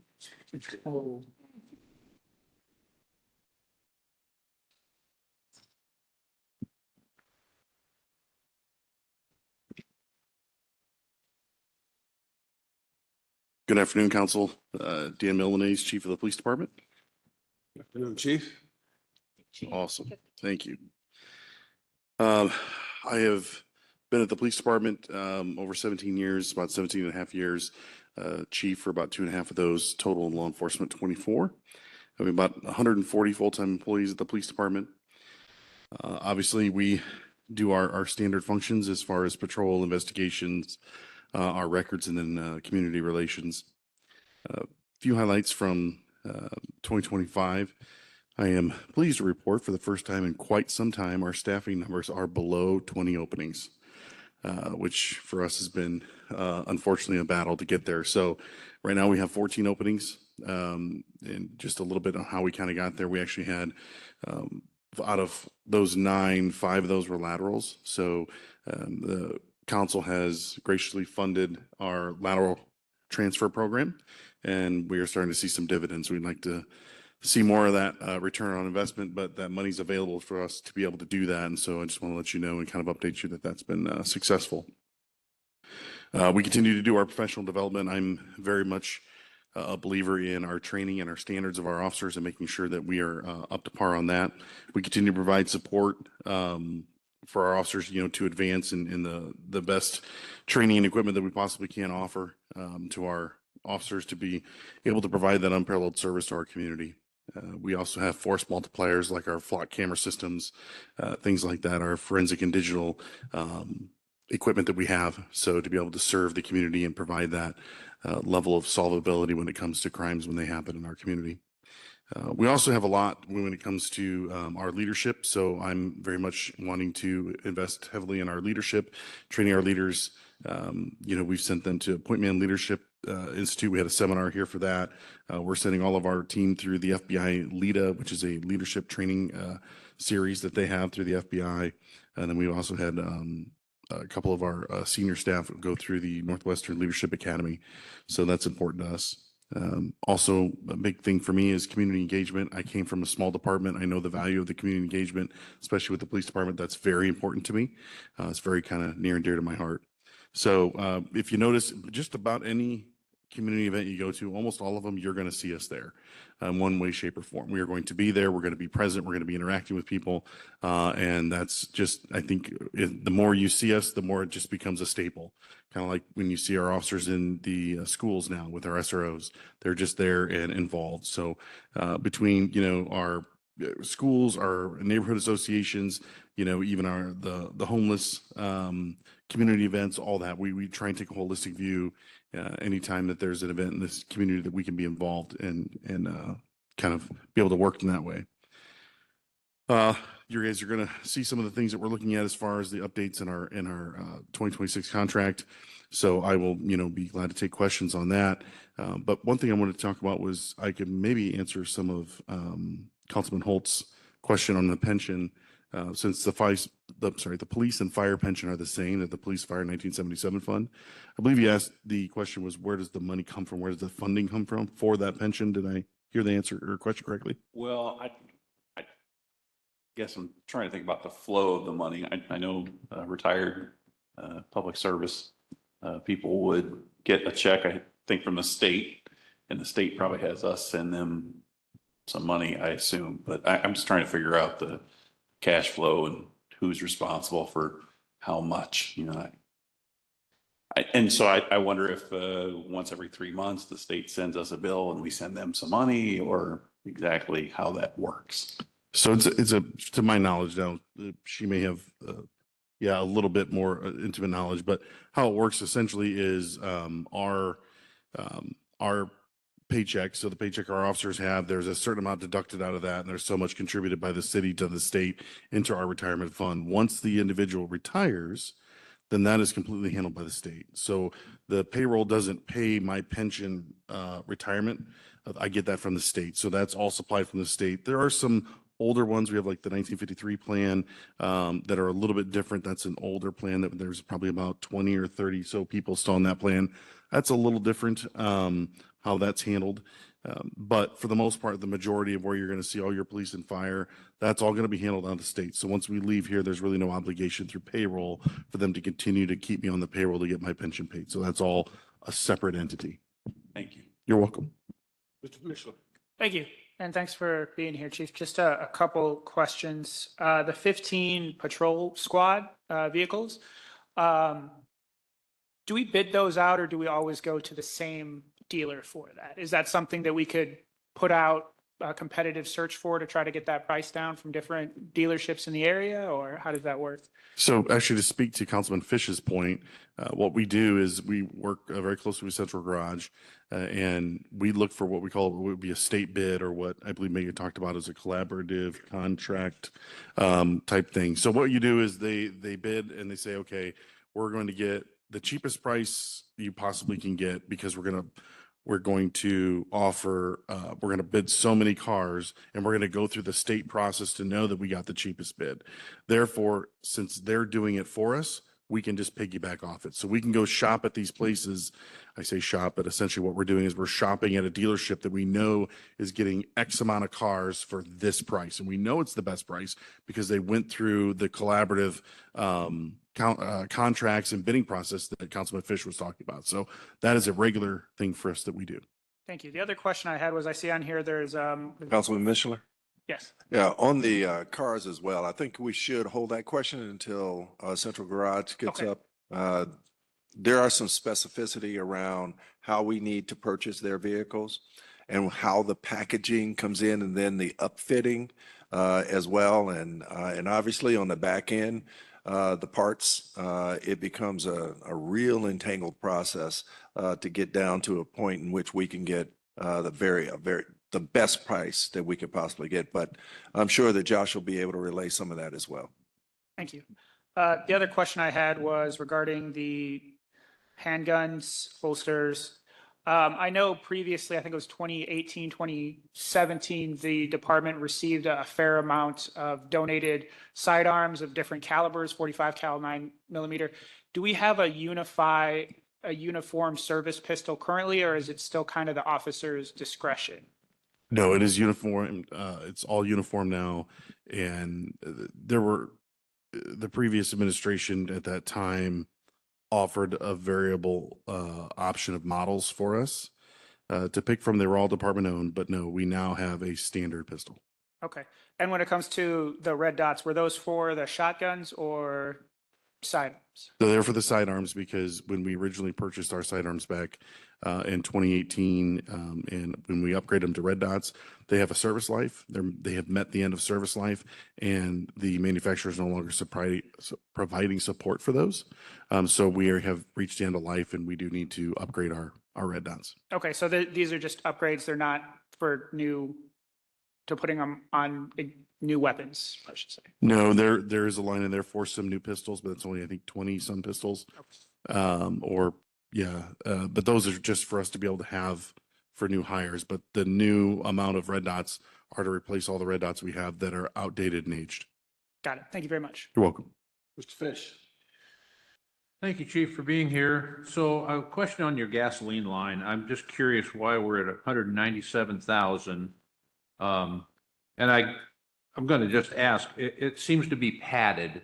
You went high at 755,000, but you knocked it down 26% to 555. But yet you're only 197 so far this year activity. Is that a line item that you're going to be moving some cash around if you're running short? For me, it's not necessarily a padding. So, I didn't mean to be offensive there. no, not at all. Not at all. I understand the question and I appreciate it. So, we were when it was at approximately 700,000 before, that's where I was advised to leave it, due to the fluctuation of gas prices. It was so drastic. About 3 years ago, we were seeing anywhere from 5 to 5.50 a gallon, and we were really running up kind of that red line. As a matter of fact, I think we had to go back and ask for some more money there for gas for a while. So we figured that in. Gas prices certainly have stabilized in about the last 2.5 years. So what we've done is we went ahead and reduced that down. It allowed us to not leave something in there. I think last year we were running 300,000 in a surplus roughly. So what we did is we went in and backed that off, but still leaving some fluctuation there because of the way gas prices are. It makes sense for us to do that, but we didn't think we needed as much flexibility in that line. Thanks. You're welcome. These year-to-date numbers in the budget book are June 1st, June 30th, June 30th. June 30th. Correct. So we're still, September, Yep. none of that is in here, so. it's not in there. So Yep. it's not gonna, yeah, all right, thank you. Mr. Henke. So Well, as sorry. I was just gonna say, as we sit right now, we're over 300,000. Okay, that's what I was wondering. Sometimes when we get the budget book, we can't account for what you haven't, Correct. expended, so yes. So for Aaron and Megan, I think, it does speak to, and the mayor, it does speak to a couple of things on our budgeting process. One, the numbers, if we say, well, it's the same number as last year, but that doesn't really mean anything, in my opinion. It's on actuals. What am I comparing it to? And I'm not comparing it to what we budgeted last year. I'm comparing it to what did we utilize last year? What were actuals? And that's where I think some of what we used to call padding and fluffing came into play. Because otherwise, the belief is for some of us that if we would just have a tight budget and leave it then to the general, we can transfer it later depending on what happens in the budget, knowing that as a budgetary point of view, we can say, wow, fuel prices are going up, we better hold dollars back for all departments to use. But if all departments are fluffing or padding budgets in gasoline line item by 20%, we're looking at $2 and $3 million in and of itself. So there's, I think, is a valid question. The other side of that is, I think for Aaron and Megan is, with that said, sometimes if I have a 6 months projection of what I've used from January 1 to June 30, right after that, I could put percentage, just like you do the percent of change. That way I can say, okay, what percentage of the overall annual budget have I already consumed? It's a much faster way to project this thing, as opposed to saying the next number is hardly beneficial. What did I budget this year in comparison to what do I budget next year? Well, to me, it's really based on what actuals were for that year or for the time period we are looking. That's 6 months. Now, to get to the real point of the questions, one, Chief, I've always appreciated your response to my calls. So when I call, you always answer. Thank you for that. Then I want to look at, as we look at overall cost of operation, you're at about $25 million, what we would consider a necessary evil. Because of evil, you're necessary, and there's a cost to all of that. I mean, that's just the way it is. But we also, at City Hall, have several things that have been placed. And I think it would be erroneous for us not to look at all points of savings. We're low on officers. I don't know how many open positions we have currently. Right now, as for sworn officers, I have 14. 14. And we have a sergeant at arms. So it'd be interesting to find how many hours and then a real cost to the sergeant at arms that we use. Knowingly, we have a safety officer at the front door in addition to, plus we have a metal detector at the front door and all those things. I would look at one of those to say, do we have a redundant service? Is there any reason we should have that? Not my call, but I'm just throwing it on that table. There are some other spots to consider, and that is sick incentive. So I thought we were trying to cleanse ourselves of sick incentive and envelope that right into direct pay when it comes down to contract negotiations. But we're still at 174,500. That item would be controlled by the contract, sir. Sorry? That would be controlled by contract. Correct. And that's just one of those areas going forward. Most other departments have actually dissolved. And I would appreciate that consideration as well. Much like I believe PERF, correct me if I'm not wrong, but by ordinance, we as a city cover a certain portion of PERF by contract. And that's negotiable part that says, okay, I could dissolve sick incentive into a contractual obligation. What portion is the employee going to fund for their own retirement, and which portion is the tax base going to fund for me? And I think, do you know what percentage we are funding for the police department? So the numbers have changed a little bit in I think the last year or two. But I know the officers are contributing, I believe, 1%. So I believe whatever the I'm going to use just round numbers here. Okay, so kind of follow me. Let's say the overall total is 27%. The officers by statute can not contribute more than 6%. So there's a cap statutorily on what the officers can contribute. Now, that 6% becomes a negotiable piece, as you had mentioned, I believe, earlier.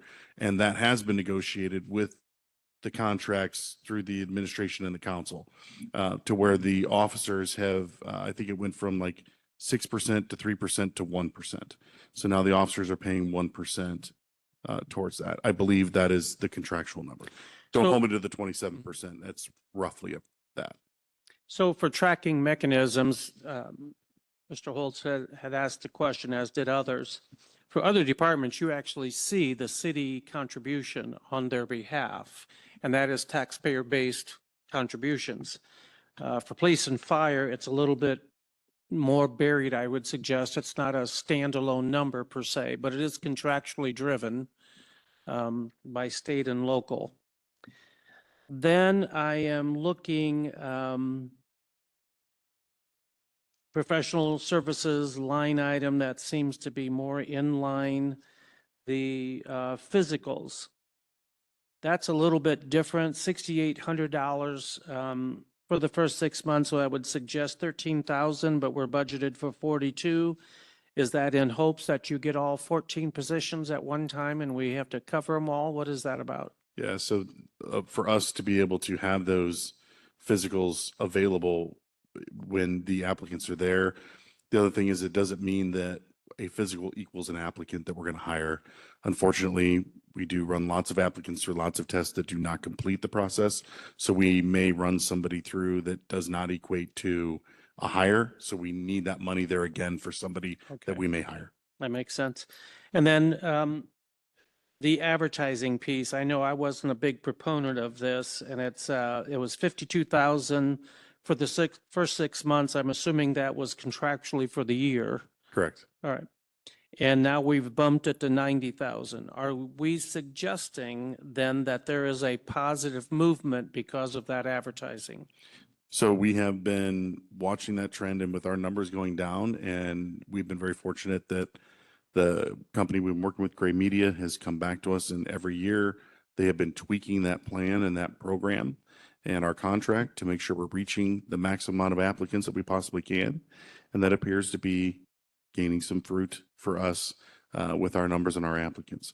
So we wanted to continue that this year just because the difficulty of us and applicants in our hiring. The other rental, is 15,445 for the first 6 months with a budget of 16,000. So we're very close. So unlike other departments, does that mean you've paid for yours in the first 6 months? Okay.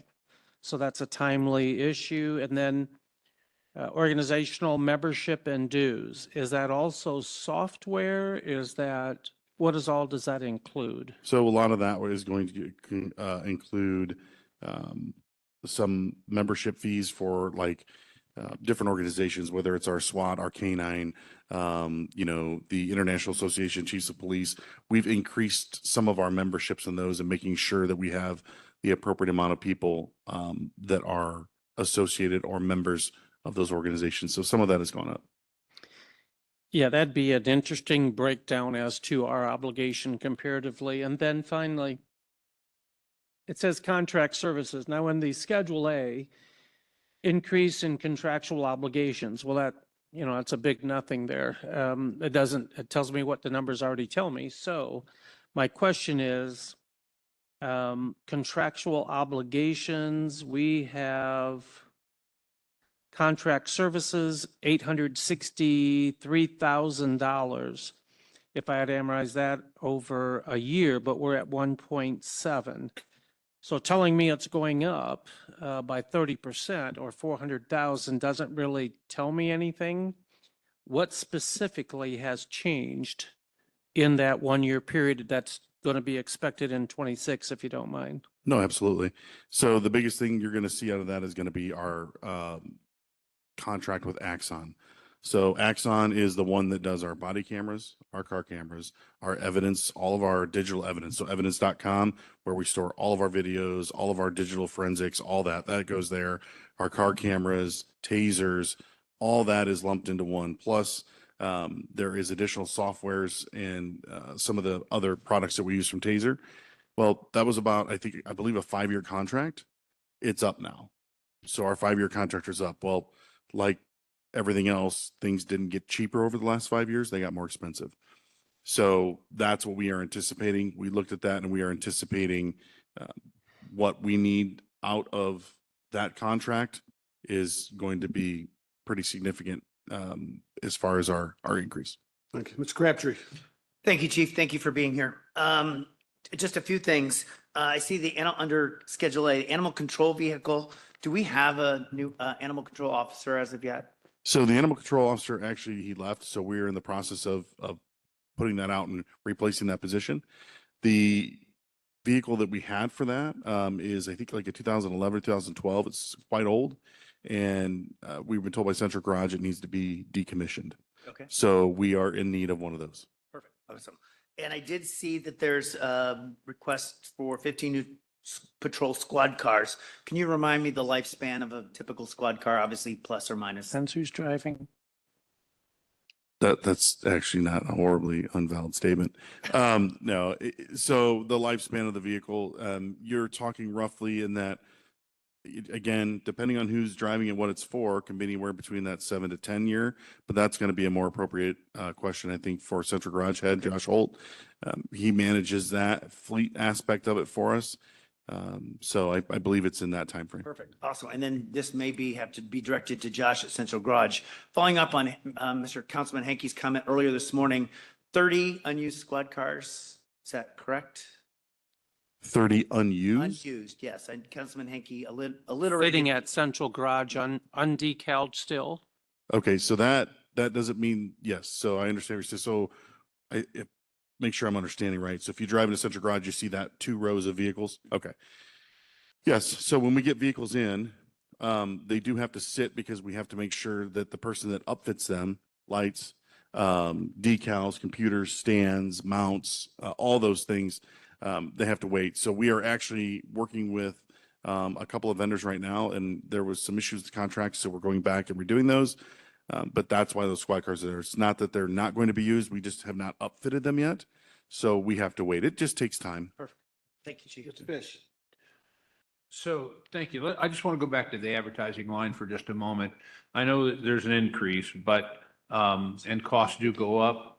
But are we reaching out into different markets with your organization, with the media company, I should say? Are we going to different markets other than what we've tried before?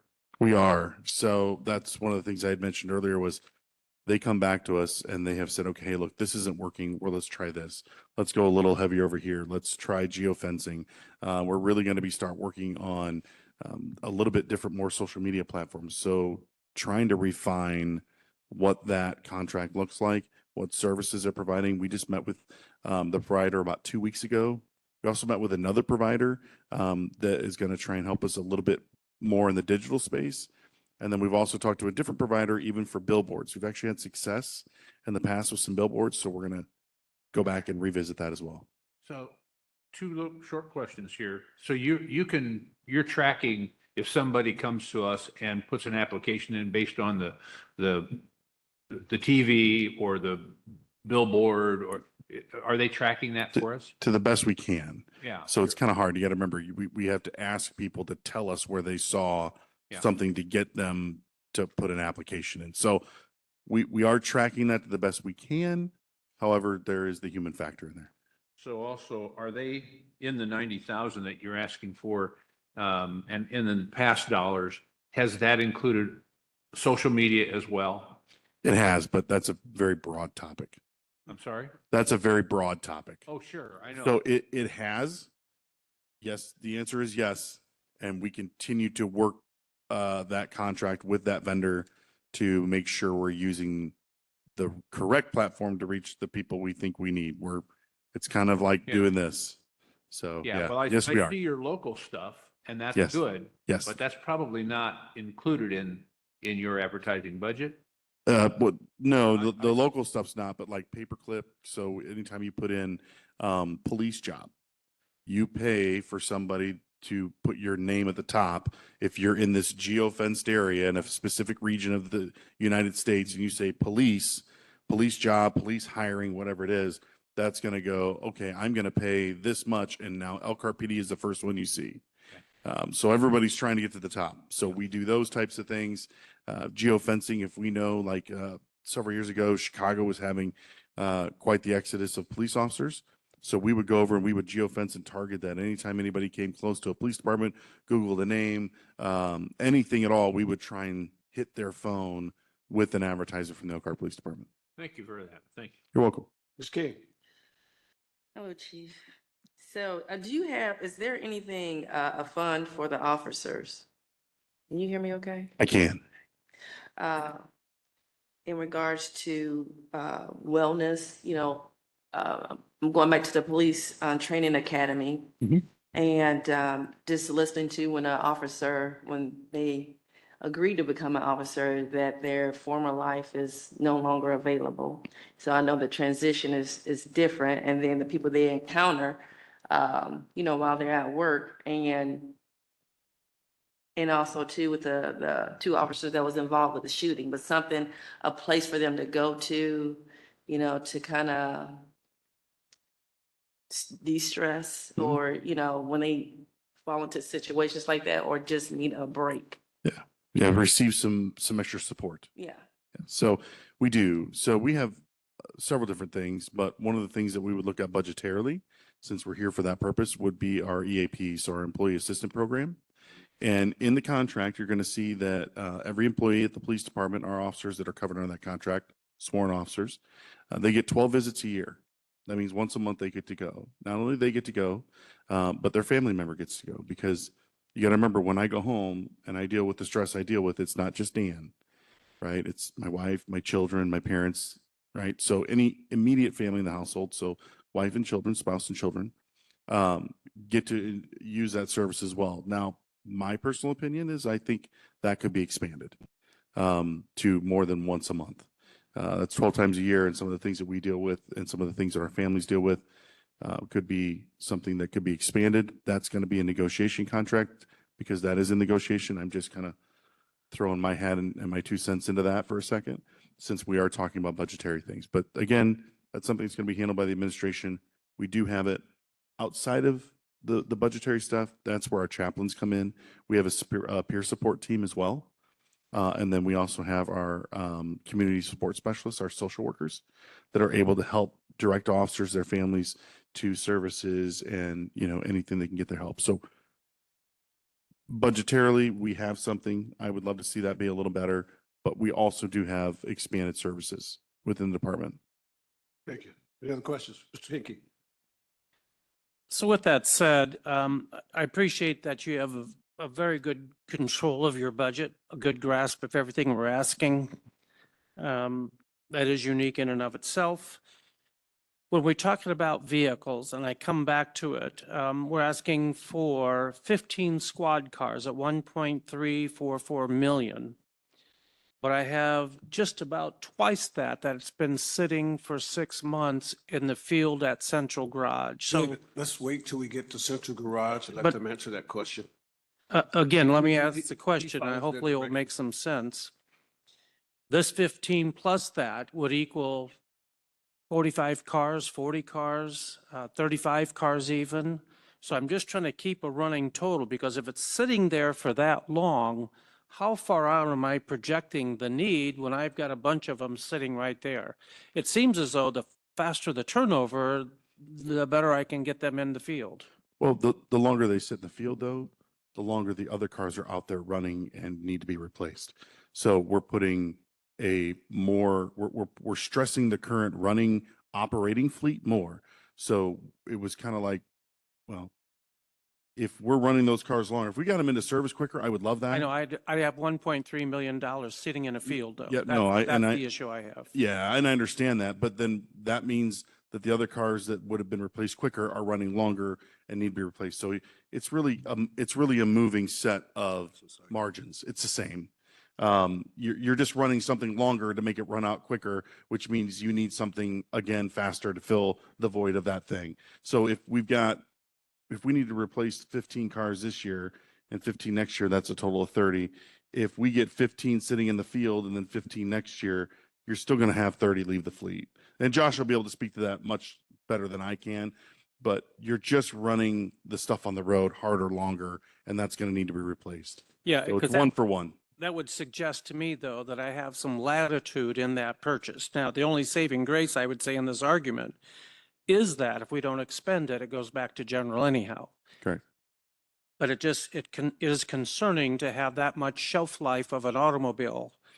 Yeah, that we is yet just to don't have a be- choice. I think part of it comes down to just necessity.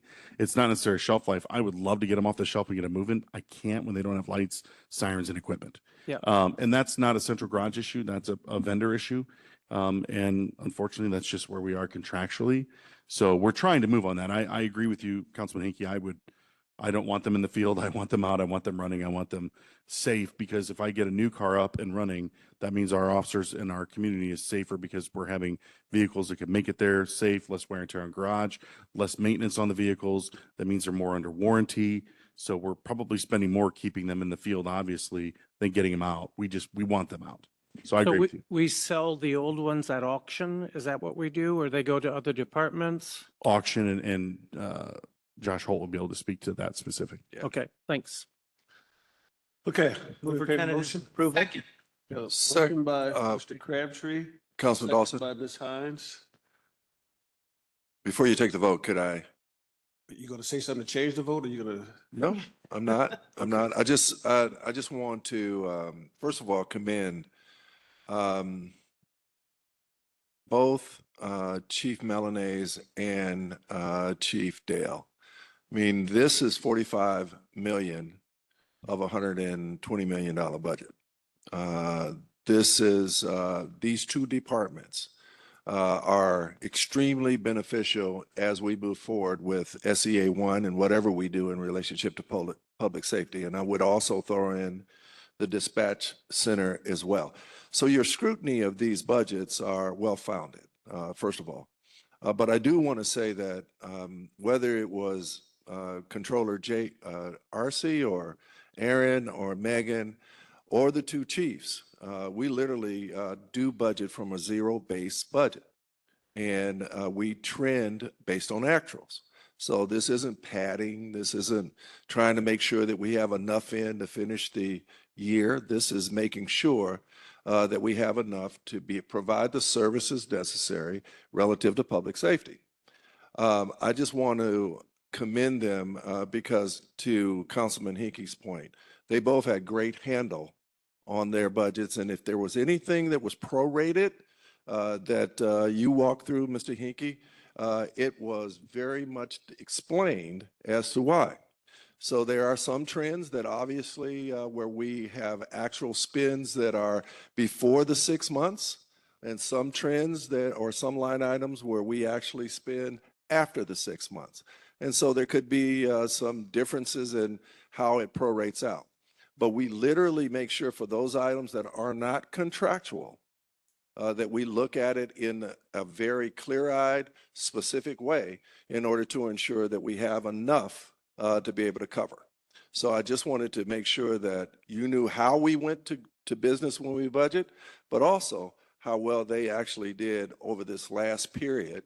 And matter of fact, I would extend that to all of the departments, because when we got wind of SCA 1, which was actually relatively recent, we had to stop and say, okay, you know, how do we look going into 2028? And so with that said, I want to thank these last three that came up in relationship to public safety, because they're going to be critical moving forward. Thank you. Melody, would you do a roll call vote, please? Tentative approval? Councilman Holtz, Aye. Councilman Curry, Yes. Councilwoman King, Yes. Councilman Mishler, Aye. Councilman Fish, Yes. Councilwoman Hines, Yes. Councilman Crabtree. Yes. Councilman Hinkie. Aye. President Dawson. Aye. 9-0. Thank you. Department budget, payroll, page 92. Yep. That's right. That's the guy. Going somewhere, chief? Yeah, totally forgot. Yeah. Got a question down here. No, give me- Yes, sir. Mr. Hickey. So mainly, what does this look like going forward? How do we pull back lit? I mean, I don't know if there's going to be an expansion. I don't know how big of a contraction. How do we get a handle on the portion of these departments that are covered by lit? Councilman Hinkie, that will require a review of the entire budget for the entire city. Obviously, just because public safety salaries are coming out of the public safety lit doesn't mean that they're the ones that will be cut by that amount. Correct. So over the next couple of years, as you know, we're going to be looking at. It's a matter of future funding. Correct. That we have to start channeling and find a different mechanism. As the mayor said, these are not areas that we dare contract, but it does mean that other areas will have to contract in order to sustain the financial service of these departments. That's Thank you. correct. Any other questions? Can I get a motion for tentative approval? Move for tentative approval. Second. Got a motion by Mr. Fish, second by Mr. Mishler for tentative approval. All those in favor signify by saying aye. Aye. Any opposed, same sign. Motion carries. Law enforcement education, page 82. Move for tentative approval. Got a motion by Mr. Second. Fish, second by Mr. Crabtree. Discussion. Saying none, all those in favor signify by saying aye. Aye. Any opposed, same sign. Stu Stadler Crime Fund, page 124. Move for tentative approval. Got a motion? Second. Second, discussion. Mr. Hinkie? Can this fund, are we obligated to this fund or can it be moved into another fund? Is it still purposeful with all the funds we have? No, that's exactly why we brought it into this year's budget, was to utilize the remaining cash balance in this fund. It only generates less than $2,000 a year. So the idea is to utilize it for supplies in 2026 and then dissolve the fund. Use it for supplies that would have otherwise been out of what department? Out of the police operating budget. Okay. Thank you. Melly, would you do a roll call vote? Councilman Holtz, Aye. Councilman Curry, Yes. Councilwoman King, Yes. Councilman Mishler. Aye. Councilman Fish. Yes. Councilwoman Hines. Yes. Councilman Crabtree. Yes. Councilman Hinkie. Aye. President Dawson. Aye. Passes Animal 9-0. Control Ordinance, page 126. Move for tentative approval. Second. Got a motion by Mr. Fish, second by Mr. Crabtree for tentative approval. Discussion. Mr. Hinky? Have the services here changed in any form as far as the services that we are giving and paying for animal control? Not that. Licenses, I don't hear anything about that. I don't see any more dogs licensed than before. This is really the portion that we pay out for a service. I just wondered, has anything improved, anything declined, or pretty well the same? I mean, licensing wouldn't go through, the licensing portion wouldn't go through this, but no, as far as I know, there's been no redirect or any direct changes to the MOU or anything like that for the moment. Yeah, and the reason I say a license is because when that ordinance came through, there was a portion of it that said we know who the animal was, the animal is vetted, and they would actually have a chip. And we really don't hear anything about that stuff anymore. So the question then becomes, has that improved the efficiency of the service? Has it increased the cost of the service? We really don't enforce that piece of it, I'm afraid. So I just wanted to throw that question out there. We went a long ways to get nowhere Thank you. on the animal control piece. Any other discussion? Oh, I'm sorry, Mr. Curry. Yeah, along those same lines, I was concerned about that too. I know we had a situation when we called dispatch about chickens and roosters running loose. And the officer came and responded. And of course, they told us they don't respond on Sunday from the county. Well, I guess we have this contract with, and I was just wondering if that be expanded where they would respond on a Sunday. I'm sure that could be expanded. We'd have to renegotiate that. Well, if we had enough loose dogs, though, the chickens would take care of itself. Melanie, would you do a roll call? Councilman Holmes. I'm sorry.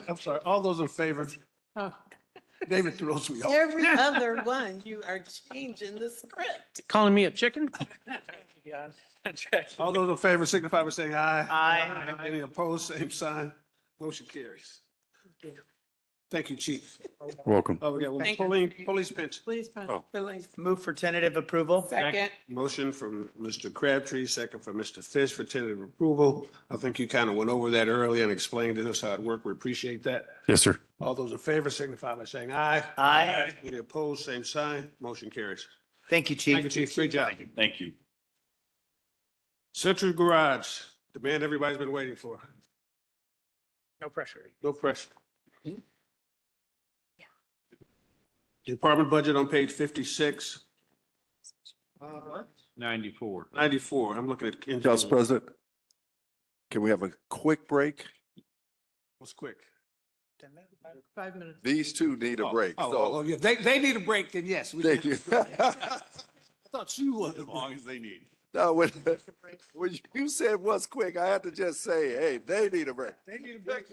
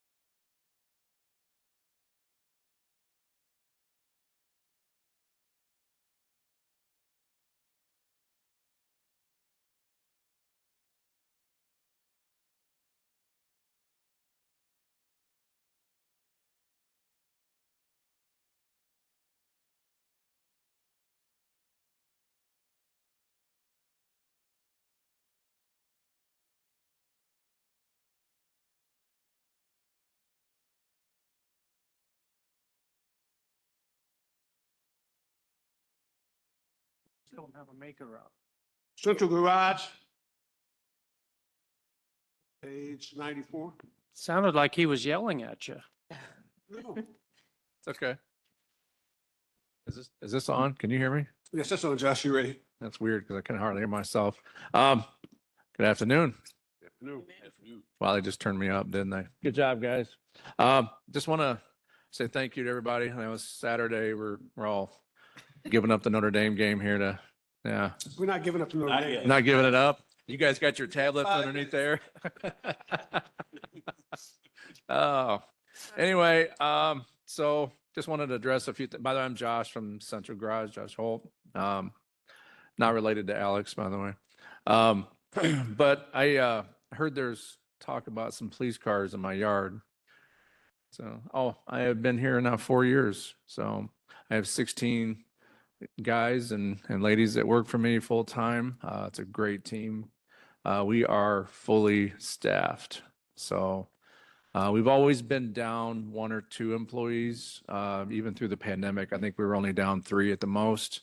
We're actually pretty unique in all the municipal garages in the area, because many of them actually didn't shut down, but had to send out a lot of work to, dealers and that kind of thing because they weren't staffed enough. But not us, not Elkhart. We kept through it. We worked through it, and we dealt with it. I don't know if I should start with my little speech that I made here. Go right ahead. Start with the speech and then you can go right Okay. into Thank you. start there. We know you worked hard. Thank you. Thank you. I appreciate the opportunity. I just want to update you guys on performance on the Central Garage so far this year, with just a few notes on our future and current. I am very proud of my team's accomplishments this year, not only this year, but all the years that I've been here. To start, productivity continues to be strong. This year, we finally became fully staffed, like I said. I apologize. Even with retiring employees throughout the pandemic, we remained the highest percentage staffed municipal garage in our area. This year, we have successfully opened, worked on, and closed 1,846 work orders to this date. And we're already over where we were this time last year. So this year, we're probably going to surpass that and probably set an all-time record. And this speaks to both the dedication and the efficiency of my staff. Another thing that I'm really proud of this year, and in the maintenance world, this is a pretty big deal. I'm very proud of not one single street department truck or any other heavy-duty truck in the city this year has been towed in because of a breakdown. Awesome. Well, the new year's not over. I agree, but so by introducing new ideas and keeping up with preventative maintenance and servicing our vehicles correctly and on time, we have been able to keep critical equipment on the road where it belongs. And this act allows every department in the city to do what they need to do to keep the city moving. I also want to emphasize the importance of not only our small budget increases this year, but to every motor vehicle capital purchase of any department. It is part of our plan. I want to stress our vehicle replacement policy that I and my team have implemented since my start, by vehicles and equipment at the right time in their life cycle. And we have a whole list of every vehicle type and function and use in the city, and a plan that I've put forth. By getting rid of equipment at the right time in their life cycle, we avoid the high costs of repairing aging units that have lost their value. Even with the upcoming budget challenges, it is imperative that this policy remain in place, because in the long run, this policy will save our city money and keep our fleet dependable and cost effective. In short, the Central Garage is delivering real value, but not only saving money, but increasing productivity, maintaining productivity, planning responsibly for the future across all departments.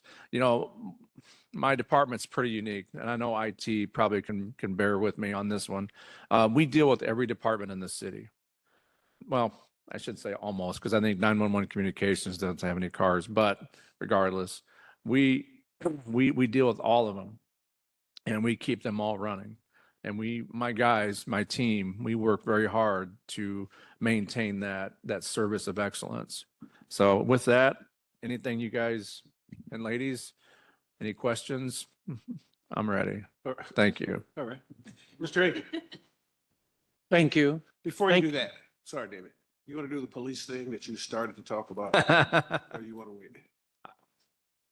Is that what you're going to ask? The car collection? Yeah, the car collection. I heard you collect cars too. Yeah. So there's only 18, by the way. I don't know where the 40 and the 30 came from. 1.6 million. That is correct. It's not city's fault that they are sitting. It is an issue with the upfitter. We cannot release a police car into the field that doesn't have the cage, doesn't have the lights, doesn't have the sirens, all of the equipment that they need to do their job. And years past, we've used a certain one upfitter, and that one upfitter is no longer certified by the manufacturer of the lights to install the latest things that they offer. And we want that on our police fleet because we want our guys to be safe, right? So since they're no longer certified, we have to find a new vendor. And we thought we found one. They had some issues with the contract, with the bids, and we're fighting through that right now. We will get them upfitted, and they will be put in service by the end of the year.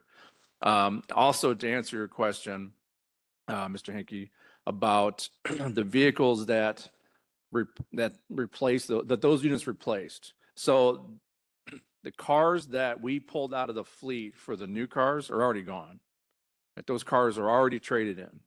One of the things that I really want to do with all the vehicles in the city is I want to trade them in, because not only do we get the value from that vehicle, it comes off the new vehicle. It makes the new vehicles cheaper, right? It's just like when we trade in a car that we own and we trade it in, the unit's cheaper.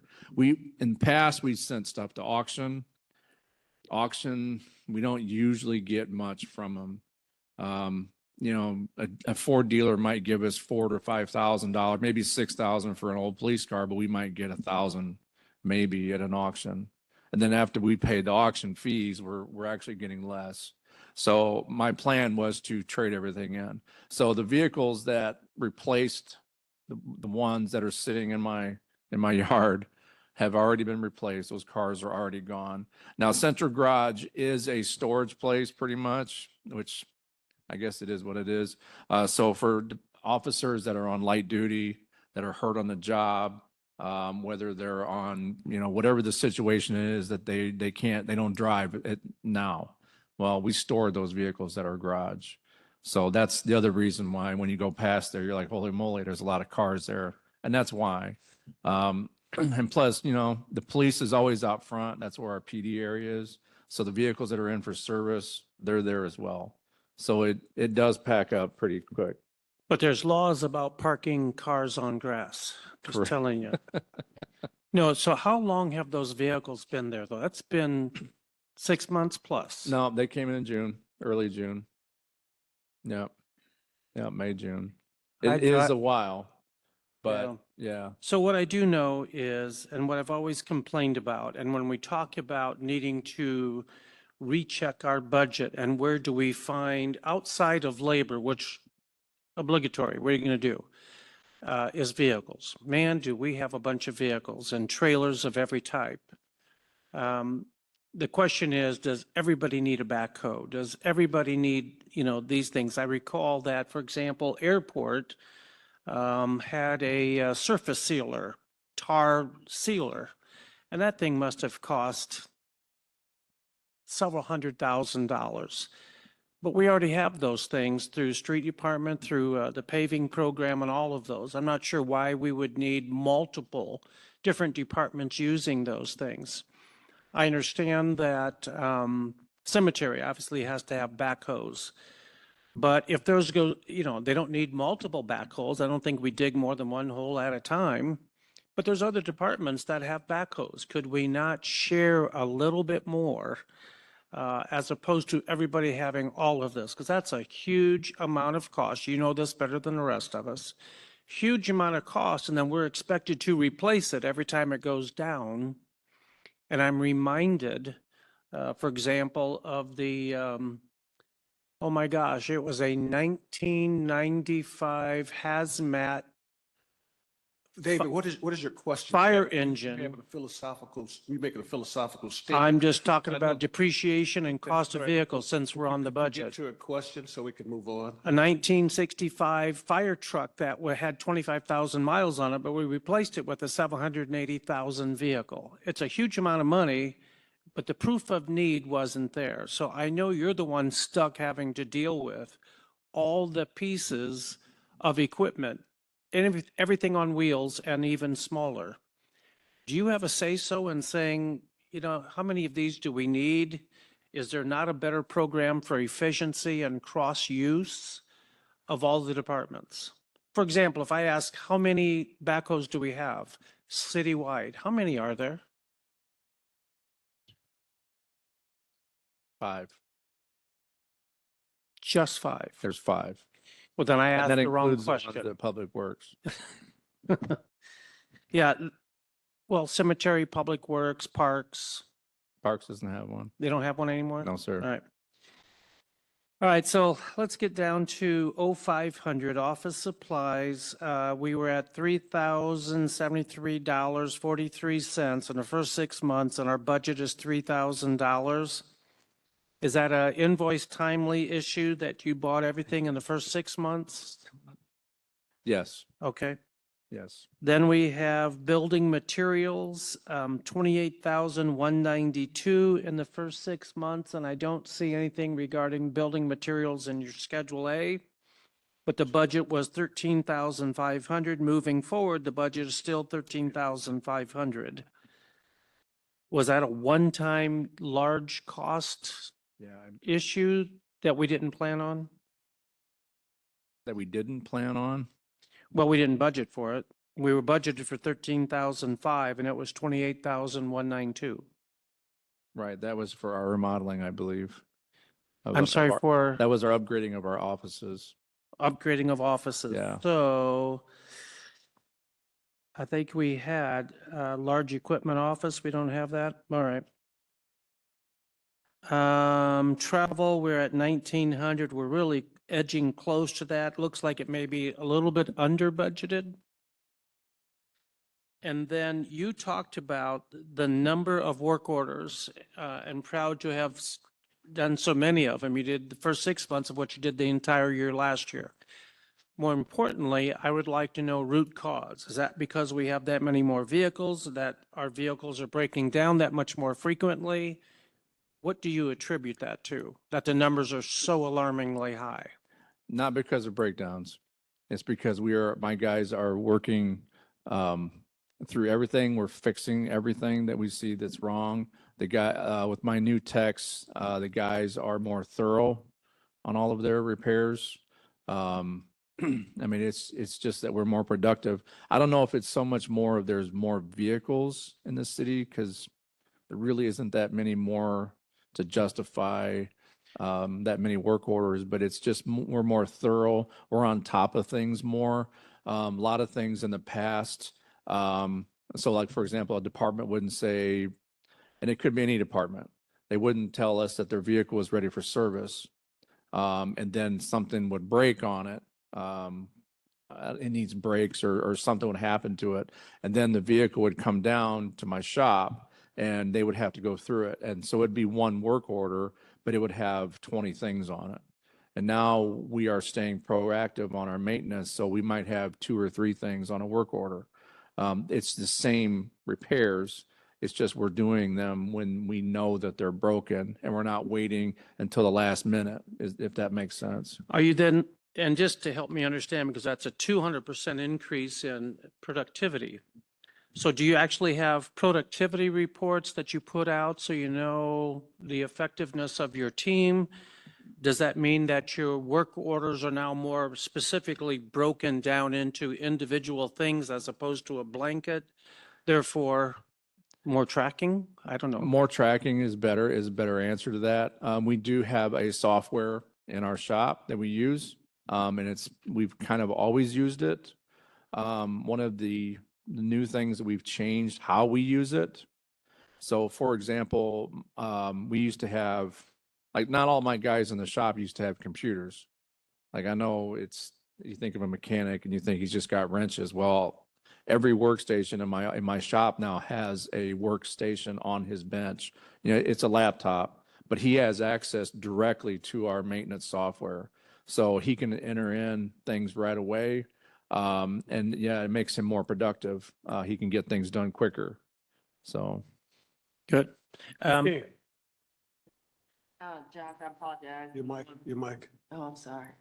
I'm going back. I know you went off the subject, but in regards to the vehicles, when you order, what is normally the lead time when you do place an order? And also too, once you get the cars, then the upfitters, what's that lead time? And so the whole Sure. process, so when a car is totaled, to where, I know you have that time frame built in, to where there's Yeah. a replacement. Yeah, so when we order our cars at the beginning of the year, usually it's mid-January when we order them. I usually get the specs for the new vehicles early December, late November. So I usually take that time to go over the specs because Ford changes their specs every year. Different packages go with different. I mean, I found out this year that even a color, you couldn't get a certain package. And it was dumb. But so I go over them with that. And then when we bid them out, I send out my specs to all the dealers in the area. If it's a police cars, we go through the paper, we do the full board of, now we do board of safety, their full thing. So it'll go through the paper. They'll wait their two cycles, which is usually a month. But when we order them, usually it takes about 4 to 5 months for us to get all the units. They'll start trickling in 1, 2, 3 here. But usually it takes about 4 to 5 months for us to get them. Once we get them, normally we would have the upfitter already set and they would just go from our lot to their lot. So they wouldn't sit in my yard. They would just go to the upfitter and they would have 3 or 4 of them at a time, usually at the upfitter. And usually a car takes about 2 to 3 days. At least our old upfitter would take 2 to 3 days to upfit one car. Then as soon as we would get it back, we would put numbers on it and it would go right to service. So it's usually, I'm gonna say 6 months from when we order them to when they actually are in the field. Now the pickup trucks and different vehicles are different. We actually upfit those in-house. So in talking with that department, they say we want flashers or the guys need a toolbox or whatever the specs that they want are. So about the same time, 3 to 4 or 5 months, we get the new vehicle. It's usually a week. It's just as we work it into our schedule. And then it usually takes 2 days, usually to upfit a plow truck. We have to install the snow plows and the lights and everything like that. So those guys are safe. So I hope that answers your question. Thank you. Thank you.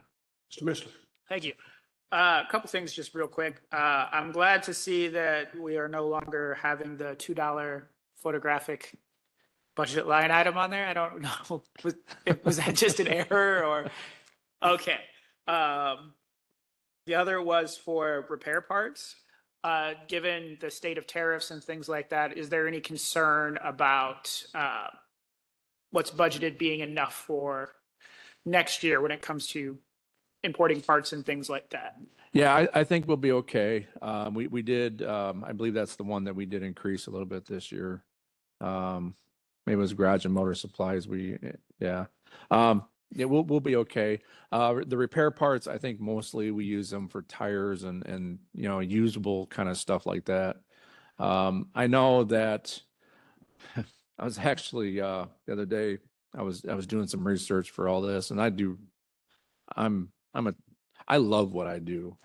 I really I don't know. I was just noticing that our our oil filters for the heavy trucks, because most of our heavy trucks run the same engine, even though they're a different brand of truck, they still run the same engine. And I was noticing that our oil filters have gone up, and it's a filter that all these trucks use. It's the same one. We stock them in our parts room. And I just did a cost comparison, and since January to today, those have gone up 26%. Just an oil filter, you know, and I think we'll be okay. With that said, I know it's terrible. Some parts have gone down, especially this stuff that seems to be made like in North America so much. Yeah, I think we'll be okay. Thank you. Yeah, no problem. Mr. Fish. I move that we tentatively accept the central garage budget. Motion by Mr. Fish, second by Mr. Curry. Mr. Hinkie? Thank you.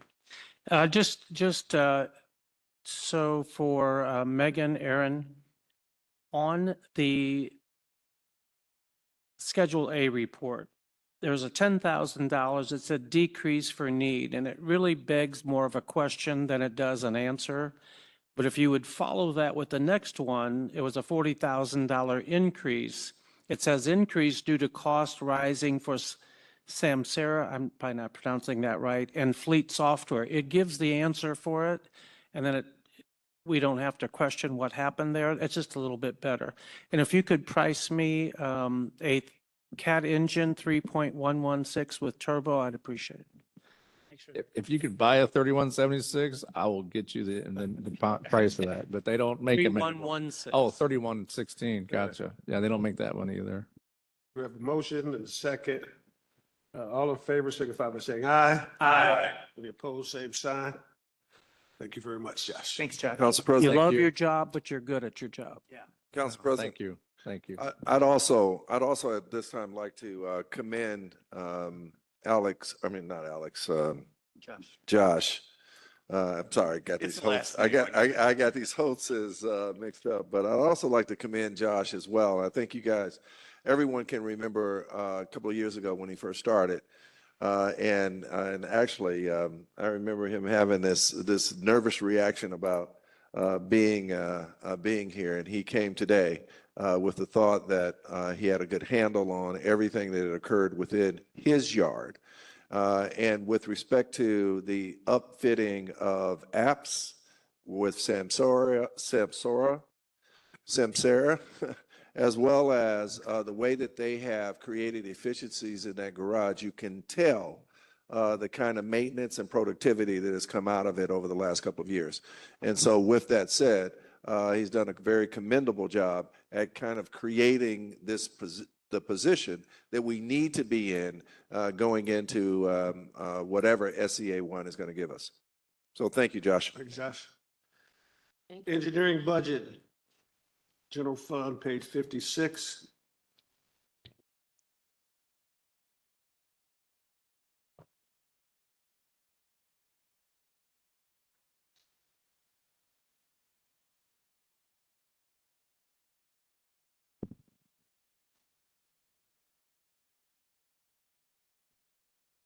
Good afternoon. As the only Purdue graduate on the stage, I need to go really fast so I can watch my team lose. At least you're honest. No boilers. What? Yeah, you guys said that? I said that. Yeah, I know the IU guy. I apologize. Jeff Schaefer, city engineer. Been with the city for 5 years and been in my current position now for 2 months. So happy to be here today. Within the Civil City budget, the engineering, there are 3 engineering and GIS positions. We have our 2 project inspectors and one of our GIS technicians. Excuse me. The entire engineering staff has 9 people in it. The GIS and record staff has 4 people in it. So we have a team of the 14 of us that work together. The rest of the employees are paid out of the utility. As you know, the engineering department, we manage all of the city's infrastructure projects, streets, sidewalks, drainage, utility projects, and more recently, we are getting involved in the vertical building projects. The GIS department provides a lot of services to Civil City. The mapping for the council districts, they maintain the zoning map, they maintain a number of different databases for the street department. So the GIS department works with the entire Civil City. And our department is primarily focused on under the Aspire pillar of infrastructure, but obviously we're touching quality of place, we're touching public safety, and we're touching neighborhoods as well. A couple things that happened this year, some highlights. The most important thing, I think, was the engineering staff secured a grant of $19.5 million from the Federal Railroad Administration for the Hively Avenue Overpass project to help with the cost increases that have been caused by COVID. We're still working with FRA to finalize that grant agreement, but that was a big win for us this year. We continue to manage the final design, the right-of-way acquisition, and the bidding for the Bristol Street project. We were able to work with MACOG to secure an additional $2 million in federal funds for that project, and we appreciate MACOG doing that. And again, that's helped overcome some of the cost increases due to COVID. We've managed the bidding project for the construction and the start of construction for Fire Station number 6. That's fallen under the engineering team, which has allowed the fire department to do what they're supposed to do. And we are working to get that structure built. We help the street department as well with the construction of their salt facility, managing the design and bidding of that. Some things we expect to do next year, obviously continue working on Fire Station number 6. And get that up in the air and get it open. We'll continue to work on the Bristol Street project. What you've seen so far has been the utility relocation. And one of our project inspectors has been working very closely with the utilities to try and get that done as efficiently as possible. We know that the barricades and such on Bristol Street are frustrating, but with our project inspector involved in that every day, we keep it moving as fast as we can. We'll continue to work with our in-house team on the design and replacement of up to 100 curb ramps using our ADA funds. We do all of that work in-house. The construction will use contractors, but as far as the envisioning the projects, getting the design work done, and getting the inspection done, that's done with our in-house team. Lastly, as you've seen, we've started to implement the downtown plan with the two-way or the one-way to two-way conversion. That's been done with our in-house team. That's also been done with a lot of hard work from the street department, the traffic division, but managing that process and bringing the new vision to downtown. So we appreciate the opportunity to work with you and can answer any questions. Thank you. Questions for Jeff or Corey? Mr. Inky. Jeff, I'll run through this pretty quickly. Your gasoline expense line dropped to 4,000. You've not been under 4,000 for the last 3 years. Do you have an electric vehicle? What's going on? We manage the gasoline budget along with some of the budgets with the utility. And so those kind of work cooperatively together, and our administrative staff pulls from the budgets as needed based on the vehicle. Okay, good. Hey, under your Schedule A, it says decrease to reflect current year actual shift in staff. But it begs the question, what was the shift? Sure. The most important shift in staff was as we realigned, as I took over as city engineer, I've now moved to be a utility employee. And we moved one of our inspectors into the Civil City budget. So that's the biggest change, is the reduction in labor cost. Okay. And that would have been a good little add-on there, you know, this move to Civil City. And then additionally, professional services, 46,000 in the first 6 months. Wow, we were at 420,000 projected for 25, and we dropped 150 to 270 for 26. So how are we controlling professional services? What do we expect to carve out? I see you have a listing of all those pieces on top, right? Yeah, that's correct. So last year's budget specifically included some additional funds to do some engineering work on County Road 6. Those requests for proposals are actually out right now. So we will accept those requests for proposals and encumber those funds in November. So most of our projects, in fact, all of our projects, it's a matter of using purchase orders to encumber those funds from a given year's budget. But then the work may be done over multiple years. And so, especially with professional services, that's why those timely, the dollars spent for the first 6 months don't necessarily line up with the annual budgets. It depends when we encumber that money. Okay, yeah, so it's a timely, and maybe that would be a nice little Schedule A thing as well. Software subscriptions, is that a new add-on that was commonly going to maybe IT or somewhere else? And That's now- correct. The Laredo is the software we use to access the county's records for deeds and that sort of thing. So that's an important software to have. And then the Time Matters is a legal software that the attorney who works in Public Works uses. So it was previously in IT? Yes, I believe. Okay, yeah, okay, thanks. I'm sorry, Laredo, I'm sorry, was in Board of Works. I apologize. Oh, okay, thank you. Mr. Fish. I move for tentative approval on engineering's budget. There's a motion. The second by Mr. Post. All those that are here, that are in favor, signify by saying aye. Aye. Any opposed, same sign. Thank you. Cume Sewer, page 140. I move for tentative approval. Second. The motion is second for Cume Sewer, tentative approval. Questions? No questions. All those in favor signify by saying aye. Aye. Any opposed, same sign. Motion carries. Edit trash fee, 146. I move for tentative approval. Got a motion, second, discussion. Mr. Hinkie? So just looking, again, just need a little bit reduction due to one-time grant in 25 of 132,000.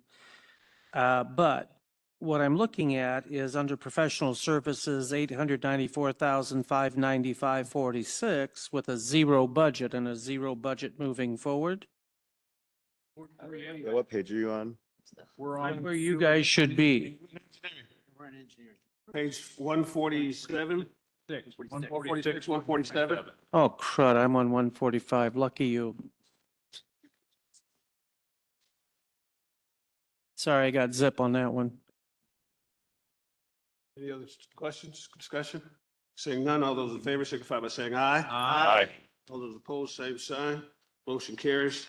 Thank you very much, Engineering Department. Thanks, guys. Great job. Great job. You're awesome, Tori, as usual. Good job. Thank you. Street Department, I don't care if you went to Purdue or not. Motor Vehicle Highway, Hey page now. 62. Hey.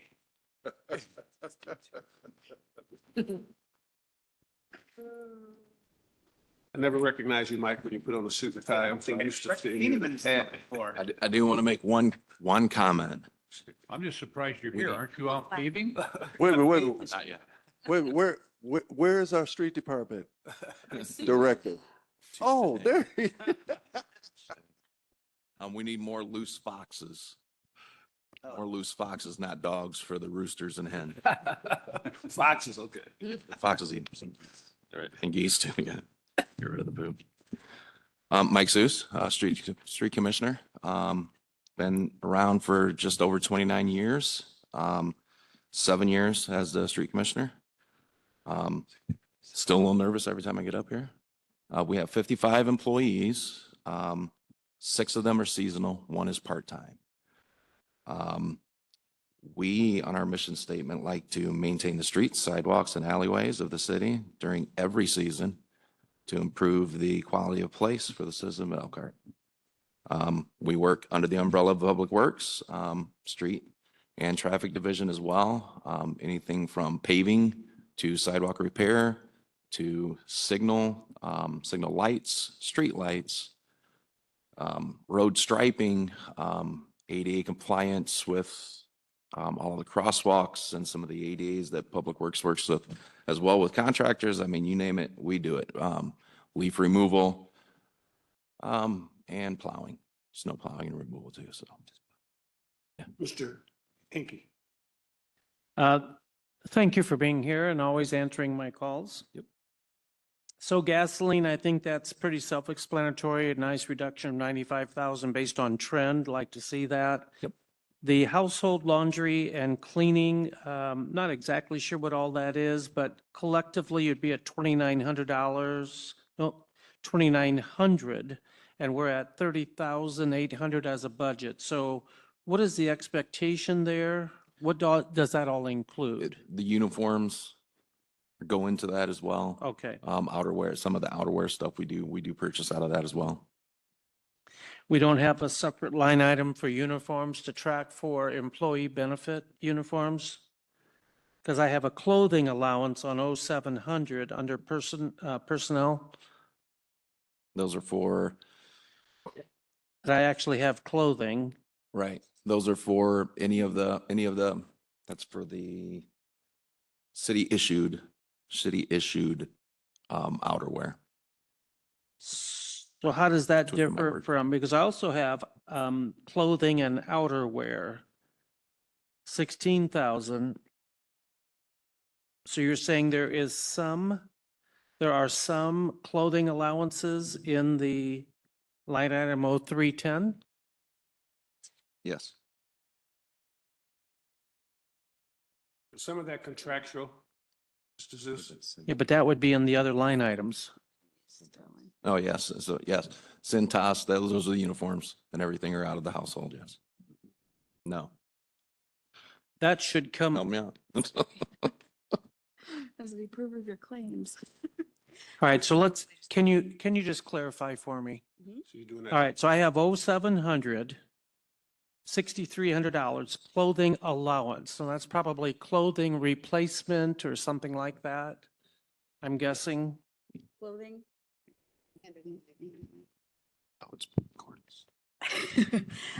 In the clothing account, that is where their Cintas uniform rental cleaning comes from. That's in 0700?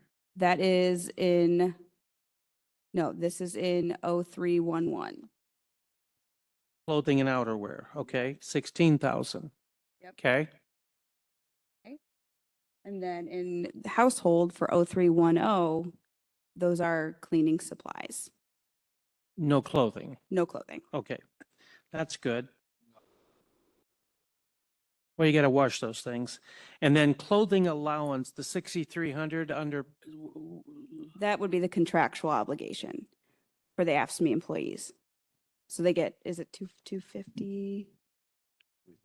350 total, so, yeah. so that Part is of that just is the payroll. obligatory annual, regardless of what they spend it on, you're just stuck with that. Okay. Yeah. That's good. And then finally, the travel spot is 44. So, yeah, the trend is 0 in 23, 1,000 in 24, 4,400 through June, first 6 months of 25, and we're at 12,000. That looks like an appropriate trend moving forward. Yeah, there was Okay. Lucity training that we elected not to go to. So repair maintenance, this one I need some help on. Let's see what your schedule, yeah, it doesn't. So the repair and maintenance, 52,000 year to date through June. We had 0 in 23, 0 in 24, so it was a new line item with a budget of 475,000. I don't know what was expected there. I see you did drop it 200,000. We took our milling services and anything extra we do in our asphalt fund. We took that out and made the new line item for that. Oh, okay. Especially That- all right. yeah. Education is still pretty bumped up there. And so the maximum that was expended over 3 years was 18,820. Yep. And we're at 38,005. Still expected to run that trend? You'll probably see some of that given back this year. We expected a couple guys to retire this season. We only had one. Well, So stop that. when we rehire, we send them to get their CDL All right, if excellent. they don't already have it. So Okay. that's where that comes in at. Thank you, Mike. Thank you. Mr. Fish? Yes, I move for tentative approval of the street department's budget. Second. Got a motion for Mr. Fish, a second for Mrs. Hines for tentative approval. All those in favor signify by saying aye. Aye. Any opposed, same sign. Motion carries. Councilman Dawson? Do we have another one, something else under streets? Yes. Where we going now? We're I'm going sorry. to local road and street. I move for tentative approval. Second. Tentative approval for local roads and streets on page 66. Yes. All those in favor signify by saying aye. Aye. Any opposed, same sign. Motion carries. Riverboat Gaming Fund, page 88. I move for tentative approval. Second? Got a motion from Just Mr. Crabtree, one second dang from minute. Mr. Fish for tentative approval. All those in favor signify by saying aye. Aye. Any opposed, same I sign. can't even turn pages that fast. How Carries. Well, here, you go to page 132. And then we're gonna do the Cume Cap improvement, the sidewalk program. Move for tentative approval. Got a motion from Mr. Crabtree, second from Mr. Fish for tentative approval. All those in favor signify by saying aye. Aye. Any opposed, same sign. Motion carries. Thank you very much, Mr. Zeus. Thank you. Appreciate all the work you and your guys do. It seems like you have 155 guys. Guys and know, girls. Girls, yeah. That's right. Yeah, Guys, is a generic term. That's everybody.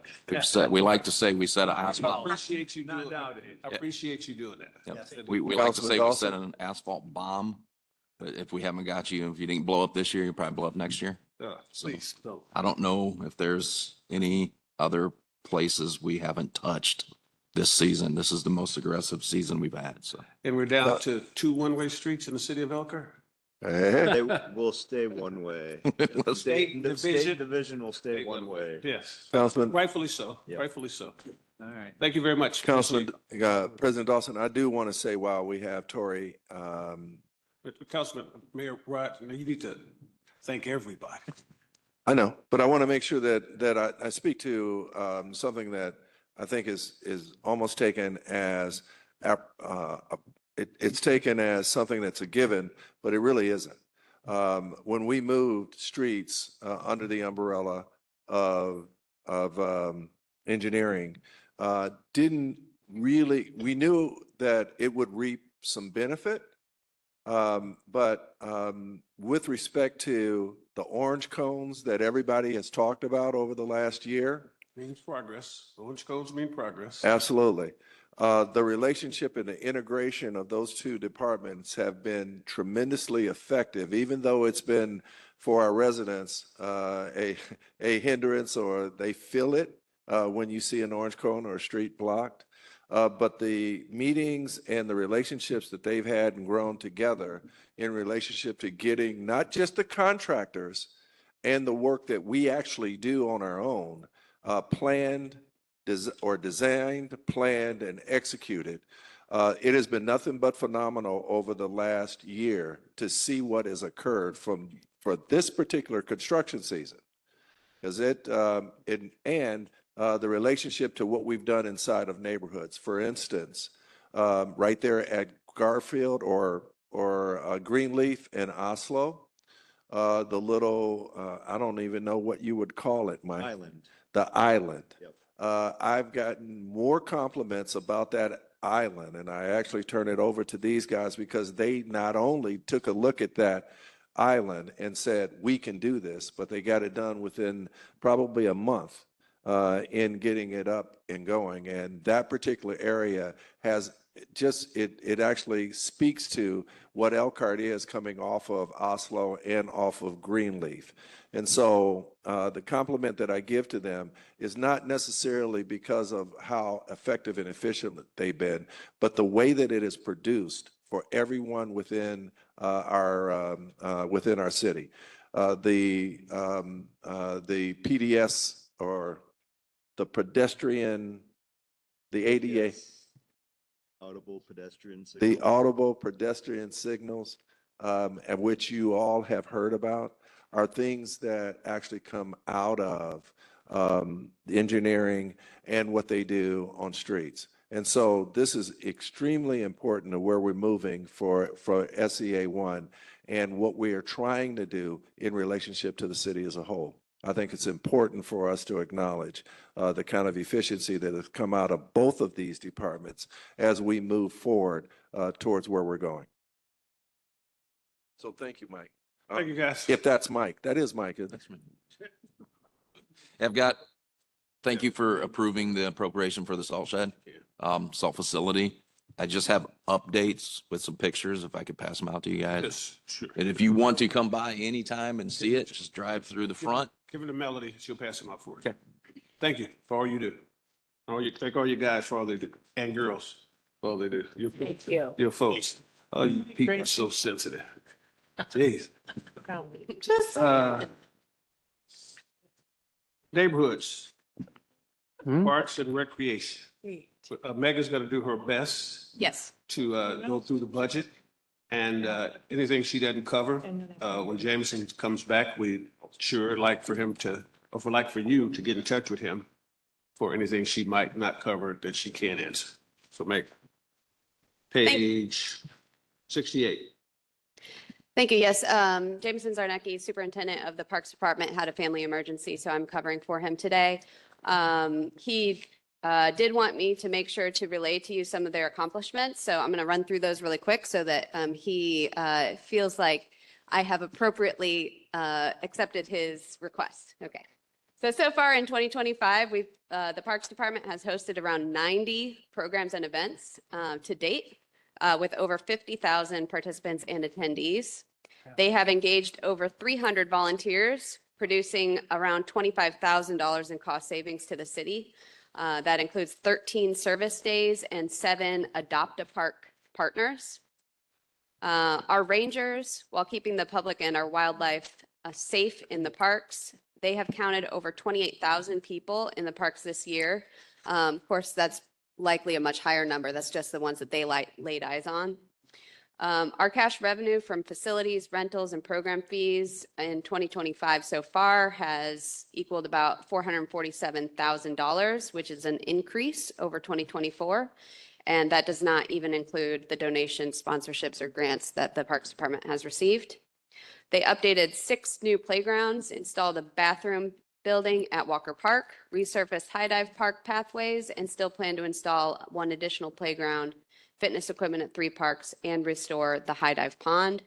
And finally, they've hosted their first Foundation Fun Day alongside the reactivated Elkhart Park Foundation and have partnered with the foundation to begin sponsoring a scholarship program, which they hope to continue to expand on as they continue their progress. Questions about the budget? Mr. Hinkie. I'll just run through quickly. So gasoline, David, I'm gonna make a suggestion, and if you guys don't like it, we can, so I'm gonna make a suggestion, and if you guys don't like it, we can continue, is that she gave us a presentation, but I'd like to table this until our council meeting on the 6th, where Jameson will then come and we will go over the questions and answers with him. Is that okay with so we everybody? should formally put it on the table. Yes. So motion to table? Got a motion to table from Mr. Hickey, second from Mr. Fish. All those in favor signify by saying aye. Aye. Any opposed, same sign. Motion carries. So, Mayor, would you let Jameson know that he'll be probably on the presentations so we can. For the park program. Same with both of them. We need to make a motion to table. Yes, you do that too as well. Yes, Mr. Motion to table the park program fund to the October 6th meeting. Second. Second. Motion by Mr. Mishler, second by Mrs. Hines. All those in favor signify by saying aye. Aye. Any opposed? Motion carries. Board of Works, page 18.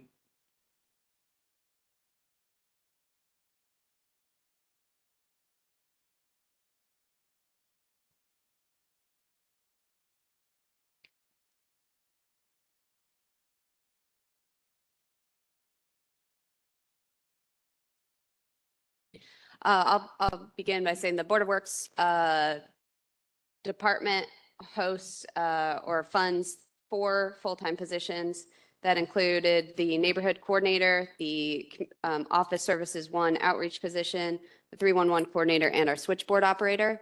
In the 2026 budget, we've moved to recommend to reduce the cost by eliminating the Office Services 1 position and utilizing the neighborhood coordinator to cover some of those duties. Fish. So when do those jobs get transferred in under Board of Works officially? They've been, Yeah, the Office Services 1 position was a few years ago. The neighborhood coordinator position was new in 2025. We did not move to hire that position yet. We actually had a space issue with finding a location for that person. With the elimination of the Office Services 1, we're going to move forward with recruiting for that neighborhood coordinator. Thank you. Thank you.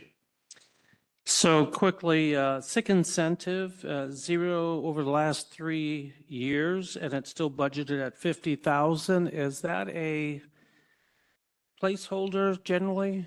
Yeah, my understanding is that's a contingency for basically all Civil City employees if there was an issue that arose that we needed to cover sick incentive. So this is still in their contractual component, right? Yeah, if there was a need to increase or cover the amount that was contracted, that's correct. Okay. And then professional services, a bit of a shift. So there was 209,000 for the first 6 months. Nothing has been over 406,000, and then we're at 521, so an increase of 20.32%. What is the expectation there? The biggest change in the professional services line is actually the increased costs of Paycor, which is our payroll processing system and HR system. Over the last few years, we've been increasing our utilization, maximizing our utilization of that software, and those costs have come up. All right, same thing, if you don't mind. This is that would make sense, but we expect our liability insurance to increase.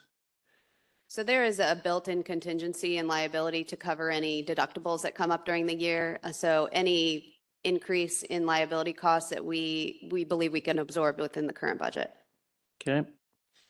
Other services and charges, and 11.5 for the first 6 months, nothing over 21.6, and we're at 108,900 budgeted. I don't see it on the Schedule A. This would be line item 0900.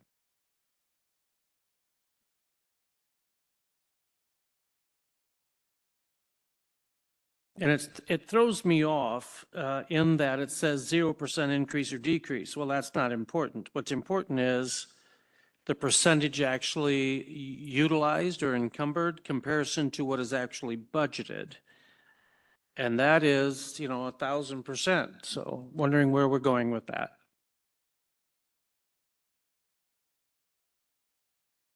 So the other services and charges line covers stormwater fees and taxes that come up during the year. I can't speak to the details of that. Could we But we can get back to come you. to an answer there just for the future conversation about that? That's a pretty significant 22,000, 23,000 would be the prorated amount per year, and it's 108,900. So I just wanted to check that one, as well as contract services. Now,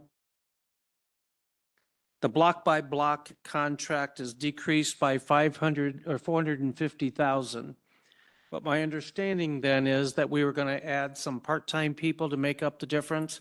What is the cost of the part-time people comparison to the 450? Yeah, so Yeah, I think it was, yeah. there was a handout that covers that, but it was about $120,000 for part-time to cover about 6 half-time positions under Right. buildings and grounds. Well, so it said 450 block by block contract. And, okay, so on the opposite side, I guess we were led to believe that it's 6 part-time laborers. Yeah, whether it ends up being 6 or fewer with more hours, we'll have to work that through, but it's $120,000 worth of part-time. All right, that's all. Thanks. Mr. Crabtree. Can you elaborate on the election expenses? I see them for 2023, 2024, and then it drops off. No election. For election. There's election in 2026 though, Yes. but there's nothing there. We don't expect much. Which line is that, Chair? That is 0700. 90700. Yes, there's no count. I'm sorry, I followed up with that earlier, a few months ago, and my understanding was that there were going to be no election expenses in 2026. If that's incorrect, then, There is an election in 2026. Well, City election? but is it a municipal election? But there was no municipal election in 2024. Yeah, there were some carryover costs. I did look into that. Yes, so some of it was, some of those costs were, because it happened in November. Right. Some of those invoices didn't come in until the next year. That makes sense. Okay, thank you. Good question. Mr. Fish? Yes. I move for tentative approval of the Board of Works budget. Second. Got a motion and a second for tentative approval of the Board of Works budget. Motion by Mr. Fish, second by Mr. Crabtree. All those in favor signify by saying aye. Aye. Any opposed, same sign. Motion carries. Building and code enforcement. Budget page 22.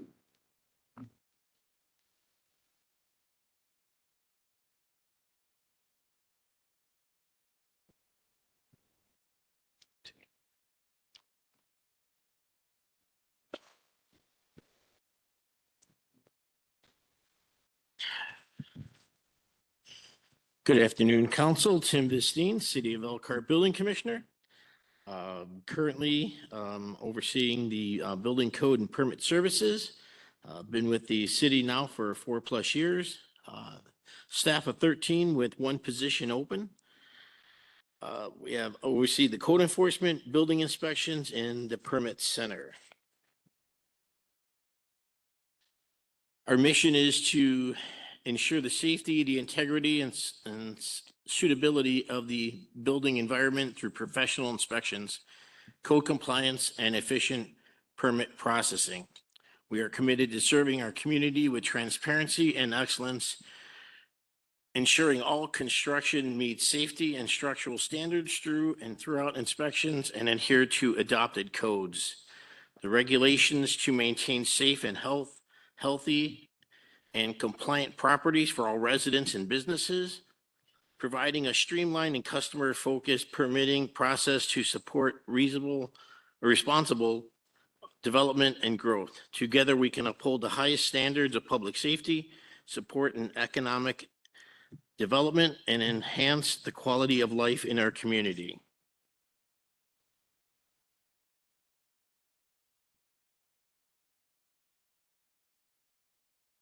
Questions? Mr. Fish? Down here on your credit card processing, the numbers are quite varied. Explain what's going to happen there for you if you get a $23,000 budget. That's line item 0925. Yes, so currently, Amy Latimer, I'm the customer and executive services manager. I've been with the city for 9 years. Every year, our online processing of permits, zoning clearances has increased, and now we've added the rental registry to that as well. We issue permits with credit cards almost exclusively now. And so our fees keep going up. So we keep having to transfer funds from professional services or other account lines currently. And so we do plan, we've looked into another credit card provider that works with our program.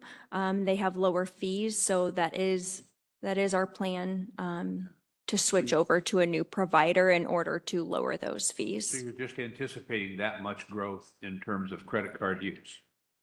Currently, we've spent $23,000 already this year Oh, you have? in credit card fees. Yeah, that's what we've spent to date. You went from the end of June at 14.3 to Correct. what was the number again? 23,000, just over. Okay, So you're still a little underfunded.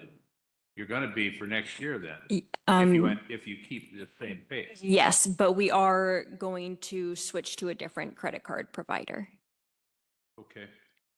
hopefully before the end of the year. All right. I might have a question later off this meeting. Thank you. Mr. Crabtree, do you have your? Yes, I'm going to dovetail on what Councilman Fish said. Specifically, I mean, that's a skyrocket amount, it seems like, and the cost of doing business, again, I think I've said it before. And then again, and just accolade what President Dawson has said, I would like the city to investigate whether we can pass those fees on to the consumer. It's just the cost of doing business. I mean, I know whenever I pay for a credit card, I expect a 2-3% fee. And we have talked about that. I mean, you see it everywhere. You go out to dining, wherever, they ask you the Exactly. first words out of their mouth are cash or credit. Exactly. And yeah, I don't see that, why we couldn't get on board And I with think, that. yeah, having the city to front this fee, you know, I'm not really fond of my tax dollars going to pay for fees for someone else's usage. So, thank you. Mr. Hickey? Well put. I would have thought in light of SEA 1, this would have been addressed already. But let's go on to just small things, maintenance contracts. 309 in the first 6 months. Last year total 434, 2,500. And again, the percentage hasn't changed as far as budgeted 25 to 26. But it just looks as though, what are we doing with it? It's $2,500. Not sure what the purpose would be. So that account line is for our copier fees for the building department. Once again, since we switched over to our new program, Civic Gov, back in end of 2023, that's switched a lot of the building departments, like inspection reports and so on. Those are now almost all online through the system. Almost nothing is mailed or printed out anymore. So I think Okay. that's why they've plummeted. So, because it looks as though we're a little high. Now, let's go to subscriptions and memberships. What all is included? It was $920.50 for the first 6 months, and we're at $4,000 for budget. The greatest amount over the last 3 years was $2,640. Do we expect any changes there? Is there any software updates on that little pile? Right now, our subscriptions and memberships, so we've spent to date, looks like little over 1,100. We anticipate a lot of fees at the end of the year. That's the time that all of the code officers and building department inspectors, their memberships, those all renew at the end of the year. So we do anticipate at the end of every year in November, we spend a substantial amount more. So the total number of staff, Is 13 currently Mhm. and 1 position open. okay. In all fairness, even though your budget, it's still 1.672 million. I have the hardest time performance-wise, only because of what we see across what I report and hardly ever report anymore because I don't see change. So that's why I'm not going to support that particular budget. All right, thank you. Anyone else have questions? Mr. Fish? Yeah, I move for tentative approval of the building code enforcement budget. Motion by Mr. Fish, second by Mrs. Hines. Melody, would you do a roll call vote, please? Councilman Holtz. Aye. Councilman Curry. Yes. Councilwoman King. Yes. Councilman Mishler. Aye. Councilman Fish. Yes. Councilwoman Hines. Yes. Councilman Crabtree. Yes. Councilman Hinkie. No, President Dawson. Aye. 8-1. Unsafe building, page 86. I move for tentative approval. Second. Got a motion and a second. Discussion. Mr. Hinkie? So with that said, it says reduction for annual trend, 5,000 for legal. Does that mean there are lesser notifications, legal notifications What does that mean? We simply aren't having as many order to take action hearings anymore. I mean, when I started back in 2016, we had an order to take action hearing every single month, and that continued through 2019. But ever since 2020, we really haven't had, I mean, we've had about 3 order to take action hearings a year. Is that, so help me understand that. Is that because there's fewer to take action on, or? That I can't answer. It's more of that we're working with the landlords and owners of these properties that we would normally, in the years past, from what I understand, they wouldn't give them a chance to fix their property up or do that. So we're actually working with the actual resident or landowner and giving them opportunities to fix it rather than demolish it, seeing that we're in such a pinch for housing these days. Thank you. Thank you. Mr. Fish? We've already got it on the table, so. All those in favor, signify by saying aye. Aye. Any opposed, same sign. Motion carries. Okay, rental inspection, page 122. Move for tentative approval. Second. There's a motion and a second. Discussion. Mr. Hinkie? So this is a new program. I think I didn't vote for it, won't support it anyhow, but I see there's no cost for supplies, no stationery, no forms, no tools. Those are coming out of the building department's operating and office supply fund. Why wouldn't we show the direct cost to what it's being used for? As far as for what? The rental inspector. The rental inspector, as far as for what? For his tools and things of that nature? Well, supplies, forms, there's going to be quite a bit of paper trail here, let alone a laptop, a desktop, whatever, printing. We factored that in with his salary and all the essential tools that he'll need, a badge, a laptop, a flashlight, and all of the tools that he needed for that, a backpack. That was all factored in when we put this into effect. But that comes out of the building department budget. But we're showing no. So that comes out of so I apologize. That does come out of the building department fund. All right, because it seems as though we have a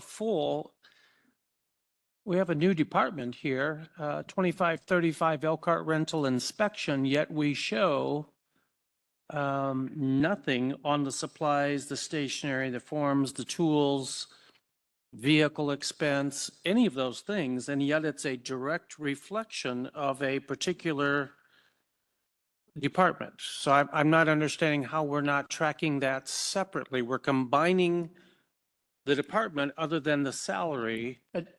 I'm not David? sure how we're doing that. Remember, this is through June, Yeah. and Sorry? this is the 2025 activity through June on here, so it wasn't a factor then, so that's why we're seeing all those zeros there. Is it not already in place? But the program wasn't in place through. But I June. should automatically have some cost already incurred, so I have no trending tool You wouldn't either. have it in this budget book, though, if they just started. You wouldn't have it yet. Maybe they might have some actual, but you wouldn't have it in this. The program went into effect July 1, Yes. All right. so through June 30, there were no expenses. Mr. Fish? Yes. I move for tentative approval on the motion. You did that? Okay, Uh, a long night. Dick. Yeah, I did think, yeah. All those in favor signify by saying aye. Aye. All those opposed? Aye. Side. Do a roll call vote, please. Melody? Councilman Holt. Aye.